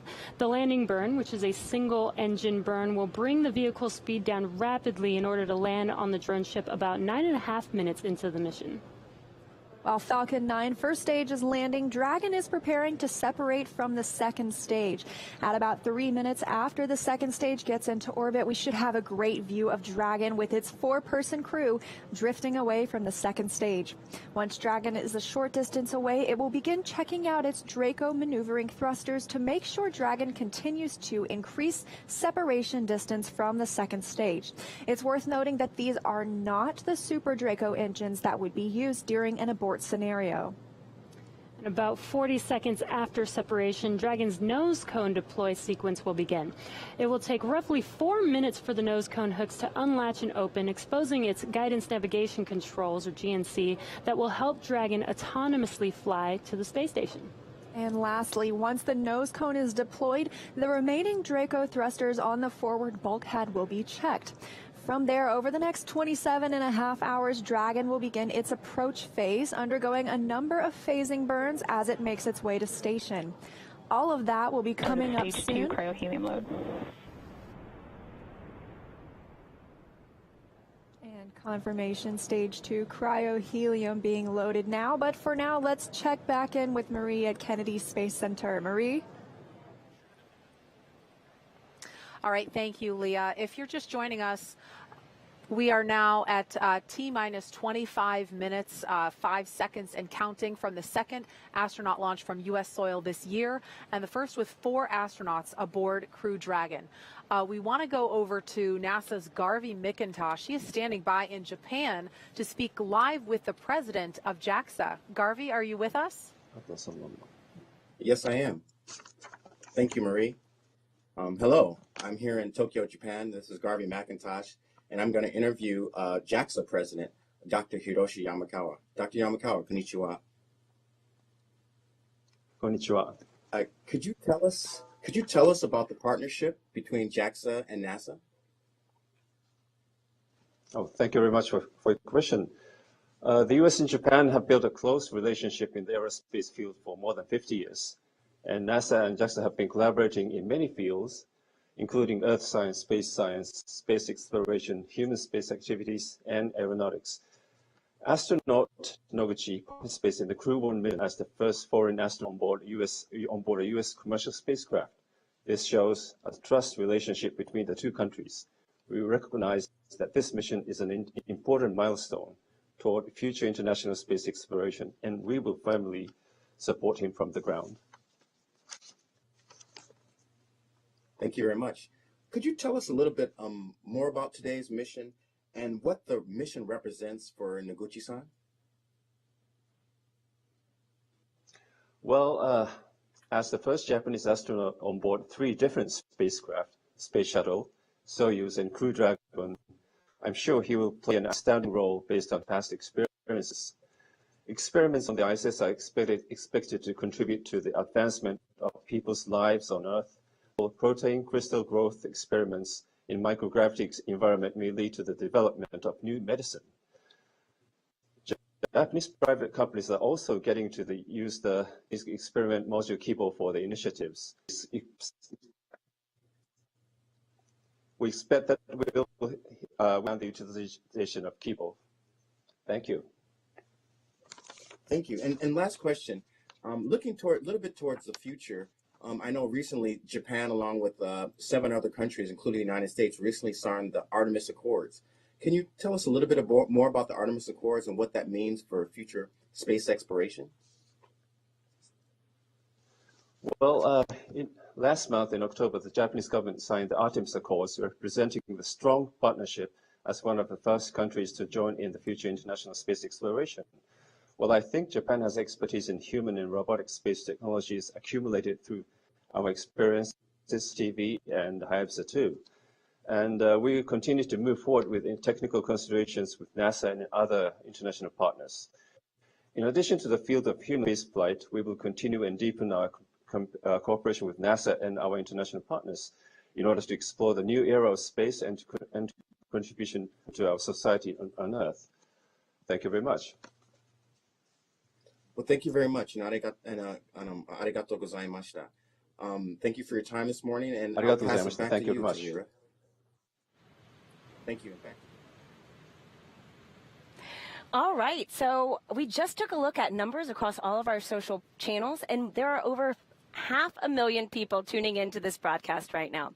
And the hashtag #LaunchAmerica is trending at number 20 on Twitter, last time we checked. And Marie, Kate, Nicole, I've got some great photos rolling in, and I have a few that I just have to share right now. So take a look at this first one. We've got this little explorer asking if there's room for one more on the mission. Aww. I love it. I know. Let's go to the next one. We've seen so many cute space pups today, and this corgi and its little NASA onesie is just the icing on the cake. Yes. I can't get enough space dogs, so. Okay, let's go next. How incredible is this little patriotic astronaut holding the flag? Now, y'all, this one definitely made me pretty emotional the first time I saw. Yeah. Okay, last one. Check out how awesome Kiana looks in her blue flight suit, and, I mean, wishing her hero, Victor Glover, well on his Launch America mission. So you've seen it there, and for those of you at home, thank you for sharing a piece of what this mission means to you with us. And in these final moments, let's check in with Shaniqua at Mission Control in Houston. Shaniqua, what's the latest? Thanks, Tahira. The space station team here in Houston is focused, and critical systems on the station continue to function normally. The teams have verified the command path from the ground up through the constellation of communication satellites to the station. Everything is nominal, and the station will be ready to receive Dragon tomorrow. NASA Flight Director Anthony Varia has been leading the operations planning between the joint NASA and SpaceX teams for the Crew 1 mission, and with the mission about to begin, he passed along this to the teams. No matter the spacecraft, our jobs remain the same. We will protect the crew, we will protect the vehicle, and we will perform our mission. We remain tough and competent. We operate with resilience. Anthony and team are on console here in Mission Control for launch and will be back tomorrow for docking. A reminder that a launch today will take about 27.5 hours to get to station, docking Monday to the Node 2 forward port scheduled at 10 p.m. Central Time, 4 a.m. GMT. Once Dragon is fully docked to the station, the team here in Houston will assist the Dragon and space station astronauts with leak checks as they work to open hatches on both Dragon and inside the station's pressurized mating adapter. We expect hatch open to take approximately 2 hours after docking. That's it for us here in Mission Control Houston. I'll send it back over to the team in Florida. Marie? All right, thank you so much, Shaniqua. We are inside of T-minus 19 minutes until launch. So exciting. We started the day with 50% probability of launch, and now we're up to 80% chance of the weather cooperating. So we are so excited. I know we're going to be turning our attention solely to the pad and going over to Hawthorne to take us through the final count. But one thing that really stuck out to me earlier, and I wanted to mention, when Shannon was talking about her path to becoming an astronaut, she talked about how she was 4 years old when she decided that that's what I want to do. And it really stuck out to me because my 4-year-old daughter is watching and she's dreaming about becoming an astronaut. And it's so special for, I think, especially for little girls, maybe I'm biased, but to be able to have a role model like Shannon and like you, Nicole, because at the time when Shannon was 4 years old, women weren't astronauts. And what an amazing time to be in when little girls have women to look up to, and African-American children have Victor Glover to look up to, and see that, they're represented and they can do this too. Yeah, and I think NASA and the world of space exploration, from the human spaceflight side for sure, has been, over the years just so progressive in understanding how this diversity is so important. And I love thinking about your 4-year-old daughter watching launch tonight and being excited about this. And I'm thankful to be here tonight with you two ladies kind of representing. I'm super excited. I have seen SpaceX launches before. I've seen shuttle launches before, but I've never been this close to the launch pad. And my palms are sweaty with excitement, and it's going to be incredible. Night launches here, they just light up the sky, and so I'm super excited, and I can't even imagine. I think a lot about Victor Glover this evening because, as we said before, this is his first time going to space. He has thousands of hours as a test pilot, like a super impressive resume, and this is his first time going to space, and I'm so excited for him to be part of this mission and get to go to the ISS after a long wait. Yeah, and that is a beautiful destination. Let me just tell you that the four of them are going to, do amazing work there. And it's been mentioned a couple times before, this partnership that we have that's allowing us to do such incredible things that are just ultimately about improving life on Earth. It's very Absolutely. Cool. And Nicole, I think it's worth mentioning, we didn't talk about this earlier, and I know you are a very humble person and you're focused on the crew that's on the pad right now, but you are the last resident International Space Station crew member to launch from and then land back on U.S. soil. So I think that's significant. Yeah, as a shuttle crew member, and it's kind of weird to think that was that long ago. But I don't think any crew members goes into it thinking about what first or last it is. Yeah. But I'll tell you, having worked at Kennedy Space Center for 10 years as a NASA engineer, and to be able to, support a mission like that and be here watching this tonight, really historic event, this is the place where we learn, that there is a solution to every challenging problem. And in the words of a person I mentioned earlier, Mr. Honeycutt, here's how we can, not why we can't. And that's what we saw go on tonight as well. Absolutely. And with T-minus 15 minutes, 10 seconds and counting to liftoff, we want to focus in on the pad as we proceed through the final stretch of the countdown. We will turn it over to Hawthorne to take us through launch at 7:27 this evening, Eastern Time. John? Thanks, Marie. As Marie mentioned, everything is looking good for launch of Falcon 9 and Dragon. It's going to come at 27 minutes and 17 seconds after the hour, just a little under 15 minutes from now. We began propellant loading on Falcon 9 on time at T-minus 35 minutes. You may have heard earlier the call out, the fuel is completely loaded on the second stage, so the RP-1 kerosene fuel is complete. We also got the start right on time 2 minutes ago of liquid oxygen loading onto the second stage. Now on the first stage that you can see with the white plumes coming off of it, fuel loading is continuing. We're about half complete with fuel load. That'll finish in 8 minutes at T-minus 6. Now densified oxygen, the liquid oxygen, continues to load on the first stage. That'll come down and finish about T-minus 3 minutes. And then, as I mentioned, the second stage has just begun liquid oxygen loading just 2.5 minutes ago. That will continue all the way down to T-minus 2 minutes.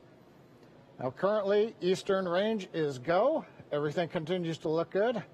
And the weather, as we said, has continued to cooperate. You can talk about it. You can't do much about it. But tonight, it looks like all conditions are good on the weather. And finally, Dragon. The Dragon mission director and team, they are reporting no issues. They've completed the communication checkouts earlier in the countdown. You can see the crew access arm is retracted away. What you have left now is just the strong back alongside of Dragon you can see on your monitors. We have armed the launch escape system. The crew is strapped in and they are ready to go. Their next major event's coming up at T-minus 10 minutes. They're going to get final instructions relayed to them. The crew displays will be configured for launch, and that allows the crew to get insight into how launch is proceeding and provides constant updates on vehicle health to the crew that you can see on the right-hand side of the monitor. The crew will also at that time close their visors in preparation for launch. Now at T-minus 5 minutes, we'll be in terminal count, and Dragon will transition to its internal battery power. We'll hear continued call-outs on the countdown net as we get close to 0 and to liftoff. But right now, 12.5 minutes to go, everything looking good. Leah and I will be commenting, but we're going to let you listen into a lot of the discussion and just enjoy the last 12 minutes of the countdown as we head for liftoff again, 27 minutes, 17 seconds after the hour. That's right, John. It's so exciting. Only 12 minutes, 13 seconds until liftoff now. And just some things that you can look for, especially upon ascent. You'll be hearing some performance calls as we get into the final countdown and then after liftoff. These are SpaceX flight controllers. They're reporting the trajectory, the speed, the booster performance, and some of the key milestones for Falcon 9 and Crew Dragon on the way uphill.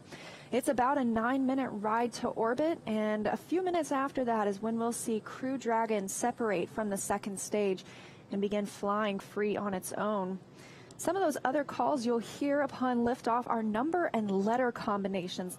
These mark different abort zones throughout the flight. The first two are 1A and 1B. This signifies they're in the first stage, and that will last until they're up to the very north of North Carolina. The next are 2A through 2E or 2 Echo. Those will come into play once the second stage kicks in. That lasts from the top of North Carolina all the way to the tip of Newfoundland in the northern Atlantic. There's also a spot we want to avoid in the northern Atlantic, and so you might hear the call Shannon or forward to Shannon. Of course, that's not to be confused with our crew member Shannon Walker today, but that actually refers to Shannon, Ireland. It means they would target off the coast of Ireland if they were later in that second stage and needed to abort. But that next call out we're listening for to the crew should come up at T-minus 10 minutes that the crew displays. Those 3 panels in front of our astronauts will be configured for launch. Now just 10 minutes and 35 seconds to go until liftoff.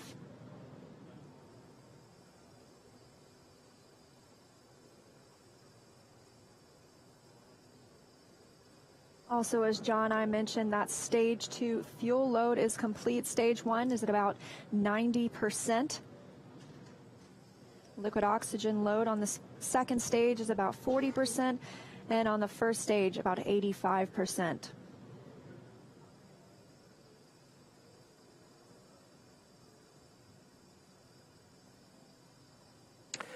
Dragon, SpaceX, confirm crew displays are configured for launch.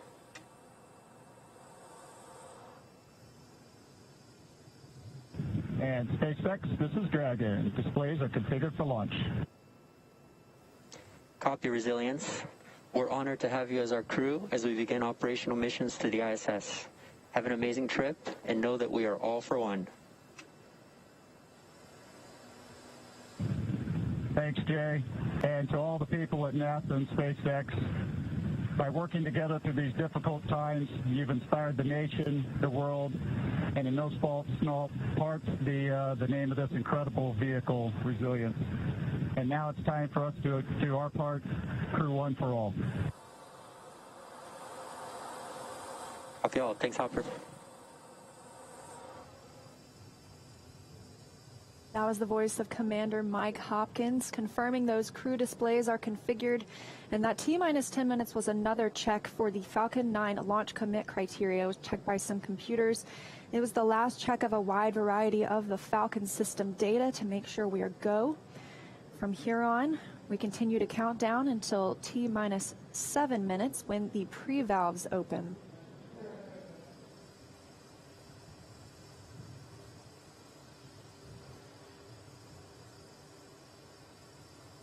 T-minus 8 minutes, 30 seconds and counting. As Liam mentioned, the next major event at T-minus 7 minutes, we will open the pre-valves. Currently, the Merlin engines on the first stage are isolated by valves that are between the propellant tanks and with the Merlin engines. We'll open the pre-valves. That'll allow us to begin passing a small amount of liquid oxygen through the inlet of the turbopumps. That'll chill them down to get them ready for when we bring the pumps up to full speed at T-minus 2 seconds. We want to make sure that the pumps are chilled so that there's not any opportunity for the liquid oxygen to possibly get in contact with a warm pump and turn into gas, something you want to avoid on a turbo pump. 7 minutes and 40 seconds now to lift off. We're still watching those fuel levels tick up, and in the first stage, we're almost at 100% of that densified kerosene. As we mentioned, second stage is full. First stage fueling should be complete for that RP1 at about T-minus 6 minutes.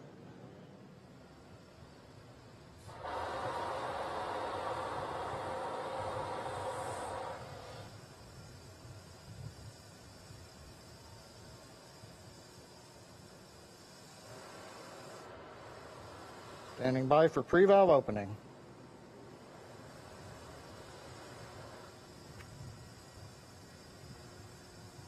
Stage 1 engine chill has started. And there's the call out. Stage 1 engine chill has started. Indicates that we are opening the pre-valves. Liquid oxygen now beginning to flow slowly through the turbo pumps on the Merlin 1D first stage engines. Next call out should be in about 30 seconds from now. We'll be looking for stage 1 RP load complete. That's the densified kerosene, that fuel on the first stage, already full on the second stage, and we'll still be loading liquid oxygen up until about 2 minutes prior to liftoff on the second stage.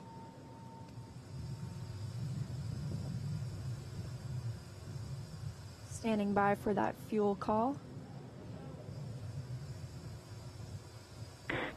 Stage 1 fuel load is complete. Okay, right on time, and a great view of Dragon sitting on top of the Falcon 9 as we're continuing to load liquid oxygen onto both the first and second stages. The RP1 kerosene fuel is now completely loaded on both stage 1 and stage 2. All continues to go well, just under 6 minutes to launch.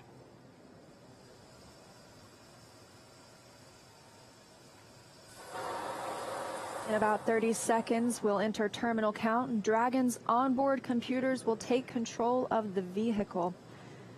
Both fuel on first and second stage is complete, and liquid oxygen loading continues with the second stage at about 80%, first stage at 95%. Something else you might notice is water rushing the pad shortly before liftoff. That's to suppress the sound and keep any sound from imparting a load on Crew Dragon as it prepares to lift off.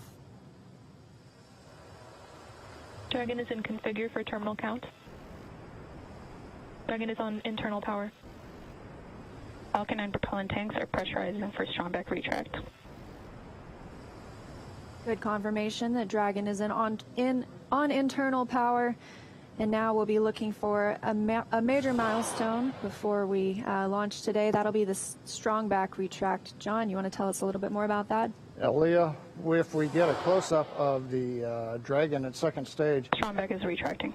We've heard the call out, strongback retracting. That's a two-step sequence. First, there are clamp arms around the very top of the second stage. You can see one of them just above the gaseous oxygen vapors coming out of the second stage. Those arms will open up, and then just inside of T-minus 4 minutes, once the arms are released, we'll begin to retract the strongback alongside the vehicle.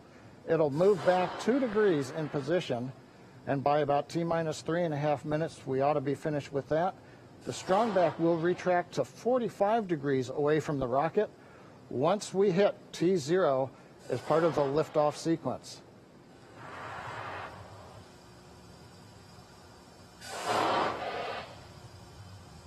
And at T-minus 3 minutes, we'll Right now, we're waiting for the retract. And there you can see the strongback is beginning to move away from the vehicle.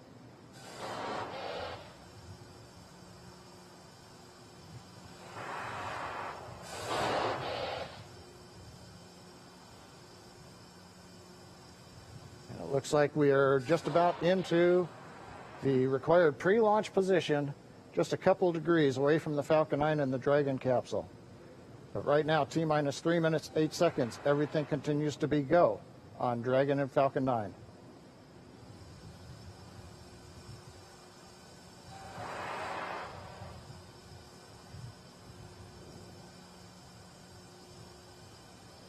Currently standing. Dragon is in terminal count. And Dragon is in terminal count, and we are standing by to hear that stage 1 liquid oxygen loading is complete.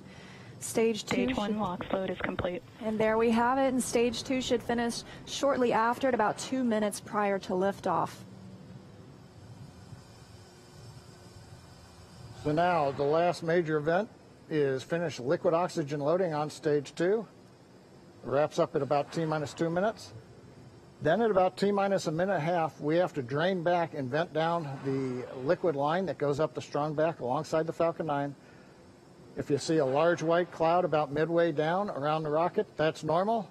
That's again just the gaseous oxygen hitting the warm, moist Florida air.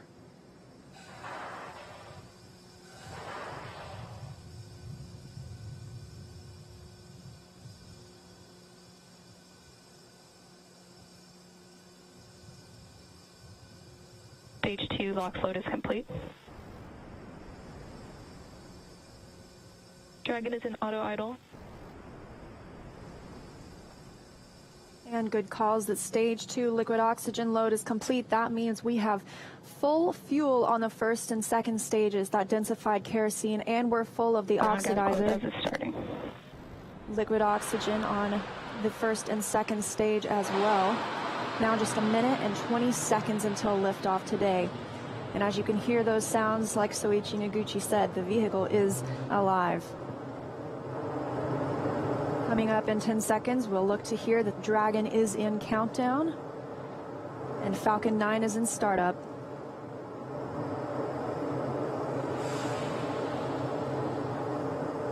Dragon is in countdown. FTS is armed. Falcon 9 is in startup and is now controlling. 50 seconds now until liftoff. That FTS you heard is flight termination. Dragon, SpaceX, go for launch. SpaceX, this is Resilient. Roger, go. Go for launch, and at 37 seconds, the International Space Station flying over Kennedy Space Center. All for one, Crew 1 for all. Crew Dragon poised to go catch it.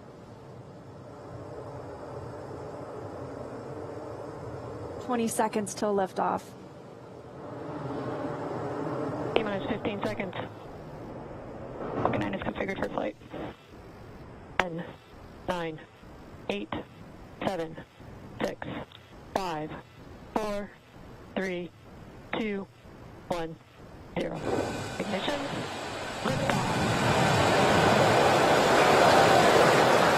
And resilience rises. Not even gravity contains humanity when we explore as one for all.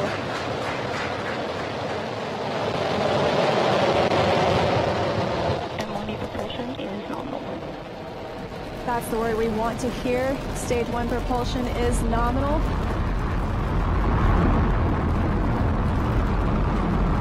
As 30 seconds into this historic mission, flying crew on board Dragon and Falcon 9.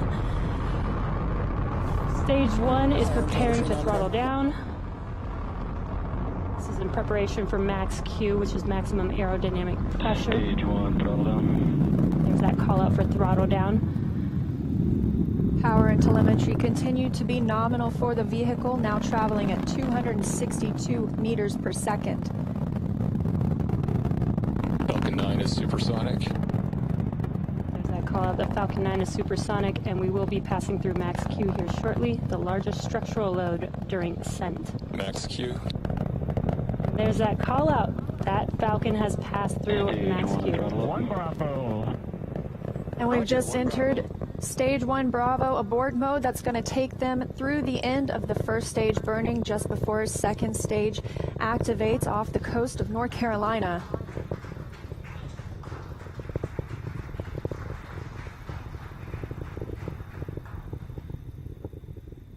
T+1 minute and 40 seconds into flight. Dragon and Falcon 9 traveling 709 meters per second. That call that MVAC chill is underway, the Merlin vacuum engine. Now with the call out of MVAC de-chilling, similar to what we saw in the first stage Merlin engines, the second stage engine being prepared for its ignition coming up in just over 30 seconds from now. We're a half a minute away from 3 quick events in rapid succession. We're going to get main engine cut off. The 9 Merlin engines will throttle down and then shut down. We're going to get stage separation. Stage 1 throttle down. And then ignition of the second stage engine. We've begun the throttle down in preparation for stage separation.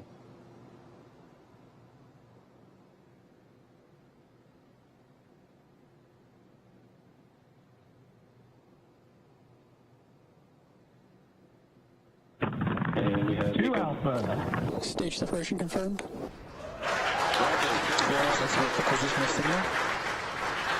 And you see that stage separation has confirmed.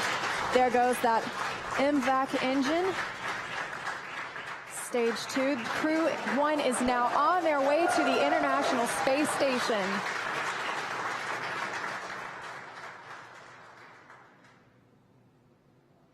On the right side of your screen, you see stage 2 continuing to burn. Over on the left-hand side is stage 1 preparing for its return to Earth. Currently on the left side, you can't make out much. It's a couple hours after sunset in Florida, but the grid fins have deployed on the first stage. The first stage is now unpowered, but with the velocity it had, it continues to coast up to an apogee before it begins to descend back into Earth's atmosphere. Now as we watch, maybe we'll see the lights of Florida or the eastern seaboard in the background, but otherwise there's not going to be much to see. On the right-hand side, Dragon, SpaceX, trajectory nominal. You can hear the call out. Trajectory is nominal. Nominal trajectory. And we've heard the call out Bermuda. That means Bermuda ground station has the signals from the second stage of the Dragon and Falcon 9. We're still continuing as stage 2 burns to listen for those abort zones. We are now in 2A through 2E, 2 Echo, taking us up over the northern Atlantic.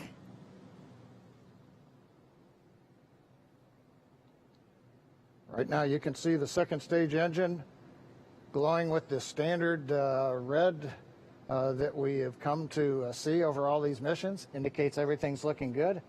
Power on the MVAC-D engine continues to run at 220,000 pounds of thrust in the vacuum of outer space. Dragon, SpaceX, trajectory nominal.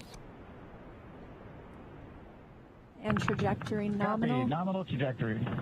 And we hear the reply from the crew acknowledging we have a nominal trajectory. Dragon made it to the Falcon 9 second stage, heading into the low Earth orbit, where Dragon will then separate and begin its trip the rest of the way to the space station. We'll be looking for SECO, second stage engine cutoff, coming up at 8 minutes and 48 seconds after launch today. So about 3.5 minutes from now, Dragon and Falcon 9, second stage, currently flying 2,979 meters per second. Now, currently, the first stage has begun its descent. It is through apogee. It's beginning to come back down where it... Coming up in another couple of minutes, we will have the entry burn, where we begin to slow down the first stage. SpaceX, trajectory nominal. Copy, nominal trajectory. Another call out, another nominal trajectory, just what we love to hear. That voice you're hearing on board Dragon, that's Commander Mike Hopkins, speaking for our 4-person crew as they continue their journey, now 6 minutes and 12 seconds after liftoff. Trajectory still nominal. And Leah, you can see on the indicator altitude, 201 kilometers. We're now beginning to essentially level out and pick up velocity to get us into low Earth orbit.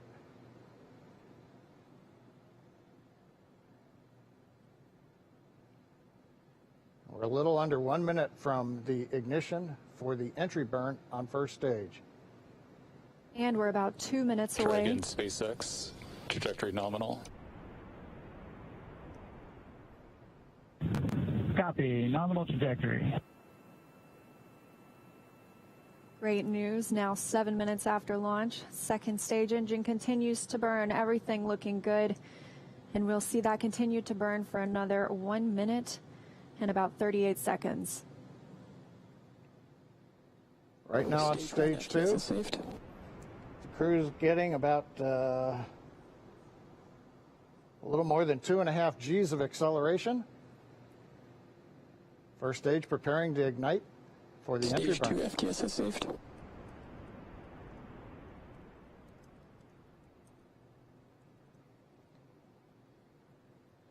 And we've got ignition of the entry burn, center engine, followed by the other 2 restart engines. First stage now getting ready to re-enter the Earth's atmosphere. This is about a 29-second burn, and it's designed to slow the vehicle way down. We're going to shed about 70% of the velocity of that dropping first stage by the time this landing burn completes. I should say by the time the entry burn completes, which is now over. First stage on target for the drone ship in the Atlantic Ocean. Meanwhile, we're watching second stage getting close to getting into orbit. That's right. We've got about 30 seconds Stage 2 internal more. guidance. And now just about 20 seconds more of stage 2 continuing to burn until we see second stage engine cut off, or SECO. We'll coast for a few minutes afterward to allow the rates and motion to... Roger, Shannon. There's that call for Shannon. That's Shannon, Ireland, an abort zone, but it looks like we continue smoothly to orbit today.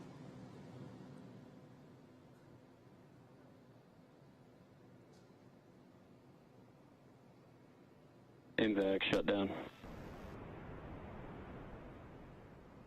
And we've got shutdown of the second stage engine on time. Dragon SpaceX, nominal orbit insertion. Launch escape system is disarmed. And SpaceX copies. And Leah, the words we like to hear, a nominal orbit insertion. That's right, John. Nominal orbit insertion, as we mentioned, stage 2. Oh, looks like some action on stage 1.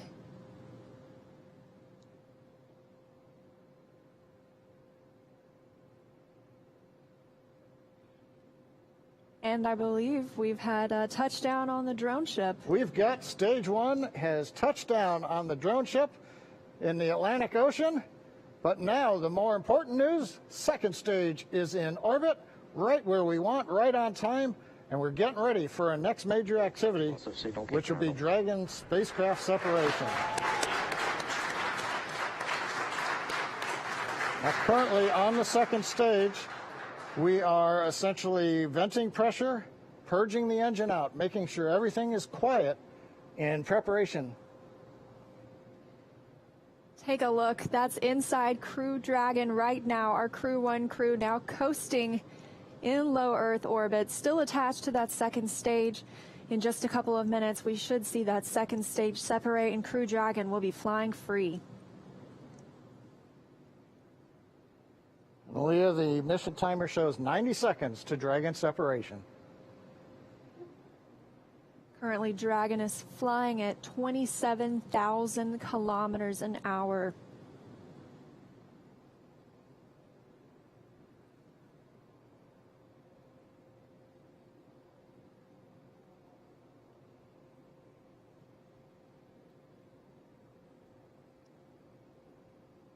And we're T plus 11 minutes since liftoff today, waiting on that second stage separation. But as you can see, our astronauts from left to right, Shannon Walker, Victor Glover, Mike Hopkins, and Soichi Noguchi, now on their way to the International Space Station. First trip to space for Victor Glover. Acquisition of signal, Newfoundland. That call out, acquisition of signal in Newfoundland. That means the Newfoundland ground station is now receiving telemetry from Dragon.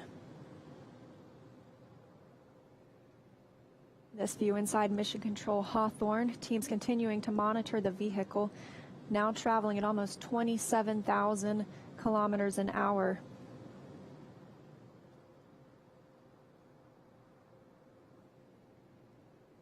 Ten seconds to Dragon separation.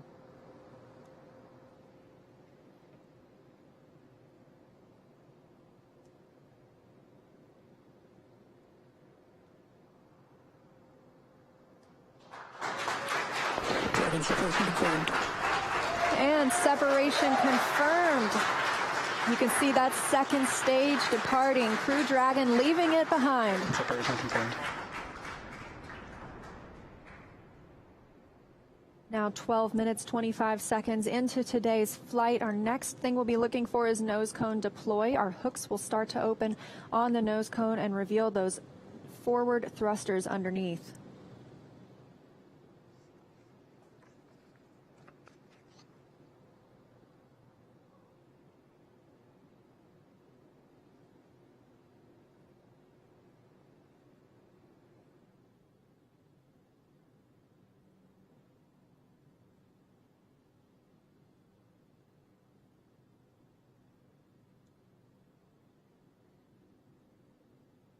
"13 minutes into today's mission, the view on the right-hand side of your screen coming from Crew Dragon. We had that short look at the second stage as it departed. That second stage will burn up upon re-entry into Earth's atmosphere.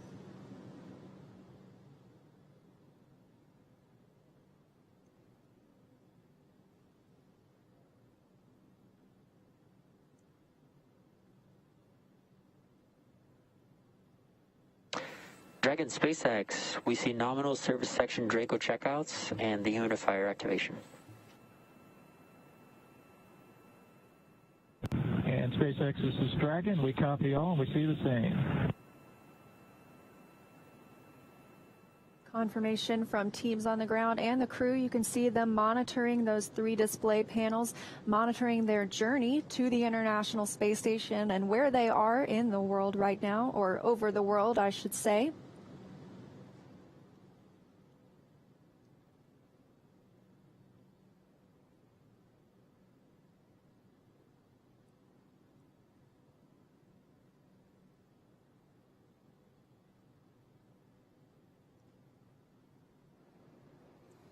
Well, we're in 14 minutes, 25 seconds since it was a great liftoff.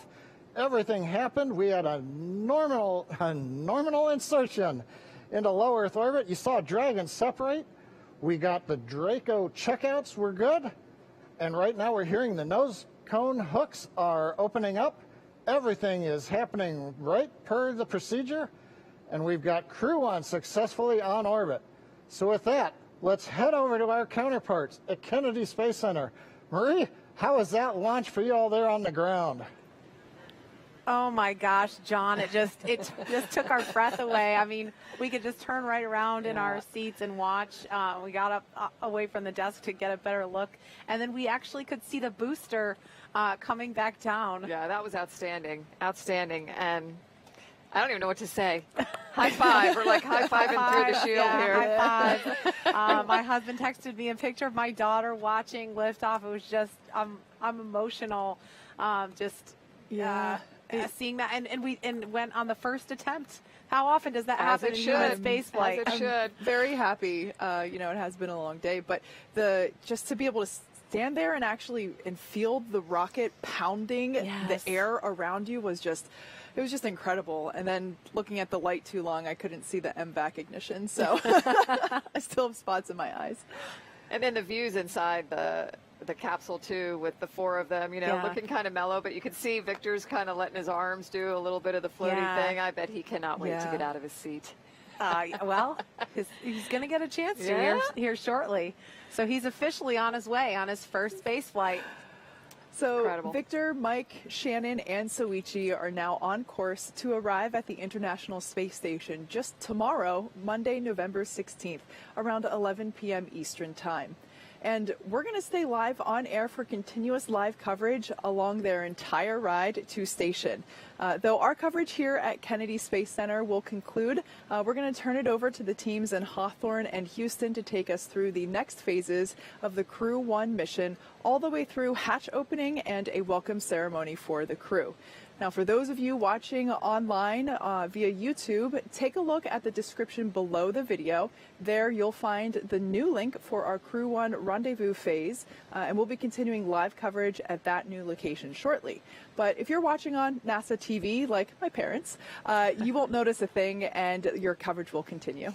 That's right. And as you follow along, we also invite you to tune into a post-launch news conference at 9 o'clock p.m. Eastern Time, right here on NASA TV, where NASA and SpaceX will take questions live.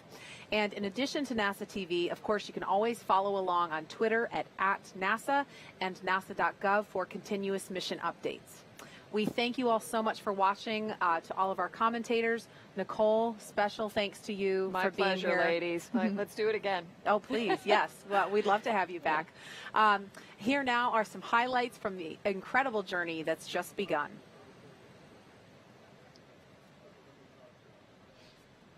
First live look inside the suit-up room. Crew Dragon Commander Mike Hopkins was born in Lebanon, Missouri. Pilot Victor Glover is a native of Pomona, California. And mission specialist Shannon Walker is from Houston, Texas. Mission specialist Soichi Noguchi is from Yokohama, Kanagawa, Japan. And here they come, walking down the hall. Everyone's looking quite peppy there. Yeah, so cool. They're looking for people. They're looking for the people that have helped them all along the way, too, and want to make eye contact. Here they come, the Crew 1 astronauts now beginning their journey to the launch pad ahead of this historic mission to the International Space Station. This is Core on Countdown 1 for timeline. The crew is departing for the pad on schedule. This is chase car, so you can be along with the crew every step of the way. It's kind of like the pre-flight, right? The walk around your vehicle before you get in and fly. I love this shot. Yeah. You know, when this was being designed, it was definitely a forward-thinking design. And you can see on your screen the crew beginning the ingress process already. They are checking to make sure the suits are ready. They're helping them connect the umbilicals. They're buckling them in. And Dragon SpaceX hatch is closed. 5, 4, 3, 2, 1, 0. Ignition.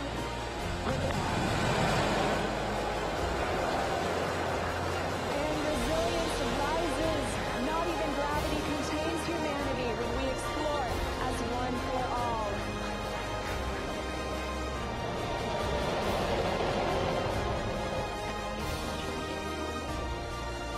That's the word we want to hear.